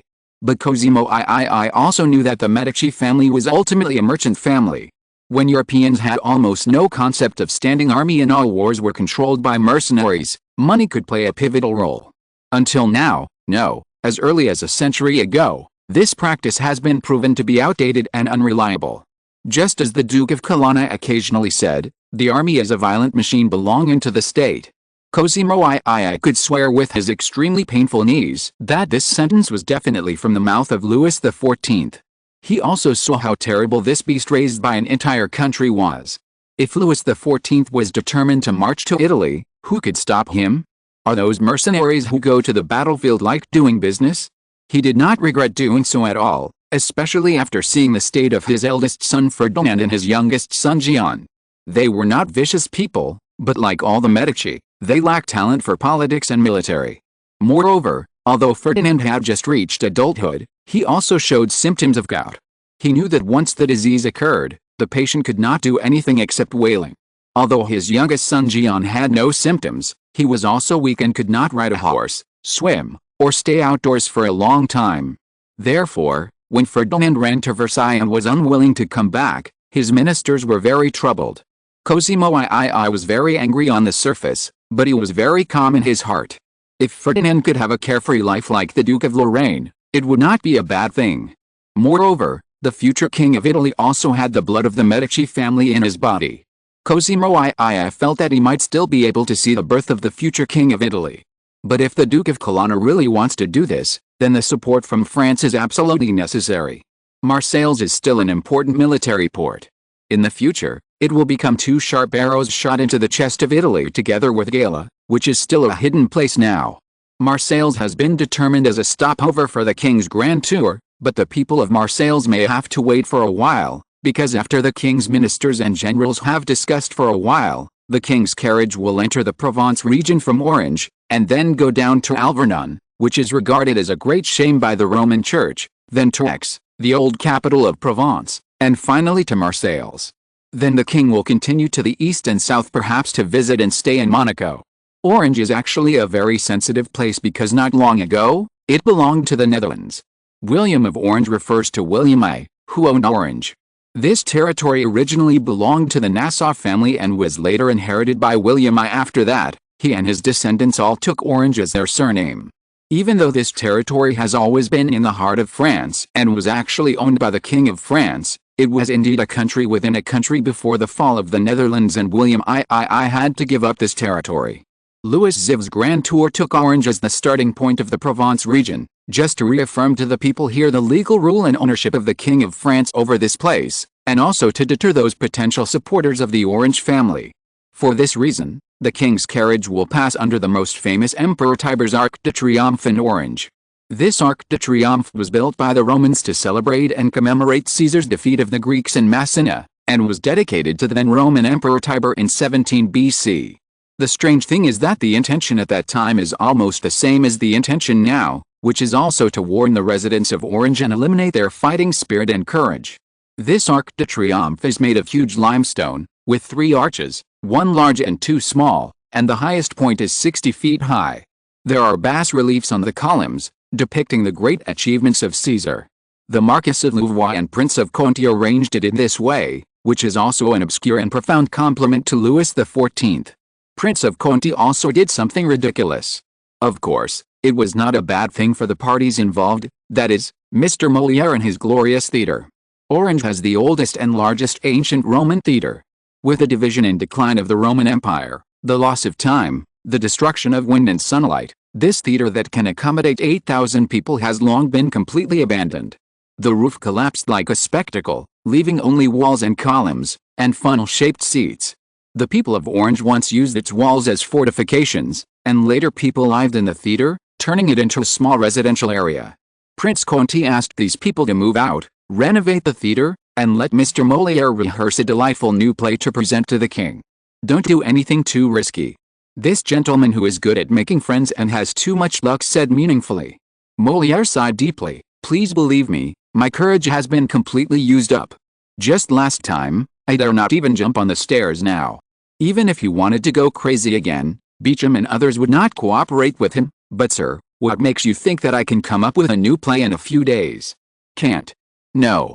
Then you can do it, Mr. Molière. Anyway, the king already knows and is looking forward to it. We don't know how Molière cursed Prince Conti in private, but Prince Conti was happy to embarrass this guy. Molière's behavior did please and comfort the king, but it also made many people lose face. Especially people like Prince Conti, who also had the surname Bourbon. He happily crossed the square and walked towards the king's palace. Of course, he could also have a room near the king's suite. When he was about to enter the door, he saw a group of people moving furniture, curtains, carpets and the like to and fro. Who is it? He asked curiously, because this room was obviously closer to the king than him. Everyone in Versailles knew that the closer the room was to the king's suite, the more favored the person living in it was. In the past, there were also favored royal ladies whose rooms were small and few, but closer to the king than the queen. But the person standing outside the door was the prince, and his things were being moved out of that room. Prince Conti was secretly shocked, and for a moment he didn't know whether he should go over to greet this prince. The crown prince had already seen Prince Conti. He nodded to the prince, and the prince came over immediately. The Duke of Colonna will arrive here, the crown prince Louis said. Prince Conti's heart paused and he immediately looked at the other person's face, but there was nothing unusual in his tone and expression. The crown prince Louis now understood what these people were thinking. He smiled easily. Don't think too much, uncle, he said affectionately. The Duke of Colonna has just come from Calais. I think he will definitely want to spend more time with your majesty. Prince Conti looked at him with admiration. They really liked this kind of intolerant crown prince, but sometimes he was so good that it didn't feel real. If the church refused to give Louis XIV a saint title, it could give one to the future Louis XV. Of course, at this time he didn't know Louis XV's other future great achievements. The Duke of Colonna looked haggard. He could be said to have lost his mother twice. The first time, he had to bow to the authority of his father and the king, and he could understand the latter's pain. But the second time, he could finally pour out his anger and grief. As soon as he saw Louis, he took a few steps forward and knelt on his father's knees. This posture was rarely seen since he was 10 years old. He could barely hold back his tears at first, but as soon as a warm hand fell on his head, he couldn't help sobbing. "I will never let them go, never." "Me too," Louis said. "Don't worry, Lucy, we don't have to wait too long." The subsequent conversation was known to only a few people, and more content was only engraved in the hearts of the father and son. Most people only saw the Duke of Colonna accompanying His Majesty the King to the Orange ancient Roman theatre. The king was majestic, and the ministers and generals were dressed in luxurious clothes and looked arrogant. Behind the crown prince was a young man who made people feel unfamiliar. Countless pairs of eyes were focused on him because he actually shared a box with members of the royal family. The identity of this young nobleman quickly flowed into everyone's heart like the fragrance of roses brought by the wind. In fact, the local nobles in Provence had also seen him, but the Duke of Colonna had been in Tuscany in recent years, and his appearance and figure had changed a lot from a teenager to a young man, which made people feel unfamiliar. But even if it was the first time that Duke Colonna appeared beside the king, with Louis XIV's love and compassion for him and the prince's gentle treatment, he was enough to become a big figure in Versailles and Provence. In just a short distance, many people were planning to rewrite an invitation, prepare a new gift, and call a few more knowledgeable and good people. Duke Colonna didn't even look at those who kept bowing their heads in front of his father and the king. When he was very young, he didn't understand the meaning of it, but now he couldn't help but feel upset. He knew how these people pretended that nothing had happened before the king expressed his position. In addition, those vicious sinners, did they choose Mary Mancini because she was just a royal lady who had resigned from her position? And he was just a duke without territory? If he was already the king of Italy, would they dare to treat the mother of a king like this? Duke Colonna didn't want to resent his father. This was also what Mary Mancini had told him. She didn't have no choice at the beginning, the king didn't deceive her, and even their marriage was established with her tacit consent. The Duke of Colonna could not erase the sacrifice his mother made for love, so he could only turn his anger on those who destroyed all hope. But it was not just Louis, Philippe, Bonhomme and others who had such thoughts. Anyone who knew about it, even the Queen, felt that one day, they would reconcile. Chapter 418 Visitors from the Principality of Monaco. That night, the ancient Roman theatre in Orange was brightly lit, as if returning to the Roman Empire era. Molière used a large number of torches for lighting and hired hundreds of people to dress up as ancient Romans in long robes. Under the swaying lights, the actors also appeared in togas, palace, outer garments, tunic, underwear, and masks on their faces.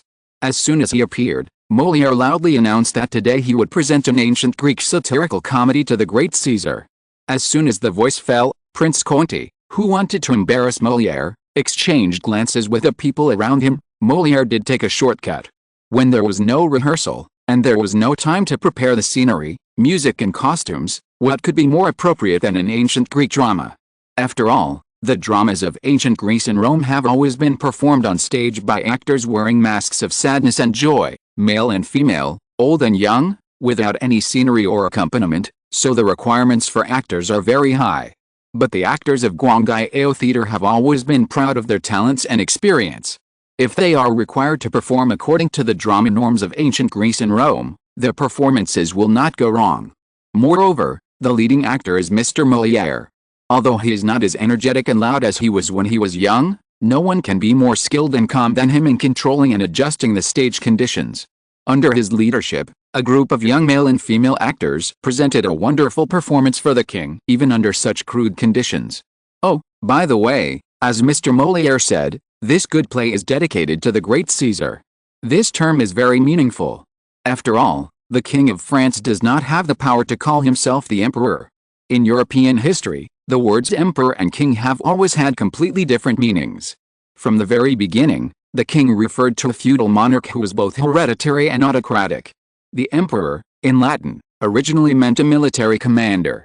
So if someone goes back from modern times to the Roman Empire and hears someone call you an emperor, don't be too happy too soon. Because the emperor at that time might not be as good as the king.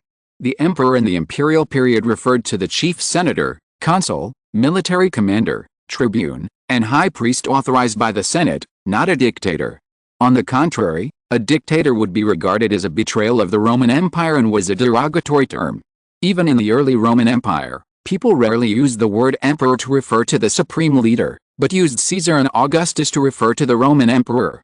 The word Caesar naturally comes from the former Caesar the Great, and Augustus refers to Caesar's political successor Gaius Octavius Augustus. Molière's use of the name Caesar on King Louis XIV of France was a rather cunning move. If he had directly called Louis the emperor and Louis accepted it, it would have been against a law and tradition. In the cognition of Europeans and even the British, most of the British are now former Germanic barbarians, the title of emperor should be inherited from Octavian's line, which is the irrefutable orthodoxy. After the fall of the Roman Empire at the hands of 3 barbarians, it split into the Eastern and Western Roman Empires. The Western Roman Empire and the Eastern Roman Empire perished one after another, but this prevented the descendants of the barbarians from reviving on their behalf. In 800 AD, King Charles of the Franks accepted the coronation of the Pope in the Roman cathedral, and the Pope declared him the Emperor of the Romans and Augustus, but with the division of the Franks, this crown was tossed around, torn and fought over for several times, and for a while it actually fell on the heads of the small princes of Italy.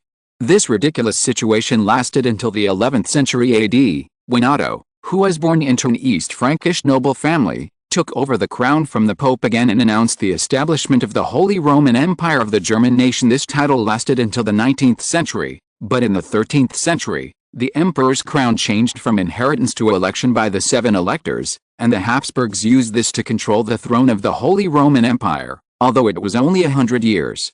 Then some people may ask, in this case, how can the title of Caesar be favored by kings? This is related to the ambitions of the kings. The Roman Empire once spanned the Eurasian continent, and the Holy Roman Empire also had the current territories, duchies and kingdoms of Prussia, Austria, Hungary, Poland, Italy and France, the Netherlands and Belgium in a written sense.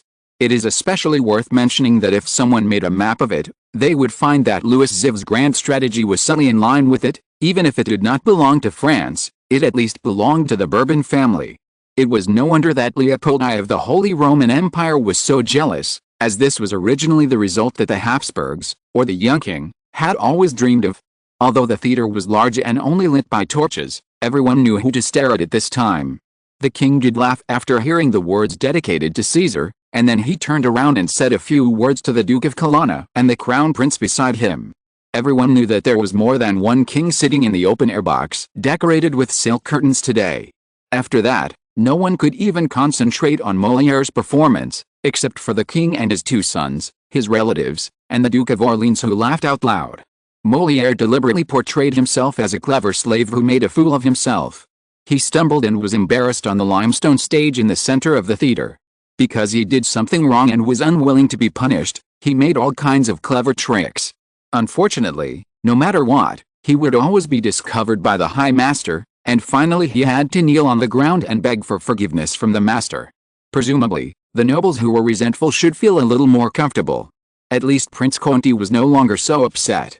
An actor should not make himself appear smarter and braver than the nobles in the Palace of Versailles.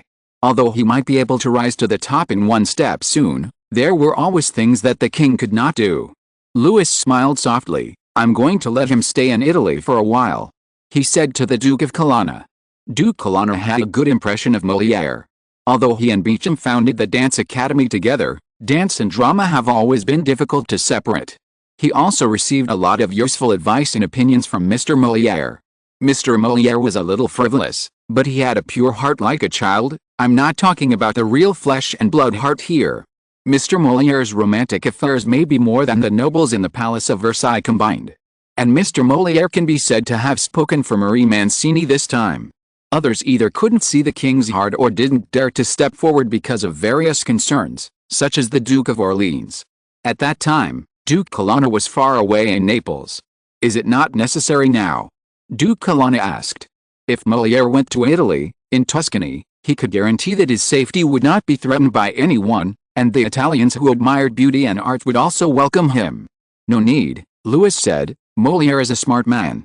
After the grand parade, He would give this bold and perceptive artist a due reward, which was also a comfort.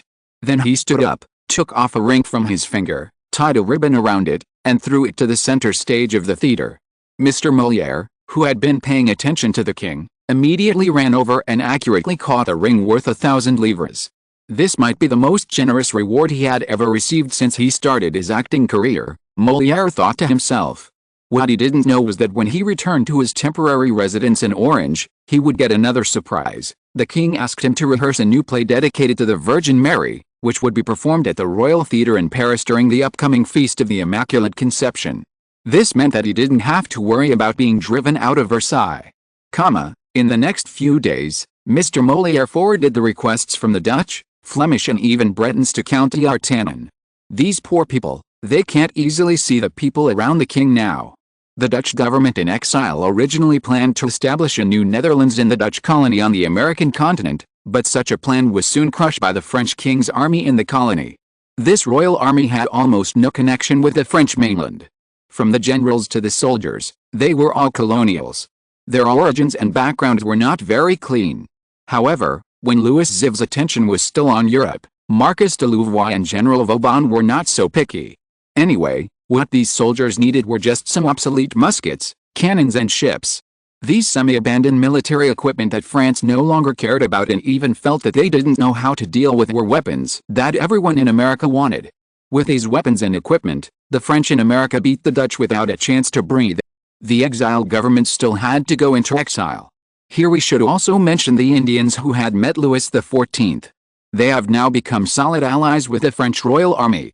If it were just the French, the Dutch might still have the chance to take advantage of it, but with the addition of the indigenous people of America, there would be no hope at all. Not long ago, the generals of the king's army specially sent back a tattered Dutch flag as a gift for the king's 40th birthday. So, the moderates in the Netherlands finally appeared in front of people.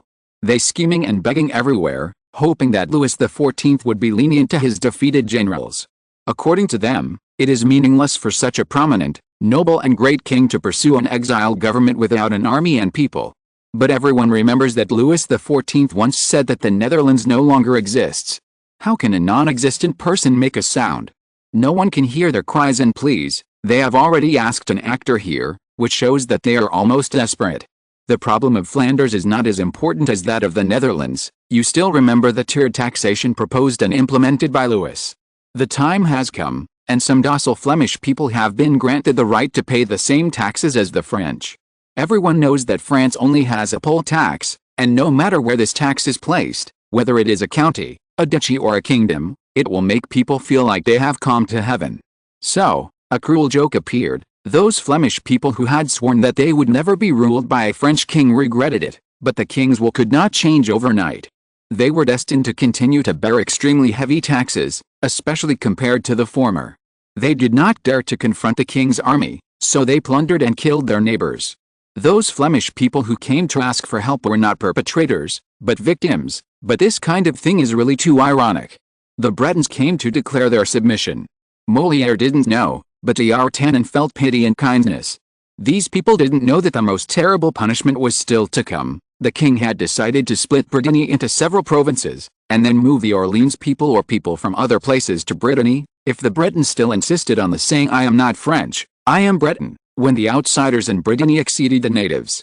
When you are one of the few, you will find that your eccentricity is definitely not a good thing. This is true for the Jews, the Protestants, and of course the Bretons are no exception. However, all this has nothing to do with an actor, Mr. Molière. He didn't even feel sorry for the gifts of these people. He did pass their words to the ears of the king. As for whether the king would change his mind, could he still control or know it? Anyway, he has been allowed to stay in Versailles, and he also believes that Louis XIV will not forget the people who work for him, so he will wait with peace of mind. With this in mind, Mr. Molière began to prepare for the new play requested by the king.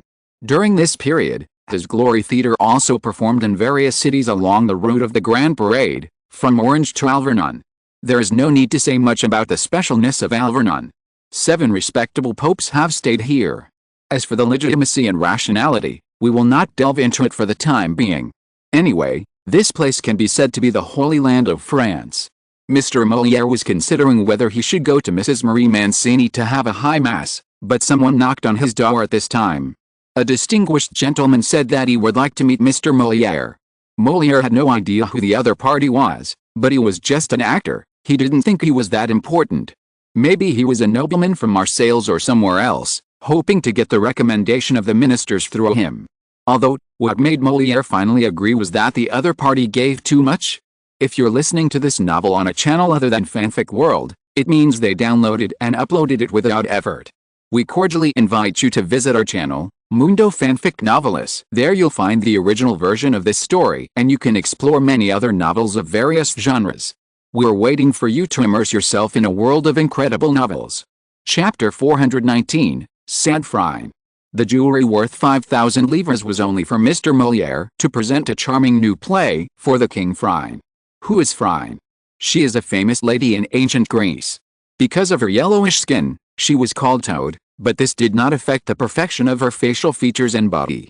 She had thousands of followers and a purse full of money to even support the repair of the walls of Thebes.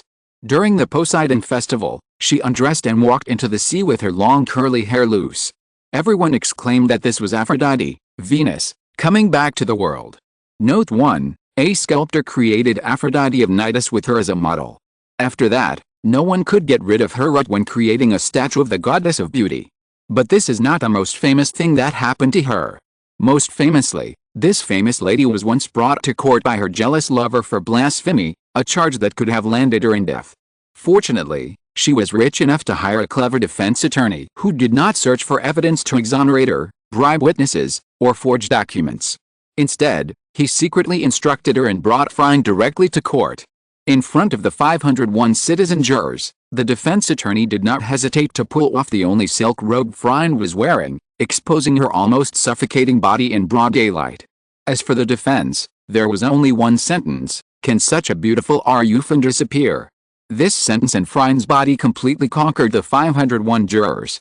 They all agreed that such a beautiful body was either the incarnation of the gods or the gift of the gods, and Phryne was immediately declared not guilty.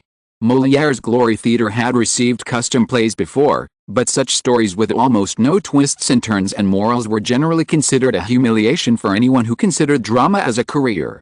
It was because of its uniqueness that it was often performed by some unknown theater troupes who had no interest in fame and only wanted to make a quick buck, and the focus was only on the moment when Phryne's robe was pulled down.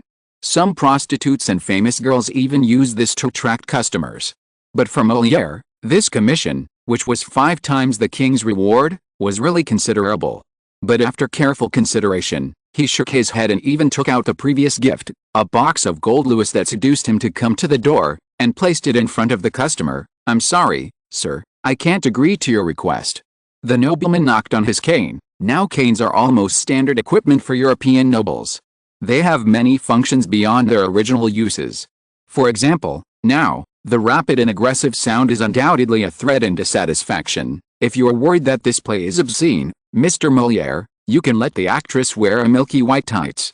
Molière raised his head, looked at the other party seriously, and suddenly smiled slightly. "I think the most important issue is not here," he said, firmly pushing the heavy box forward. "I'm sorry that I can't agree to your request." He stood up and turned to the door without permission. The servant at the door glanced at the nobleman. The nobleman looked ugly, but still nodded. Molière opened the door himself and walked out. The nobleman in the room stood up a few minutes later, walked to the window, and lifted the curtain. Molière was walking to the street, and his small and exquisite carriage was clattering around the corner of the street. As soon as it stopped, Molière opened the door. He didn't even wait for the servant to jump off the carriage, and got into the carriage. After just 1 or 2 breaths, the horse raised its hoof again. The whole process was as anxious as if a wolf was chasing him. The nobleman's face was even more livid, and at the same time he was a little panicked. At this time, the door to the next room rang, and another more distinguished person walked in. The person who came was the Prince of Monaco. He had the same name as Louis XIV, and was 4 years younger than Louis XIV, but he looked 14 years older than the Sun King or even more. In addition to some special reasons of Louis XIV, the real culprit was the exhaustion of this gentleman day after day in recent years. The Prince of Monaco looked at his minister, and the minister smiled bitterly and shook his head. Has the situation become so bad? Asked the Prince of Monaco. Even an actor knows Louis XIV's intentions. Am I destined to lose my country and people?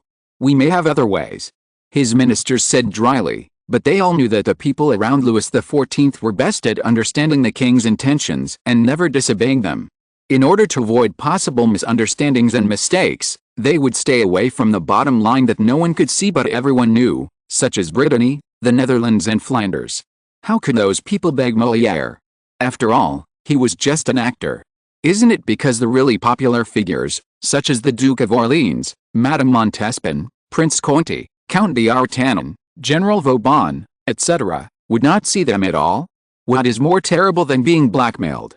No one is willing to accept your bribe. Everyone can see you're unclearly, and no one will dare to take this risk, no matter what kind, to seek a chance for you to survive.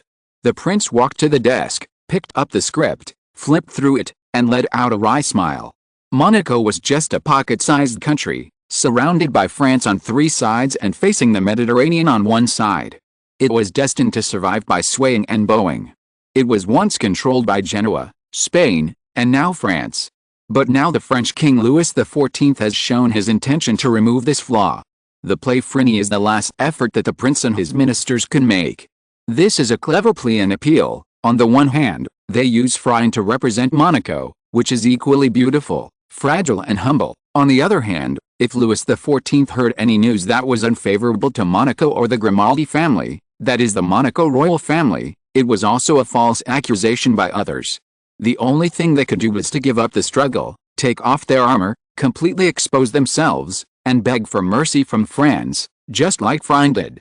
But let alone Louis XIV, even a lowly actor saw the mystery at a glance, and even ran away without caring about the disparity in status and the temptation of money.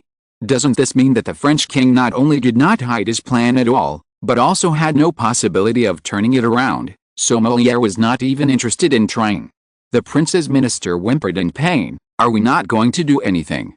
It's not that we won't do anything, the Prince of Monaco said calmly and indifferently, it's that we can't.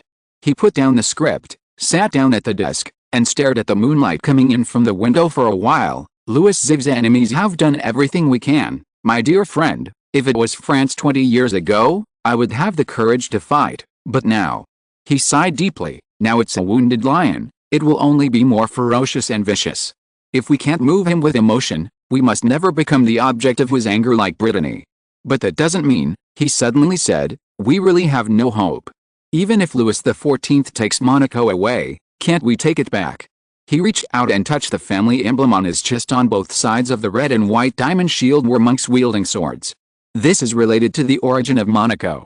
At the end of the 13th century, Monaco belonged to the Phoenicians, but François Grimaldi, a Genoese, disguised himself as a Franciscan monk with his servants and sneaked into the Monaco castle. When everyone in the castle was asleep, they secretly opened the gates, ushered in the army, and captured the Monaco castle in one fell swoop. Then, with the castle as the center, they plundered the surrounding villages and towns. The current territory is about 20 square kilometers in modern terms. Of course, this beautiful and important territory facing the Mediterranean will always attract countless greedy eyes. The Genoese, Spaniards, French, and the Kingdom of Sardinia have all controlled Monaco openly or secretly. It can be said that if Monaco was founded on bravery and strategy, then it has stood to this day entirely thanks to the political wisdom of Grimaldi's descendants. But this kind of swing seems to have come to an end, just like a skilled tightrope walker who finally sees the platform at the end. The Prince of Monaco is unwilling to give up, but also has a sense of relief and relief.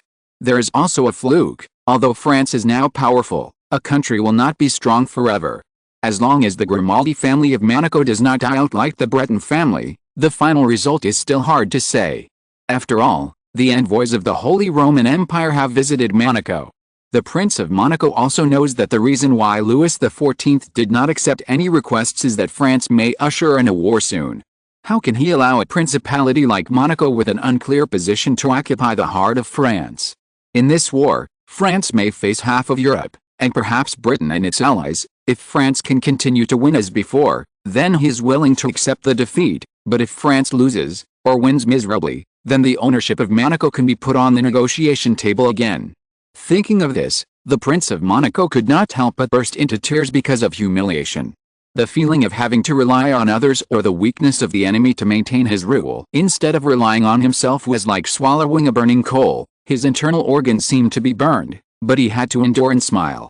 Now he could only hope that the war between France and the Holy Roman Empire would start soon. He could be spared from more torture and just wait for the dust to settle. Carlos II has an heir. Louis was surprised. Carlos II was the same age as the French Crown Prince Louis, and it was a bit early for him to have offspring, but it was not surprising. This child is genuine, and he has been baptized in the Cathedral of Toledo, which means that no matter whether he was born from Queen Antonia's womb or not, he is already the first heir to the Kingdom of Spain.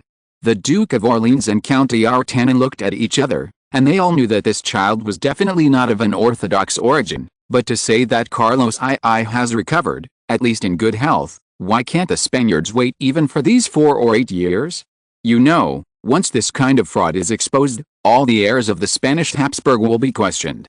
Now most European countries have the bad habit of the queen giving birth under the watchful eyes of the nobles, because there was a queen who used a healthy foreign child to replace her own dead fetus. If this kind of thing is not handled properly and leaves doubts, it will directly shake the legitimacy of the entire Habsburg. There must be a reason for this. Louis thought for a while and said, "You can focus on Spain first. Even if Leopold I wants to go to war early, to forgive the debt, he will not allow anyone other than his daughter's bloodline to ascend the Spanish throne. Call the Black Wizard who claims to know a lot of inside information here. The old royal palace of Toledo. The birth of Carlos II's heir should be celebrated, at least the whole of Spain should be immersed in joy, but the joy is only outside the old royal palace, and the old royal palace is dangerously dead. The current power in Spain, Queen Maria, Duke Don Juan, Archbishop of Toledo, and José Patino, are sitting in a room. There is a cradle between them, and in the cradle is the son of Carlos II. He is indeed the bloodline of Carlos II, which is a pleasant surprise. The problem is that his mother is of course not Queen Antonia. His mother is of low status and has died. But to make such a decision, everyone present still took a big risk. "We have to do this, we can only do this," Queen Maria murmured, as if to convince herself. "We did nothing, this is the child of Queen Antonia and the king, the legitimate heir." Duke Don Juan gritted his teeth and said, "His Majesty the King does not recognize it." The Archbishop said, "It doesn't matter." Patino said, "The key is not to let him touch the child." He glanced around. His Majesty went to the underground palace again today. Note 1, Venus is the goddess of love and beauty born from sea foam. Chapter 420, Hell on Earth, Part 1. Everyone present, including the uninhibited and moody Duke Don Juan, frowned. Queen Mother Maria even held her mouth tightly, trying not to show a look of disgust and fear, even though Carlos II was her biological son. He, at least the current Carlos II, was no longer the child she loved, but a devil crawling out of hell, wearing the skin of the King of Spain. This was also the case with the 4 people present, and perhaps Queen Antonia, who had not spoken but obviously would not stand on Carlos' side, was also included, because this weak girl needed to give false testimony, not ordinary false testimony. She had to make her belly bulge ugly with the help of wizards and doctors, her neck was exposed with veins, and she moaned continuously, which did not need to be faked. The Inquisition's water torture would occasionally use this method, and the victim was no less painful, and so was the queen. She was sent into the curtain in public with such a belly exposed, what foreign queens could not do, but it was easy for the Spaniards to do it themselves. They had the child who had just been born in the midwife's box, then sprinkled blood on it and took it out of the curtain. When people cheered for the new Crown Prince of Spain, the queen was also laughing. Patino was worried that the queen, who was still a child, could not endure such pain, but he really underestimated the Habsburg princess. She was indeed a descendant of Leopold I. When she heard about their plan, she immediately guessed that Carlos II had caused too many people's dissatisfaction, so that they could not even wait for a few years. She had no love for her husband, only hatred. She didn't even care whether her father Leopold I would be furious. He sent her to Toledo to get married just to ensure that the throne of Spain would not fall to the Bourbon family, or that the future heir to the throne would come from the belly of a Bourbon woman. But did he know? Exclamation mark. Did he know that Carlos II was just a crazy beast? Exclamation mark. Did she know what kind of master she would face? Or maybe he had never thought about it, He didn't care what would happen to her, whether she could survive to give birth to offspring. She just paved the way for Habsburg and her brother, even if he didn't know whether he would be born yet, to the throne of Spain. Antonia asked herself this question more than once. "Your Majesty," a maid whispered, "Your Majesty has gone to the underground palace and may not come back tonight. Hop wine and those things should still be prepared." Antonia said. She stared at herself in the dressing mirror. The big chin inherited from Habsburg not only ruined the appearance of male heirs, but it was even more cruel to women. Even Leopold I was more willing to enjoy family happiness with his illegitimate children, rather than getting along with his biological daughter for a long time. The minister Patinio and the Archbishop of Toledo, who came to welcome the bride, sighed less obviously when they saw her. She smiled at herself in the mirror. Even if it was a smile, it was an ugly smile. She was ugly, she knew it, but the princesses and queens were never proud of their looks, and she was not an ignorant girl. She had to thank Louis XIV of France. Although Leopold I hated him, he couldn't help but learn everything from him. It was said that Louis XIV also asked teachers to teach princesses, and princesses like teaching princes, and he did so. Although Antonia also studied for 3 or 4 years because of her engagement with Carlos II, she never slacked off for a single day during these 3 or 4 years. She thought this would win her father's love for her. Of course, this was a ridiculous idea. When Carlos II saw her, he showed his hatred without disguising it. In the following days, whenever Carlos II thought of her, she would be cruelly abused. Some of the maids around her were sent by Queen Mother Maria, and some were sent by Leopold I. Their duties were more about monitoring and controlling than serving the queen. Even so, when they saw how cruel His Majesty was, they couldn't help but tremble all over, and they couldn't help but sympathize with the queen. But what finally made them stand together was the Spanish noblewoman, the Austrian noblewoman, and Carlos II's increasingly powerful desire. No one knew what those dark wizards did to him, but since Carlos II became healthy, he began to be keen on having sex with all the women he liked, any women, married or unmarried, willing or not so willing.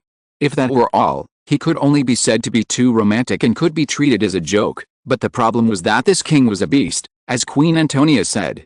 Juan Patino had a reliable officer under his command, who could be said to be a loyal and good man, who had visited or fought for Spain several times, but the sister of such a man was also accidentally killed by Carlos II. It was said to be a mistake, but everyone knew what happened. When he saw his sister's body, he wailed like a whipped wolf. That girl was not even the only one, and 2 other noble ladies also died in an extremely dishonorable way. Later, an unexpected person stood up. That was Queen Antonia. Antonia protected them. With the tacit approval of the queen and the queen mother, they got top wine, which could paralyze Carlos II's mind and make him unable to distinguish who was under him. Once the king entered the queen's suite, or ordered the noble lady to serve him, they would try to make him drink this intentionally sweet wine, and then let the famous girls kept in the dark of the palace come out. Famous girls were different from noble ladies. In this era, no matter how glamorous they were also playthings and livestock for customers. It was common for them to be beaten and scolded on the bed. If the victim famous girl was lucky enough not to die, the customer only needed to pay a small sum of money to settle the matter. If she died, it would only cost a few more dollars. The queen's attendants told them very clearly that they should just treat it as a rude and bad guest. If they get hurt, they can get a sum of money that they can never earn in their lifetime. The queen will also give them a place to live in the future, and there will be doctors waiting for them if they get hurt. This is safer than working under the previous brothel owner. Even if they encounter misfortune, the queen also promised to give them a beautiful cemetery. The last condition may seem incredible, but even if someone is willing to hold a funeral for the famous ladies of low status, the priests may refuse to perform the sacraments for them. They cannot be buried in the church cemetery, but can only find a place to rest in the cemetery of prisoners and vagrants. Sometimes, they will be thrown into the wilderness and let wild beasts devour them. After hearing what the queen said, the maids went to the king's suite and the queen's suite to make arrangements. The maid who asked the question was not hoping for luck. Who dared to hope for such luck? But apart from the queen, the only one who could make such an arrangement was the queen mother, and the queen mother never cared about it. The famous lady who was arranged today was actually somewhat familiar to the maid. She was a beautiful woman who was obviously at the end of her life. Only such a famous lady would be willing to receive such a dangerous guest. Young and inexperienced famous ladies might still be afraid, cry and run away, But such a little person who was about to reach the end of his life had experience in fighting against hardships and fearless courage. What I fear most is the baker who is unwilling to give credit and the landlord who knocks on the door outside. She said with a smile, I want to make a lot of money, and then go to a warm port, buy a house where I can see the sun, seabirds and the sea to live. What made the maid remember her was that she might be the only famous lady who had served the king more than 3 times. Lady Milady slowly lit a long pipe on the candle, brought the amber mouthpiece to her lips, took a puff, and exhaled a bluish-white smoke from the gap between her red lips, watching them float in the air into patterns of birds, wild boars and moths. She lazily leaned on the couch covered with goose feather pillows. Of course, it is impossible for an ordinary person to be able to deal with the current Carlos II, a monster, but the ladies generally rarely come into contact with the secrets that the nobles and ministers can access, so although they know that there are wizards, they are not sensitive enough to it. Of course, it was not Lady Milady who was raised here before. She had been in Naples before, busy infiltrating the world of southeastern Italy. But the sudden death of Mary Mancini, the Duchess of Colonna, forced her to transfer the affairs there to Ronquet, and rushed to Paris to send his mother's bones back to Calais for burial with the Duke of Colonna. This incident dealt a huge blow to the Duke of Colonna. As his half-mother and teacher, Lady Milady was bound to accompany him through this painful time. But it was obvious that revenge was more important than grief for both the Italians and the French. However, compared to the Italians who were willing to brew hatred into a glass of sweet wine, Louis XIV, the Sun King, was never the kind of person who was good at endurance, especially now that he had a powerful force that did not require endurance. Lady Milady was immediately sent to Toledo, where there was a famous lady who was not a wizard but was Lady Milady's subordinate. Lady Milady not only gave her money, but also potions and tools so that she could persist here until today. As soon as Lady Milady arrived, she immediately replaced her. Compared to the anxiety that other people must have when waiting in the small room, they can endure and hide, but they still feel pain and fear death. Lady Milady is much calmer. She didn't know she was a witch until she was an adult, but in Gala, she has the best and most complete wizard teachers, and her talent is not inferior to any child of a big family. Otherwise, how could she become Mary's right-hand man and the teacher of the Duke of Colonna? Moreover, most of the black wizards here come from Flanders and the Netherlands. They are just a group of stray dogs. Lady Milady may know their origins better than Patina or the Archbishop of Toledo. She may not be able to turn the world upside down here, but escaping is not a problem. Louis XIV also told her that if something unexpected happens, she can escape first. Madame Milady did not think it was necessary. Before she knew she was a witch, she had faced Mazarin and Richelieu, 2 cardinals who had made the whole of France bow down to them. They were also servants of the Sun King Louis XIV, the undisputed Lord of Europe. How could she be afraid of a few black wizards? Moreover, when Carlos II was enjoying himself, he would not let them continue to serve by his side. Otherwise, the Queen and the maid's plan of using someone else's strength would not have been used until now. There were no windows in the small room, and the candle brought warmth. Madame Milady stretched her body and was about to take a nap when she suddenly heard a scream. Madame Milady only glanced through the gap in the secret door, and jumped out as lightly and quickly as a colorful big cat. When Queen Antonia was slapped to the ground, she was just thankful that Carlos II had not discovered the plot she and the ladies had set up. Although she didn't know what went wrong, the hop wine didn't work as it should, and Carlos II was very sober when he walked in. He was particularly violent today, and he drove away the maids and started fighting as soon as he came in. It was precisely because of this that they didn't have time to open the door and call in the replacement. No, the bookshelf was moving, and the person who was arranged today actually walked out without waiting to be called. No, no, no. Antonia shouted in her heart. Carlos II was facing away from the secret door, but she could see it clearly, and the scarlet velvet skirt almost hurt her eyes. Lady Milady looked around, picked up a heavy book, perhaps the 12 Roman Emperors or something like that, with a very beautiful binding, that is, vellum pages, hardwood covered with sheepskin, and golden horns, and smashed it hard on the noble but deformed head.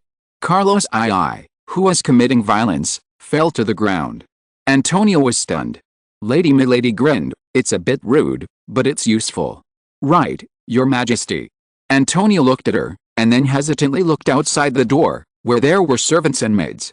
Lady Milady waited, and after a few seconds, She heard the little queen trembling and saying, "He's not dead, is he?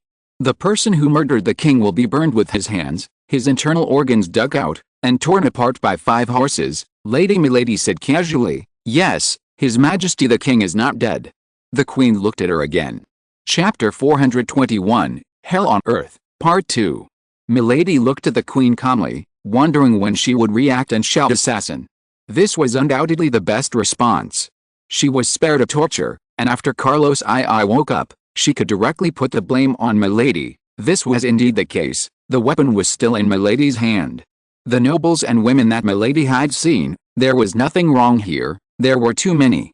Generally speaking, nobles would not consider a lowly famous lady, even if she rushed out to rescue her husband. As for women, Milady had seen women beaten black and blue by her husband. If someone came out to uphold justice and made her husband suffer, she would jump up and curse or even tear him apart. Who knows if this little queen will be wishful thinking that catching the assassin will win Carlos II's attention. The queen's head was still a little dizzy. She sat on the ground and thought for a while. She climbed up by grabbing a chair and leaned against the table, enduring the burning sensation under her ribs. It was only after she got here that she realized that the skin and muscles would be hot after being beaten. The edge of the table was inlaid with gilded brass, which took away the annoying temperature. She felt a little more sober and looked at the lady.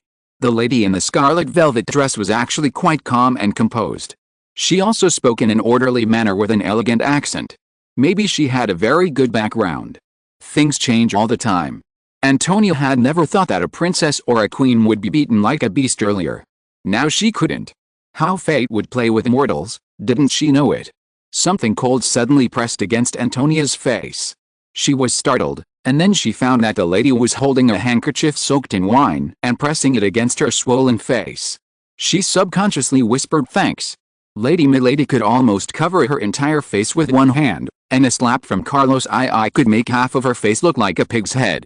The former recalled what she saw when she ran out. The other party was already able to bend her body skillfully, hiding her abdomen and chest, and the action that was not out of place on a girl born in a slum was actually on a princess and queen.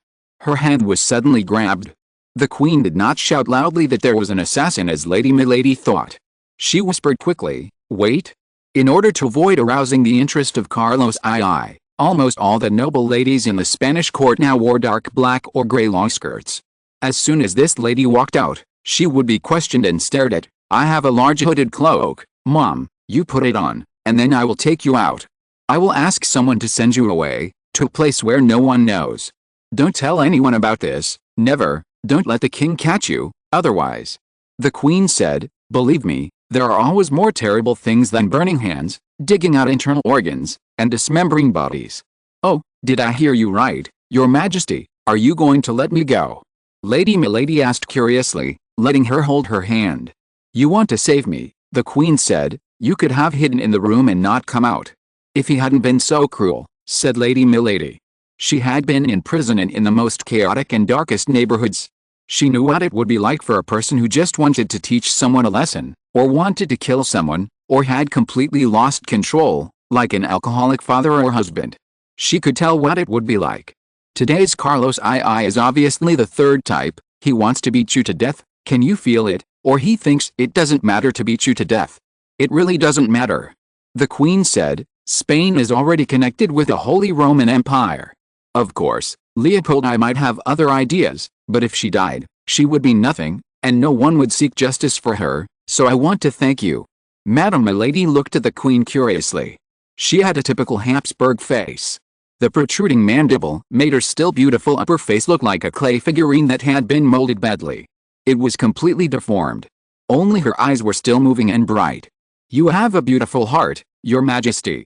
Some people might blame the queen and the noble ladies for hiring famous girls and prostitutes as their scapegoats, but Madame Milady, who had been to the worst places, certainly knew that being employed by the queen was a way of life that some girls had been looking for. "What about you?" she asked. "What will you say when the king wakes up?" "When you leave," said the queen, "I'll move him to the bed and give him wine. When he wakes up, he won't remember anything." If that's the case, Madame Milady smiled brightly. Even though they were both women, the queen couldn't help blushing. It was a very charming smile, although she didn't know where this charm came from. She felt the hand pressing on her face fall down and quickly squeezed her body. "The bones are fine," Madame Milady said, "but don't give him that hop wine. Did you think that hop wine has no effect on him anymore?" "Who are you?" asked the Queen. "We have our own methods," said Lady Milady. "You have day and night in your life, and we only have night. We know how to deal with scum," she said. "As long as you are willing to trust me, I can make him forget everything." The little Queen stood up with the help of the table. She did not speak, but took off all her jewelry, from hairpins to bracelets, from rings to necklaces. Everyone knew how Carlos II treated his wife. After each, they would send jewelry to comfort her. She did not lack these things at all. The sparkling diamonds piled up in a small pile on the table. "You can take all of these. You are such a generous and kind person."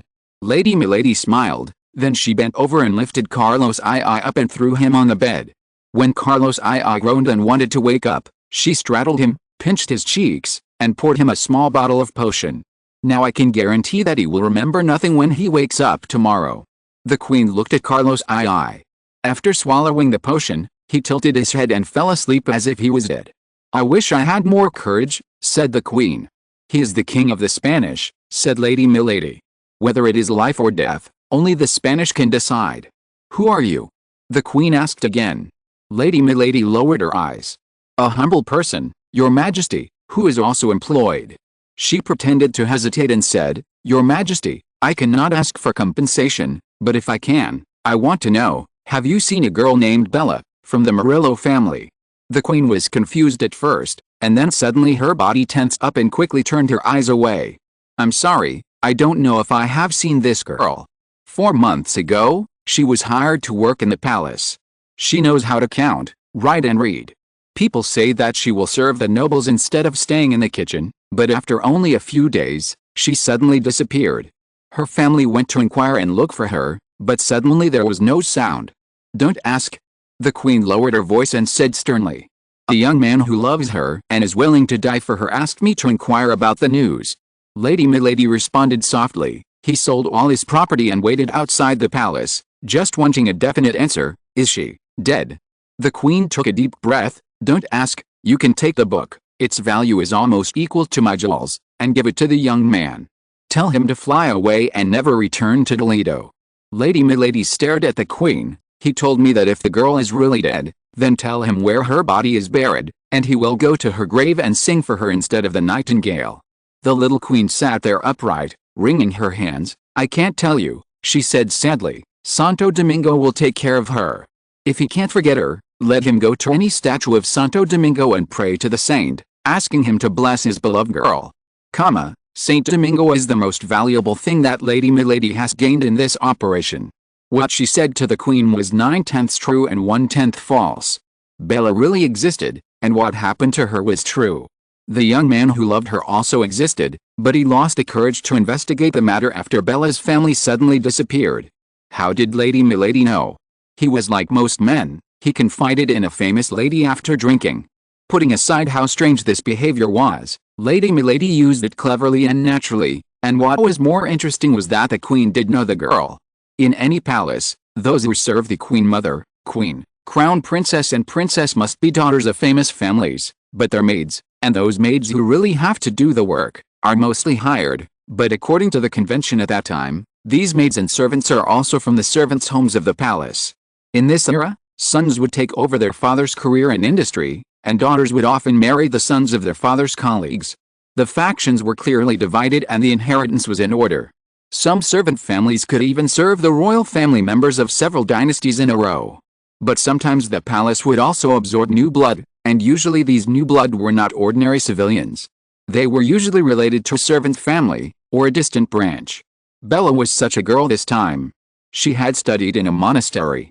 Although her family assets were not abundant, they had no worries about food and clothing. According to her father's original idea, he hoped that she could find a husband in the palace. But like all the favored children, Bella had her own ideas, and her idea was to be with a person she loved. They had been secretly exchanging letters and occasionally dating outside the palace. So unlike other girls, Bella's first missed appointment for no reason made the young man start to worry. At this time, he heard some very bad rumors again. But he saw the fate of Bella's family, and he couldn't help but feel scared. He could only seek help secretly, but as a commoner, who could he find? He didn't even dare to tell others what was going on. "This is a wooden box with treasures hidden," Lady Milady thought, "and then I got the key from Queen Antonia." When Carlos II woke up the next day, he really couldn't remember what happened before. He only remembered that he hit the Queen, and the familiar feeling of his hand. Then he went to push the bookshelf in the Queen's bedroom. He never touched this before, and he had long hated studying.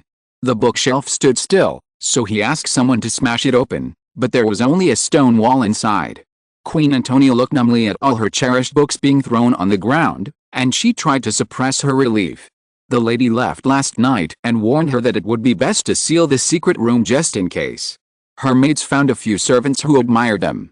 These brave young men worked frantically for 2 or 3 hours and finally repaired the wall completely. In fact, if Carlos II touched it, he would find that the wall was still wet. Fortunately, he didn't. But for this tyrannical king, sometimes he didn't need evidence. He was unhappy and forced the queen to his underground palace. "What kind of underground palace is this?" Exclamation mark. The old royal palace of Toledo is located on a hill about 1,000 feet high, surrounded by city walls, churches and monasteries, many of which were transformed from temples built by pagans. Because Toledo has been recaptured several times, religious sites have been renovated and renovated each time, so in some places, even the original designers and builders cannot figure out the true structure. Carlos II's underground palace is a huge mausoleum located under the monastery of Santo Domingo. He traveled here without being known because there was a secret passage between the old royal palace of Toledo and the monastery. The original builders may have been seeking refuge, but since the establishment of the Toledo Inquisition in this monastery, not only did they turn the underground mausoleum into prison and interrogation room, but they also turned this secret passage into a place to conspire with the original 2 kings, the United Kingdom of the Queen of Castile and the King of Aragon, Spain. As Bishop Mazarin and Louis had said, at that time, the 2 kings used the Inquisition to destroy many political enemies and plunder countless wealth. The Spanish Inquisition became the longest-lasting and most prosperous in the entire European region. When Carlos II could no longer control his evil thoughts, this place became a wonderful place for him to pass the time. Chapter 422, Hell on Earth, Part 2. Queen Antonia, an Austrian princess, how could she know such a secret place in Bella of the Murillo family? Of course it was because of Carlos II. Even though she suffered so much during her marriage, Antonia still had some ridiculous fantasies. She knew that she was ugly, and she also knew that Carlos II had gone to Paris in person because he wanted the Grand Princess of France, the daughter of the Duke of Orleans, to be his queen. She had also seen the miniature of the princess. Even though it was a miniature, her beautiful face was still enough to make people yearn for her. And judging from the works passed down by poets, the Grand Princess was not just an empty doll. Not to mention, she also had a large dowry. When she was about to get married, Leopold I was still lamenting that he didn't have a suitable marriage partner, and the Prussians were getting the advantage for nothing. Antonia also knew that the reason why her father raised his hand to allow this marriage, and agreed to the request of the Duchy of Brandenburg to be upgraded to the Kingdom of Prussia, was because the Grand Duke of Brandenburg promised that if this marriage was successful, he could move part of the Grand Princess's dowry to help Leopold I settle the war debt owed by the Great War. The dowry of a princess was enough to solve the troubles of an emperor. You can imagine how full her dowry box was. It's impossible not to envy her. As for Antonia, all of her father's assets were negative, and he needed to use tax farming rights and domestic iron ore to repay debts. Her dowry was naturally very unimpressive. It was natural for Carlos II to hate her, that's what she thought at the time. But she soon realized that a normal person, yes, he didn't even need to be a good person, would not treat an innocent person like this. Carlos II is a beast with wisdom. The most terrible thing is this. When a person has wisdom, God will definitely hope that he will use his wisdom to create beauty and goodness. What God does not know is that there are also some people whose wisdom is also related to beauty and goodness, but not for creation, but for destruction. Along the way, from the bedroom to the corridor, from the square to the street, from the open iron gate to the steps down, Carlos II has been holding the Queen's hand tightly. When she entered the mausoleum without sunlight, she was simply dragged away. Carlos II and the Queen's attendants and maids were left outside. There are only 2 kinds of villains who help the evil, One is the priest of the Spanish Inquisition, and the other is the black wizard from Flanders or other places. The funny thing is that the original intention of the Inquisition was to arrest wizards. Unexpectedly, hundreds of years later, they began to serve a king, although they still centered on the king as much as possible, sitting or standing in opposition. It is best to turn this ancient underground mausoleum into a prison and interrogation room. This kind of mausoleum originally had ventilation. After all, although it was for the dead to rest, there were always people who came in to see them off or to mourn. The wind that passed through the soil and rocks was always a little cold, but it didn't matter.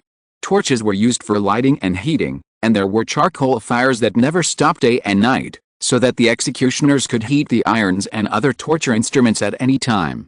When Carlos II brought the Queen here for the first time, he also said that he wanted to watch a show with her. Antonia was looking forward to it. Louis XIV often appeared in public with the Queen. She was ashamed of herself and did not dare to ask for Carlos II's love, so at least she could ask for a little respect, even if it was just outside the bedroom. Then she saw Bella of Murillo. The girl, wearing only a linen robe, shivered, and had no idea what she was going to face. Carlos II was the plaintiff, the judge, and the executioner. He accused the shameless witch of biting his hand and kicking him between his legs while they were sleeping together. The latter was more important. Carlos II was naturally furious, and the priests who were accomplices began to interrogate Bella whether it was true. Antonia recalled that this was just a disgusting conspiracy. The naive Bella still argued that the king forced her, that she had a lover outside the palace, and had agreed to get married next year or the year after. She was sorry that she had hurt the king, but if possible, she hoped to be forgiven by the king. Little did she know that the priests were waiting for the sentence. Maybe it would be useless if she didn't say anything, but with a sentence, they could use the means to deal with witches and sinners. They first tore off Bella's linen robe. The poor girl's skin was still left with contrasting bruises and scars. These priests said that it was the marks left by the devil, and she must be a witch. Then, they used pure water to verify whether she had made a deal with the devil again. There could be no river in the execution room, so they brought buckets filled with water. The shame and pain made Bella scream loudly. Sometime later, when Antonia pretended to be pregnant and gave birth, she thought that maybe this was the punishment given by God to herself, punishing herself so scared that she couldn't even say a word. When Bella spit water from her mouth, the teachers claimed that she was the devil's wife and could not accept pure water, so she spit it out without a drop. The accusation of witchcraft was irrefutable, and the next step was execution. As Antonia said, if Carlos II caught the brave lady, she would face far more terrible things than burning her hands or cutting out her internal organs. They tied the poor girl to a large cross fixed to the ground, and Carlos II personally served as the executioner, burning the girl's body with a red-hot iron. Antonia and Bella screamed together. The Queen clearly remembered that the priest behind her held her shoulders firmly. She wanted to close her eyes but couldn't. There was only a little blood. I don't know if she was given medicine, but Bella was always conscious. Antonia fainted and was awakened. Like Bella, she was in tears. Carlos II was very happy. He watched the priests finish their work. Maybe he felt it was not enough, or Antonia's intense emotions caused his dissatisfaction. He asked the Queen to judge the criminals in person like him. He gave Bella hanging. How merciful it sounds. But the hanging in Spain is not like France or other countries, where a rope loop is set up high and put around the neck of the criminal, and then the footrest is removed or the criminal is allowed to jump down by himself. The hanging in Spain is to let the criminal sit on a chair, with a rope loop around the neck and the special chair back.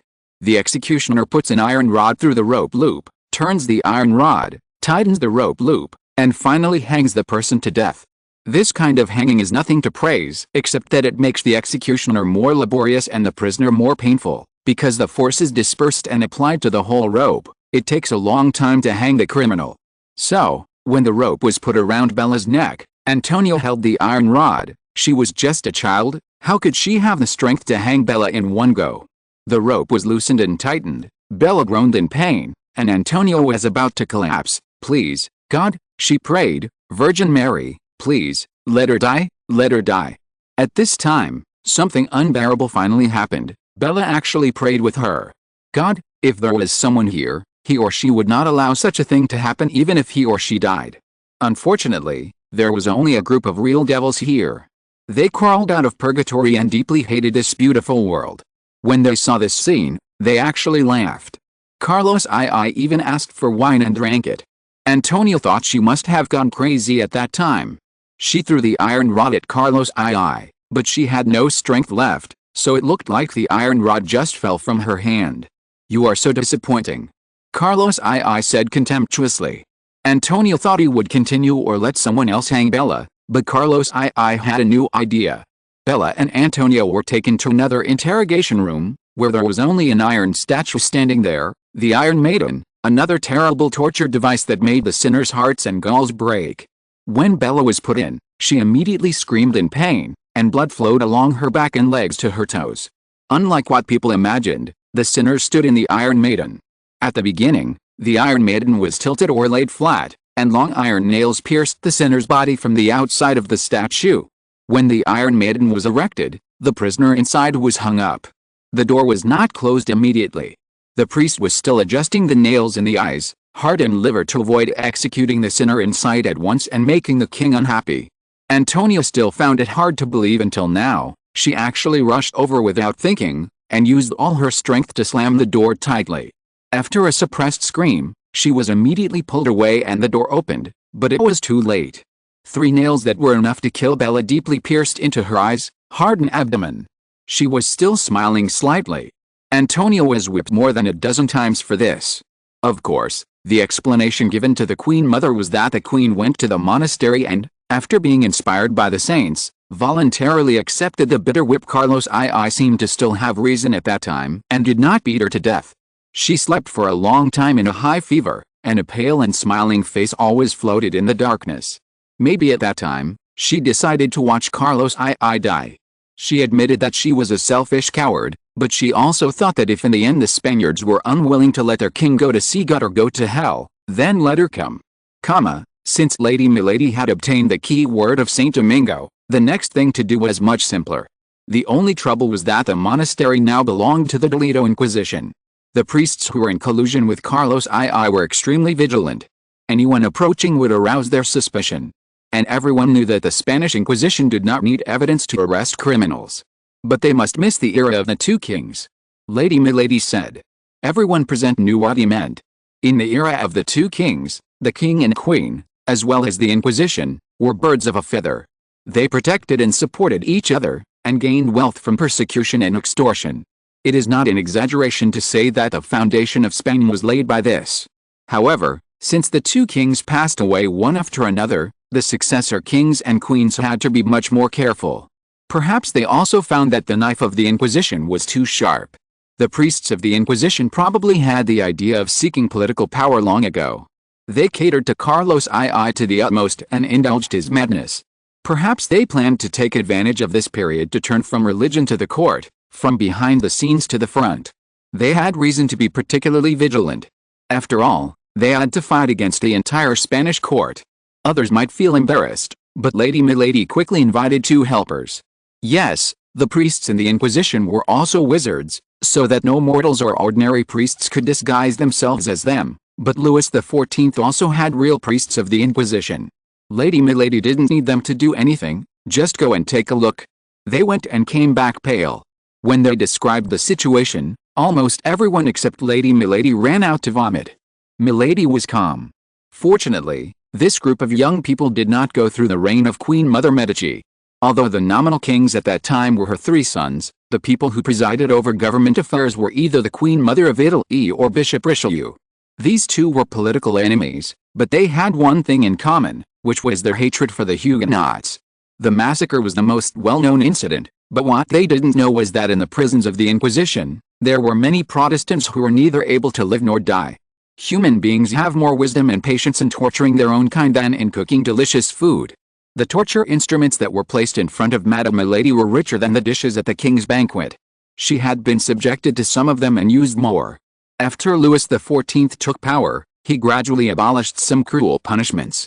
These young people may have heard of them, but the only thing they have seen with their own eyes may be the empty standing cage. Madame Milady was thinking about whether this was her own oversight, and she looked around to see if anyone was afraid and made mistakes. Fortunately, these young people did not need to hide in Toledo for a long time. When this matter was over, she would only leave a few of the most reliable people in Toledo. After all, afterwards, Toledo would fall into an unparalleled chaos. Chapter 423, Undercurrent in Toledo. The golden autumn will soon pass, and the people of Toledo will usher in the Feast of All Saints on November 1st. As the most loyal servants of God, since the period of the two kings, that is, the moment when Spain was founded, the king and the archbishop have been trying their best to ensure the purity and uniqueness of Spain's faith. Later generations often call Toledo the capital of three cultures, which means that the Christians, Moors and Jews in Toledo can live peacefully and freely in this city.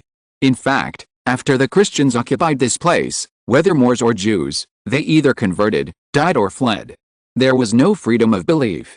The Jewish synagogues and Moorish temples were demolished or converted into churches, and none survived. Is there a time when the three can coexist harmoniously? There really was. That was during the 300 years when the Arabs, Moors, ruled here. Unfortunately, such tolerance did not win the mercy of the two kings of Spain.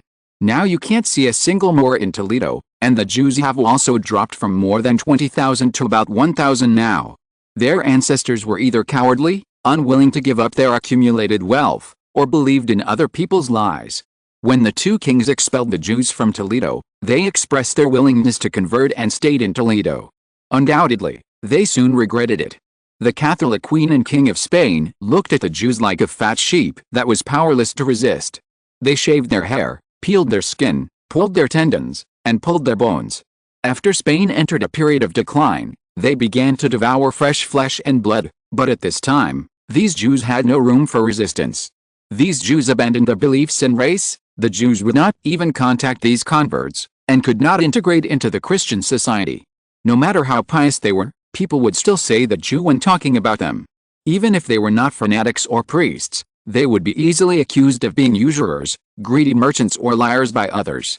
People around them looked at them with vigilance or disgust, as if they would do something unforgivable at any time. They suffered all the hardships of the converts, but as they thought, the rewards and acceptance that the converts deserved were like swaying flames, seemingly within reach, but impossible to grasp, and would burn. About 20 years ago, when Philip IV was still ruling Spain, a small plague broke out outside the city of Toledo, and some people shouted that it was brought by the Jews. They could not reach the Jews of Toledo who had fled to Algeria, but they could besiege the neighborhood where more than 1,000 converts lived.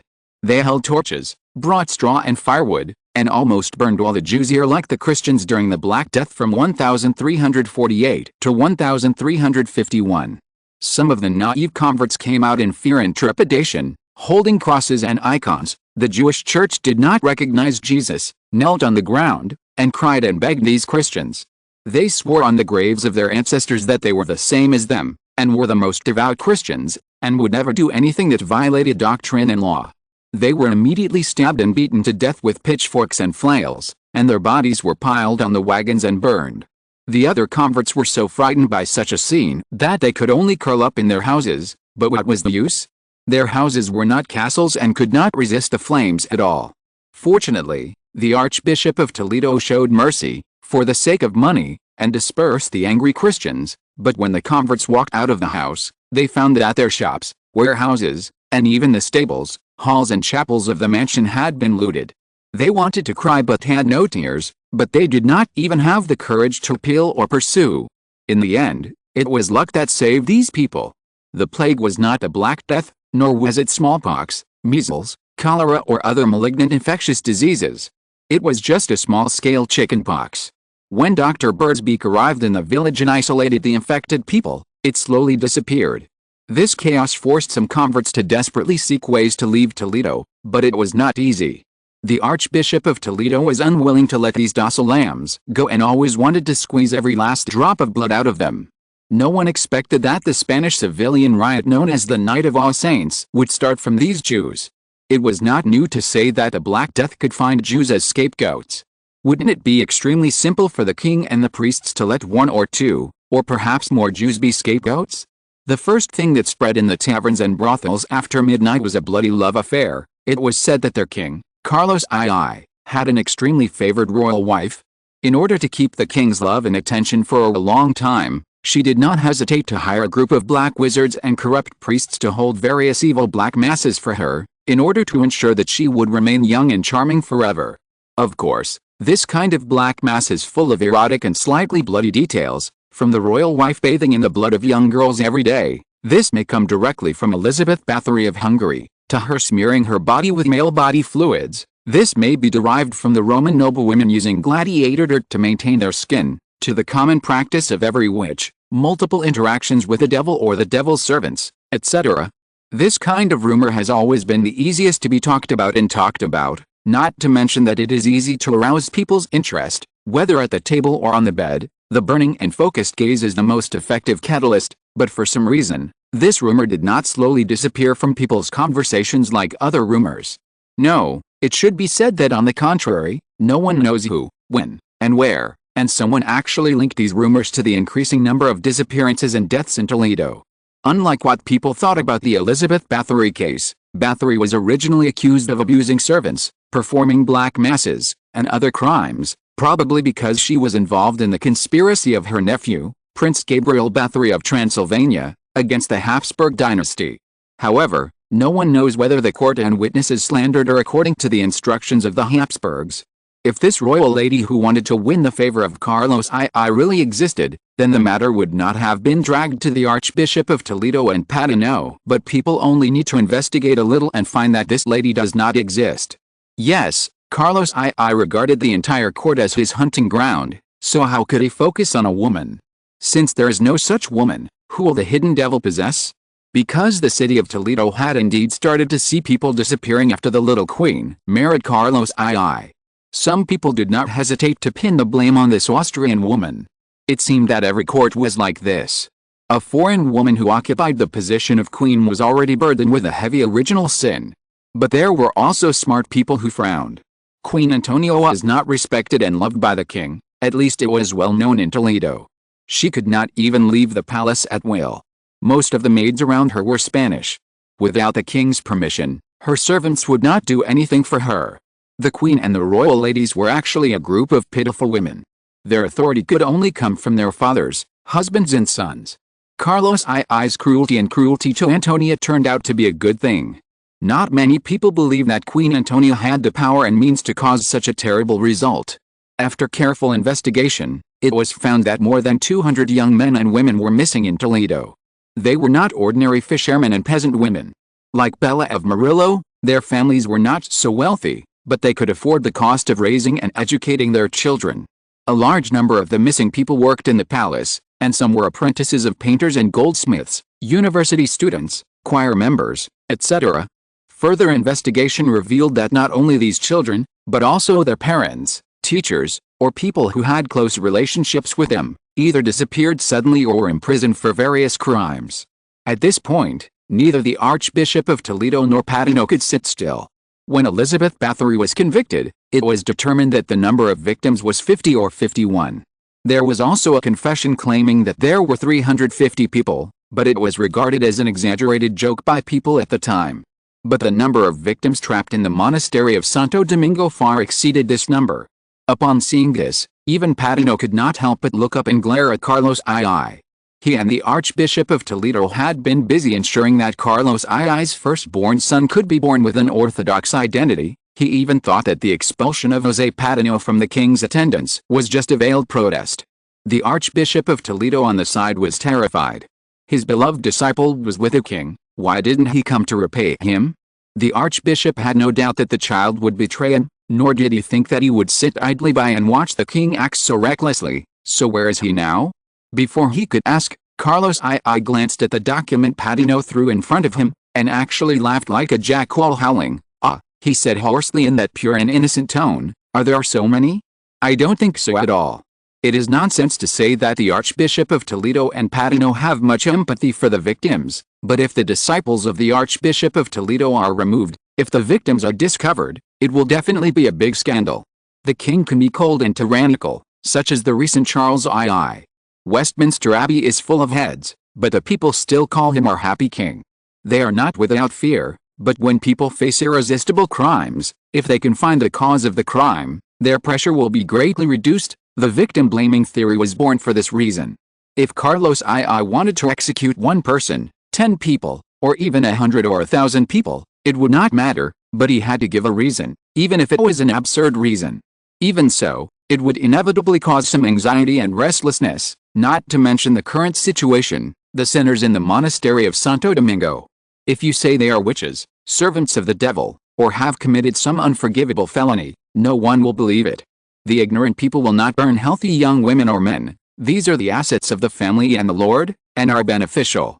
They will only burn toothless old women because they only know how to eat, not work. But Carlos II, his initial victims were all noble ladies. After the Queen Mother and the maids around the Queen, one of whom was Padino's niece, were unfortunately killed by the beast, he was no longer so free to do as he pleased in the palace, but when he turned his attention to outside the palace, those rude and ugly peasant women and savages could not give him enough pleasure. Their skin was not white enough, their voices were not soft enough, and they had no sense of shame. When Carlos II took action, he felt like he was killing pigs. So, some people started looking for prey for him, such as Bella, a maid at the bottom of the court, a trainee knight, a choir member, a university student, an artist's apprentice. The more beautiful and promising a person is, the more excited Carlos II will be, perhaps because he has a deformed face, an increasingly twisted body, and an unsatisfied desire for power. Alberoni, a disciple of the Archbishop of Toledo, was only imprisoned, perhaps because Carlos II and the Inquisition were afraid of the Archbishop. He was almost driven crazy by the long-term detention in the dark and silent, and his body was covered with dirt and his hair was disheveled, but he did not suffer any fatal injuries. As soon as he was released, he immediately wrote something in the hand of the Archbishop of Toledo. The Archbishop shook the skinny, cold and stiff hand with his backhand. "Don't worry, child, you are saved." But Alberoni opened his mouth and wanted to say something, but because he hadn't spoken to anyone for a long time, he couldn't make a sound for a while. Then he fainted. The Archbishop of Toledo shook his head. He knew. Alberoni wanted to tell him two things, that Carlos II intended to seize power and what kind of crimes he had committed. But the former didn't make much sense.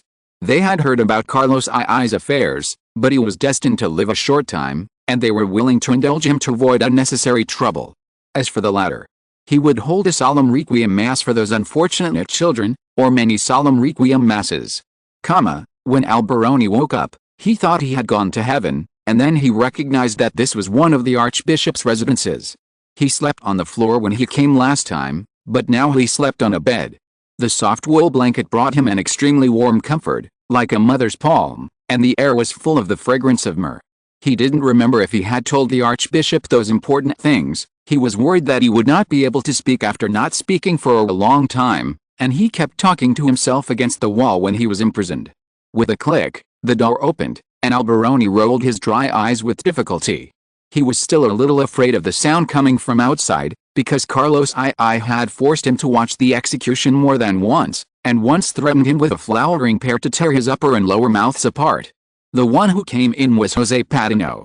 Chapter 424, Judas's Desperate Gamble.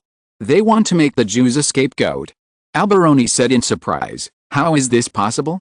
No one with a little bit of brains would believe it.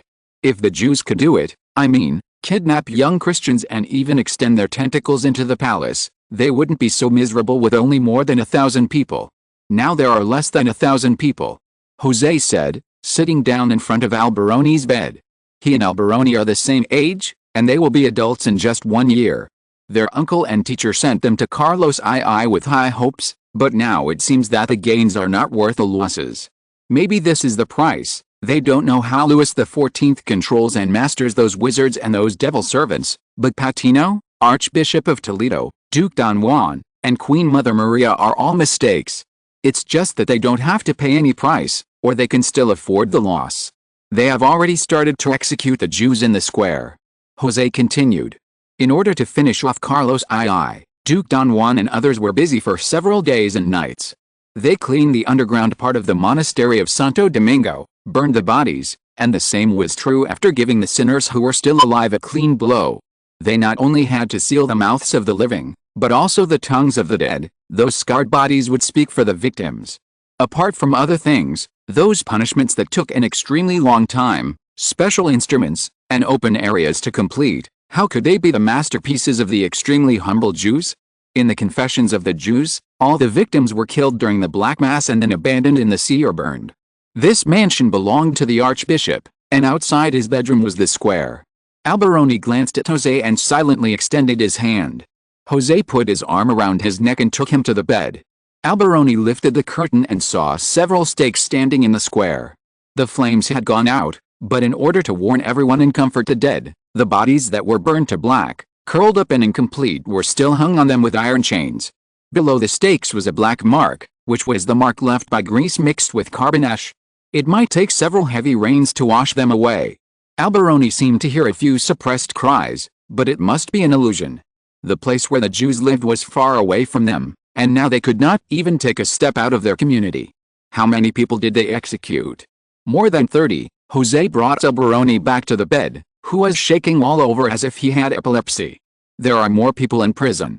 Duke Don Juan said that if people are still not satisfied, then they will take out more Jews and burn them, or impose other cruel punishments, as long as they can calm the situation. How can they do this? Alberoni panted. Although those people were Jews, people who betrayed Christ, first of all, they had converted and became Christians. Secondly, the king and the archbishop had promised to guarantee their safety. Now, they are bearing a terrible crime, and this crime belongs to the devil.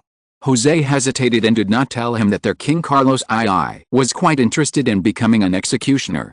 Anyway, the executioner had to wear a mask, and no one knew he was the king. After all, in the basement of the Inquisition, some punishments could not be implemented, such as being torn apart by 5 horses. Alberoni closed his eyes, as if thinking about something, and thought for a long time, while Jose waited patiently. I don't know. Alberoni said, this is undoubtedly a betrayal to our parents, my friend. I don't know if I can do this. But if I do nothing, I will definitely regret it. What do you want to do? I have a distant relative in Toledo who sells cheese and ham. He has several ships traveling between Parma and Italy. Go and tell him about this. Tell him that if he is willing to help these converts, I will remember this favor. Jose lowered his eyes.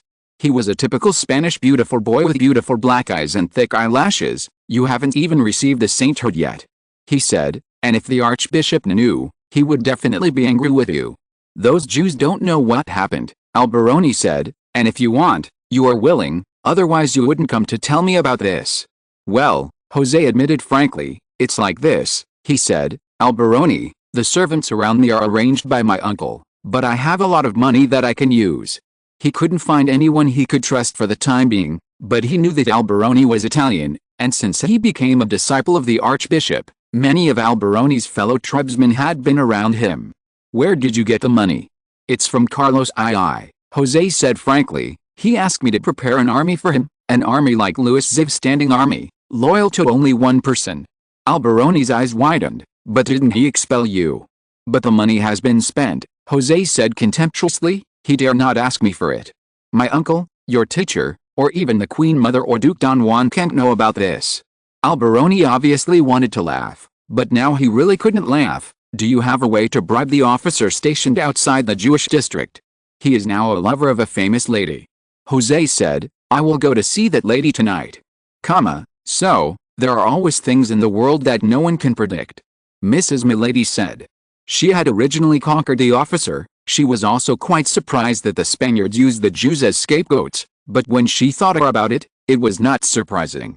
The Roman Church was not like this during the Black Death. At that time, the priests wanted to avoid the prestige of the Church from being hit by the failure to solve the Black Death.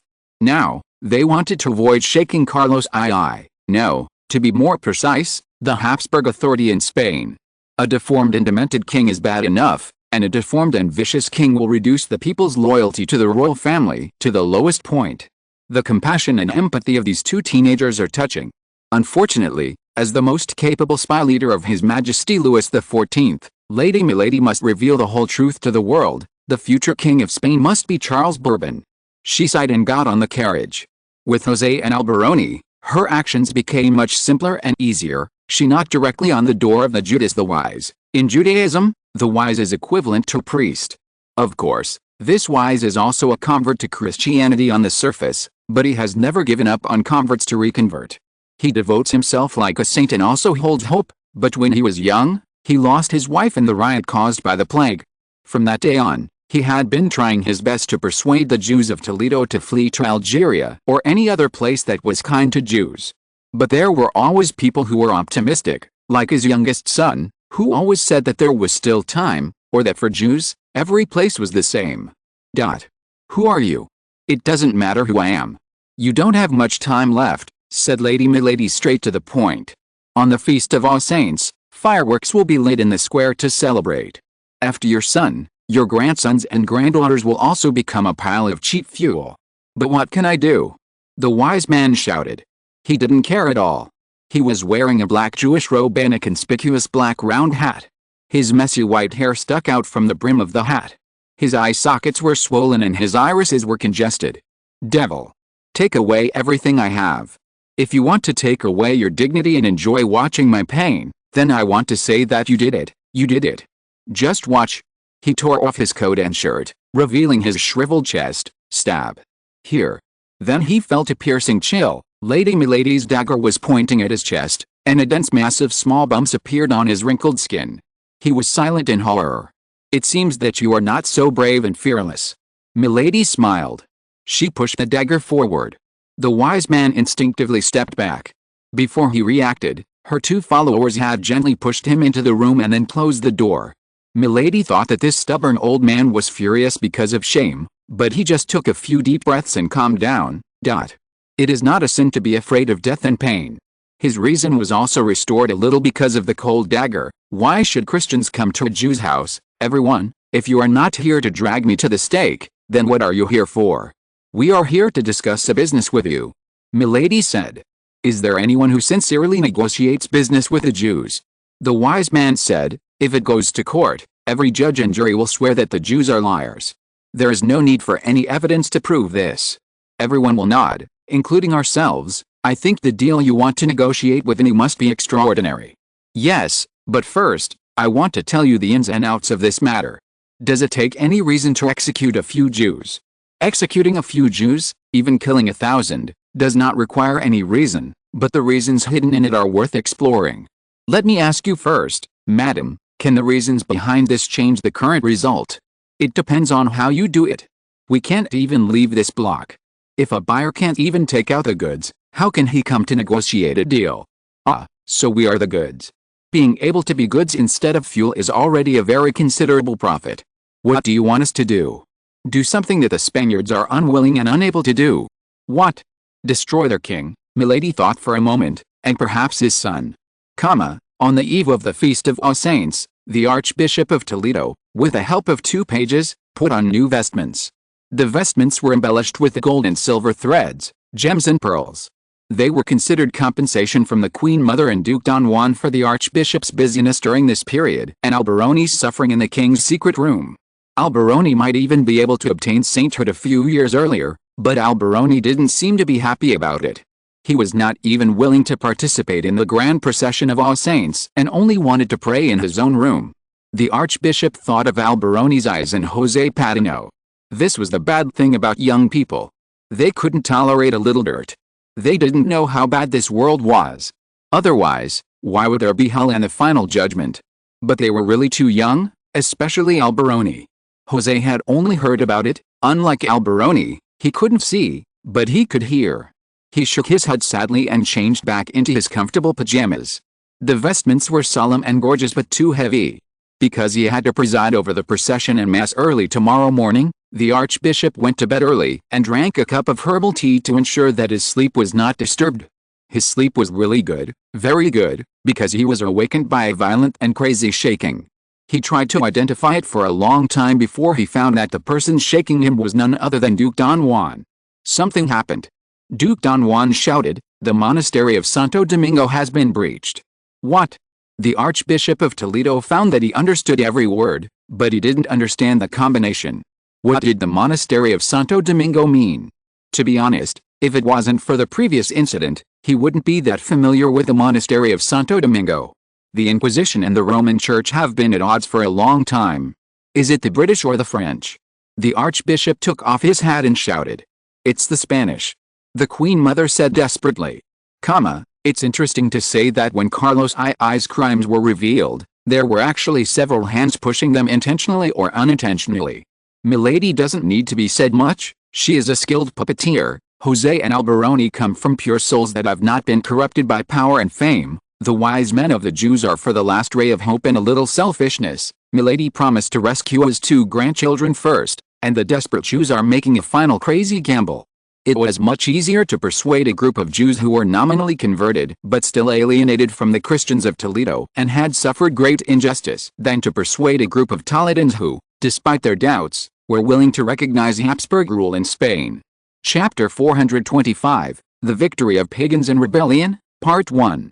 To say something disgusting, from Carlos II, to the Archbishop of Toledo, to the Queen Mother and Duke Don Juan, and even the sensible Lord Patino, they have never taken the Jews of Toledo seriously.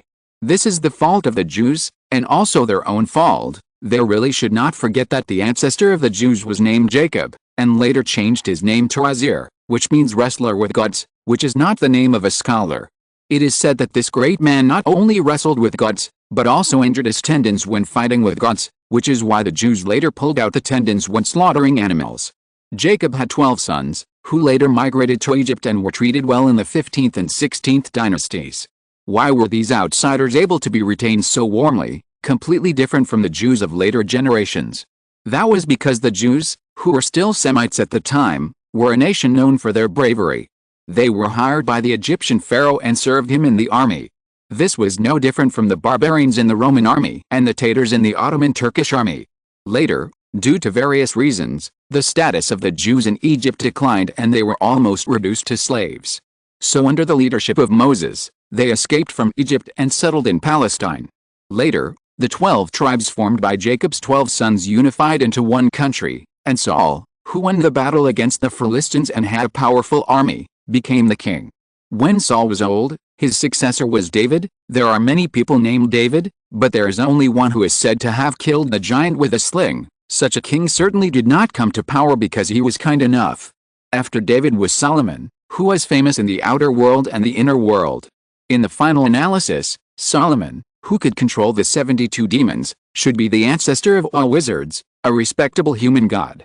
However, the current underworld, especially the wizard society, had a huge rift in the era of King Arthur. The lost history and knowledge made them only trace back to the era of Merlin, and King Solomon was already a figure in the legend. In short, looking at these characters, we can see that the Jews are not the kind of docile and harmless people that people in the 17th century and later generations thought. They are actually quite aggressive. In fact, from the fact that the Jews can stick to their traditions and beliefs even in the face of expulsion, plunder, and massacre, they are not the kind of pure and innocent race. Moreover, even lambs will struggle desperately when they see the bloody corpses of their own kind. When the Jews in Toledo were detained in their houses and were not allowed to go out, they almost guessed their own end. The Archbishop of Toledo and others were watching. If these 30 or 50 Jews could not calm the anger of the people, then they would continue to sacrifice more Jews, 100, 500, 1,000, until the angry people were terrified and dared not make a sound. It was like a child crying for a doll. In order to stop him from crying, his parents kept stuffing candy into him. But if the candy was finished and the child was still chattering, then the next step would be slapping and punching. The Archbishop of Toledo and others would never hand over Carlos II. They had already woken up from the king's miraculous recovery, and their joy had turned into anxiety and disgust. However, such a scandal must not happen to the King of Spain. When people still believed that his son would inherit everything from his father, from his surname to his profession, from his appearance to his personality, if the people of Toledo and even the whole of Spain knew that their king was such a devil, even the new crown prince would be questioned about his virtue. The Jews of Toledo gathered quietly in a secret cellar. They were all heads of families, all strong men. They were summoned by the wise man, but they saw a beautiful woman. They didn't think the wise man would be confused by a woman, but they couldn't help but cast a questioning look. The wise man combed his hair again, revealing his wise eyes. "I won't say much, everyone. Maybe you are confused about the crimes that the Christians of Toledo have put on us, terrible crimes." He looked around, "But I swear that there will never be a single guilty person here." "That's true." The Jews said this one after another. They were terrified and angry about the sudden disaster. They might not be so pious, for Christians, but even if they didn't stand on the side of Christians, they wouldn't stand on the side of the devil. In addition, If there were only 1 or 2 victims, it would be fine. How could they threaten so many people, and some of them were young Christians serving nobles in the court? So is it really a noble lady? One of them asked. The wise man shook his head, stretched out a finger and pointed to the ceiling. Think of a more noble place. Oh my God, is it the Queen Mother, or that Austrian woman? Milady laughed, and everyone's eyes fell on her. Is this your imagination? Poor thing, even if it's just imagination, you dare not think about the real culprit. What do you want to tell us? A fat man asked after a moment of silence. The ones who made you scapegoats are the Archbishop of Toledo, the Minister of the Navy Juan Patino, the Queen Mother Maria and the Duke of Don Juan. Milady said, who are they protecting? Who has such a vicious heart, such terrible means, and such absurd power? Do you want me to continue, everyone? Not just anyone can commit such a terrible crime. He needs an unshakable position, servants who keep their mouths shut, and wolfhounds that can do whatever he wants. He is your king, Carlos II of Spain. As soon as the name fell, the mausoleum suddenly became silent, and the living seemed to have turned into dead people. Only a slight gurgling sound was heard. Some people were trembling until their teeth chattered. They had also heard about the madness of Carlos II. To be sure, although the Jews were deeply discriminated against, they were smart and clever businessmen. They were good at catching any news, especially those that were unfavorable to them. They had previously thought that the worst-case scenario was that Carlos II would completely expel all the Jews, but they didn't expect it was for such a reason.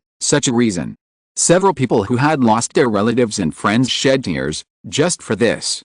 Otherwise, Milady said, even if they want to send Carlos II to the guillotine, they will never do it for such a crime. But the reason they did this, fundamentally, is because someone exposed this ugly evil. It was still the fat Jew who said, he twisted his robe tightly, are you British or French? Britain and France are both Spain's enemies. Being able to shake the Habsburgs' prestige in Spain is definitely something that Charles II or Louis XIV would be happy to see.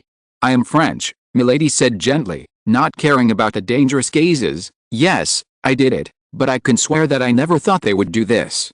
She opened her hands helplessly. My king is Louis XIV, and there are many Jews in France. Have you seen our king or ministers do this?